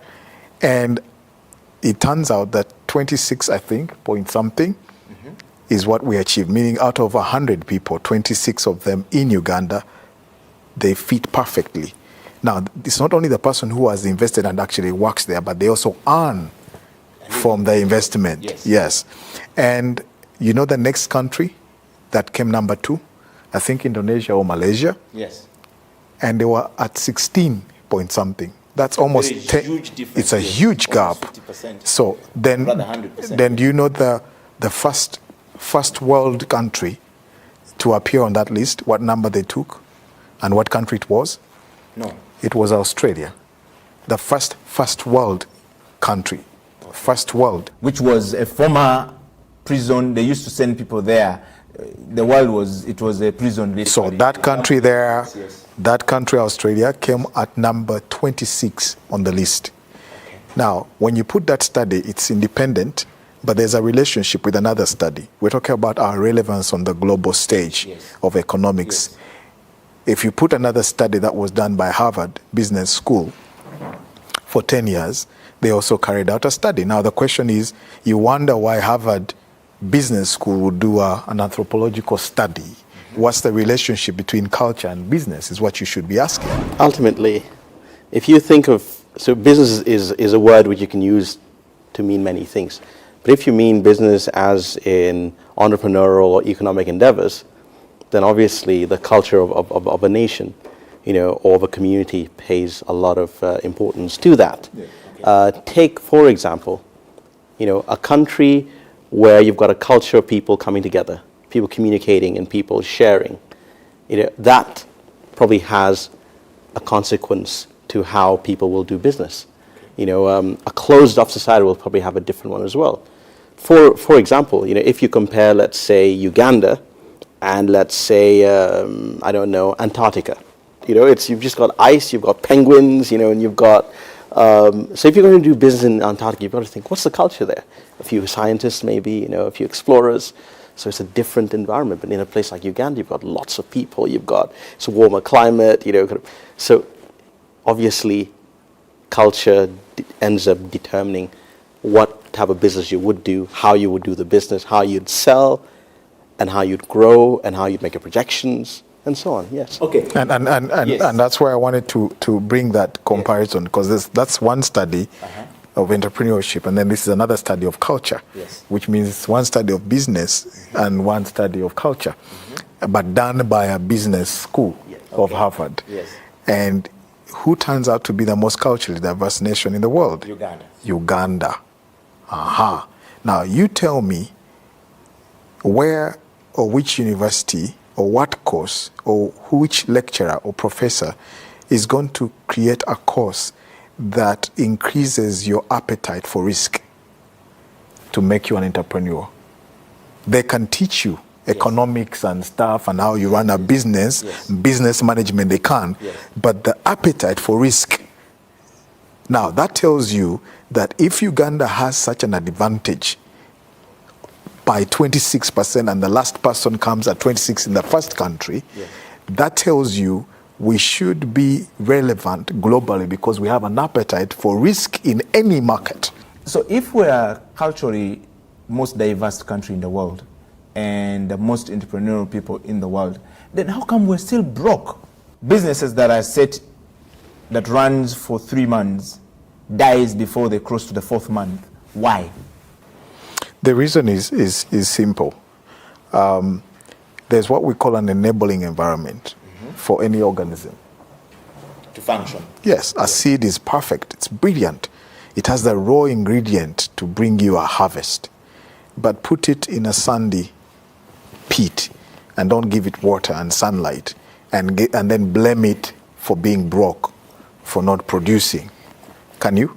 So Uganda having these endowments of risk-taking, the idea that someone doesn't have enough money but they still feel they can go out and serve, because entrepreneurship and business is about serving. Yes, and somebody feels I need to go out and serve. Yes. I have something to contribute. That's not brokenness. Okay. That is abundancy, that I have something to offer the world. Now, if the world doesn't give me a monetary reward for that input, you can't blame that on me. So who should take that blame? I think it's not about blame. It's about understanding and recognizing what is the most conducive environment that we should be able to grow entrepreneurs in, and what systems and financing mechanisms and ideological mechanisms can we put in place to support already a seed that has potential in itself. Okay. And that could be by leadership and governance. It could be by the way development partners look at Africa in terms of aid and say, no, not aid, let's do development financing, meaning let's have more people investing more of that money, not through government, but directly by saying, Eddie has something beautiful, XXL. What can we do to create that product and actually share it with the rest of the world? Yes. Those are the enabling environments that don't necessarily come from governance, but from the world, the community of business people who are able to see these opportunities and tap into them. Okay, Pete, you are in agriculture. Yes. And adding value to agriculture. What do you have to say about this in relation to what Richard has just said? I mean, to add on what Richard has just said, ultimately, I guess what we're talking about is the importance of incubation. Yes. And acceleration. Yeah. Yes. It's important, you know, as with any seed, once you plant it, to water it, make sure you plant it on the right soil. You know, check the soil before you plant it. So you got to figure out, okay, have I chosen the right idea? Is it based on a pressing need? Is it a solution to a need? Is it leading to the better, you know, betterment of the community and every stakeholder?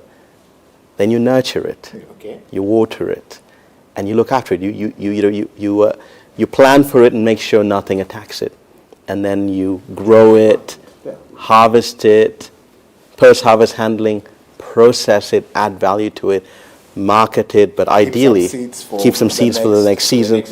But in all that, you'd have planned ahead. You'd have known what the market needs, and you would have responded. So you would have found a way to make your plans based on what you have and what the world needs, and then come in with innovation, and then nurture and incubate and then accelerate it, expand and replicate and keep it sustainable. Okay, but is that our case today, given this study? I think it is our case. I think ultimately, when we look at ourselves, we should think and say, great, I mean, where are we? And how far could we go? At the moment, you know, without any irrigation, 2 seasons a year, anywhere in the country. With irrigation, we could probably do 3 or 4 seasons a year. Without value addition, we're making by. I mean, people are doing okay. With value addition everywhere, think about how much more we would earn with that value addition coming in. With a keener understanding of what the marketplace is like locally, regionally, and globally, and based on the soils we have, the temperatures we have, the weather, and kind of the industriousness of the people, everyone's grandmother has a coffee bush. I mean, think about it. Imagine if, you know, if you had a kilo of coffee. I think it's about $2,000.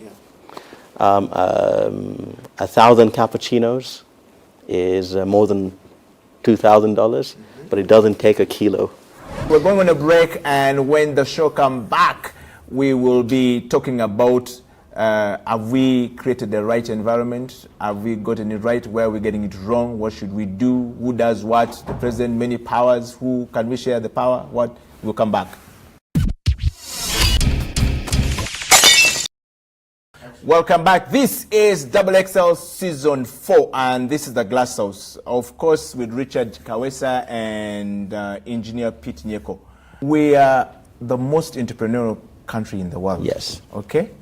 And the most culturally diverse. Are we taking the advantage of this? Let's stop beating around the bush. Just get to the point. Are we taking the advantage of this in the global stage? I don't think we are. Yes. Because the people probably who sit in positions of leadership do not necessarily appreciate some of these studies. Not necessarily even appreciate. Probably some of them don't even know these studies were done. Yeah. And if those who know, I was sharing with the deputy governor, Mwami Kasekende, and I was telling him about this study. And I said, do you have strategists who interpret these thoughts and know their implication? It's one thing to have information. Yes. It's another thing to know what does it mean and what do we need to do. And then it's a third thing to say, this is then what we've decided to do. So in our new policy now, for example, Uganda should be able to say we have an intellectual property policy in place. Because then intellectual property will take care of shea butter, because then there's what they call a geographical indication, where if something is unique to your terrain, like coffee that comes from the islands in Ethiopia, they're able to get some basic revenue out of intellectual property based on that principle from Starbucks.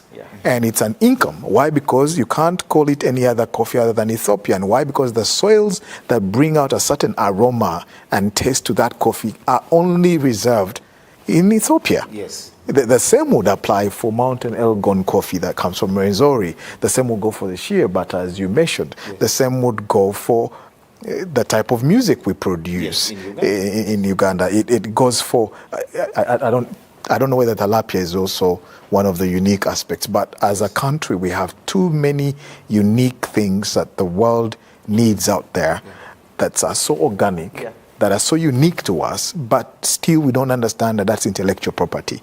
And therefore, in the absence of that, how then can we grow our intellectual property on a global stage so we can start earning from that? When I think of Uganda, I think of every Ugandan, not one or two or three. Yes. And I think of every Ugandan who thinks about the issues that are around them, the issues that are closest to them, and looks at these issues not as a problem, but as an opportunity to create a solution that actually makes Uganda and the world a much better place. An example of what has happened in the US, it's a great country, Silicon Valley. Think of how the private sector has actually led this. It is possible that with private sector intervention, benevolent private sector looking at conscious capitalism, looking at social entrepreneurship, looking at a sustainable future, looking at sustainable development, and giving a helping hand to the public sector and civil society and the community, and actually setting up incubation centers. There are a few already in Uganda, but I'm building up on that and saying, great, what are we good at? What can we be good at? What could we be good at? What does the world need? How can we meet that need? Think of it, one crazy example. I mean, we've got lots of amazing young people with great, bright minds. Could we possibly be, an interesting place where everyone comes to get their algorithms and their mathematical equations solved for the next space launch? Uganda could be, a backup to NASA and ESA. It could be. Why not? Okay. And there's so many things which could happen. All it needs is that nurturing and so on. And I honestly believe, as someone in the private sector, that we in the private sector should actually take that baton and run with it. But there is a political environment that I don't want us to look at very lightly. You could say, yes, the mother should support their child to create a lovely home. But when the father is drunk half of the time and comes back in a certain mood, I don't think it's achievable to say that you would have peace in that home, even in the presence of a mother who cares and the fun-loving kids who are there. And so I still go back to the environment that, yes, the private sector has played its part. We've seen the private sector. We've seen WBS is private sector. They came into a space where no one was. They were bold enough to whatever. But then what happened when they faltered on their what was the caning aspect? And when it was taken, who took it? Was it a Ugandan environment that took it on and said, okay, we understand you had a problem on that, but this investment was so critical for our information dissemination as a nation and for growing our own in the TV, whatever, that we need to actually put more money, make it work, then you will recover the taxes and the money you put in. Yes. So that mindset that does say, this is my own, that the child who's misbehaved is still my own, and I have to make a commitment to work with them through their gambling. If that happens in the financial sector with banks, if that happens with incubators, and say we're going to create incentives to make sure that those who come in as private sector, we give them an incentive. We missed an opportunity with Kanye West. When he came in, there was an investment moment right there. There was an investment moment with this gentleman, Forrest Whitaker, because he got his first global award as a result of a film he played and acted in Uganda. So he feels a sense of relevance, of sacredness that is attached to Uganda. How have we benefited from that by creating, for example, the 27 Guns as a movie? Have we gone to Whitaker and say, sir, if you created this as a platform, could you design it in such a way that it makes us globally relevant? You understand what I'm saying? So the opportunities we keep missing is like rain keeps coming, as you mentioned. All the things you're mentioning are gifts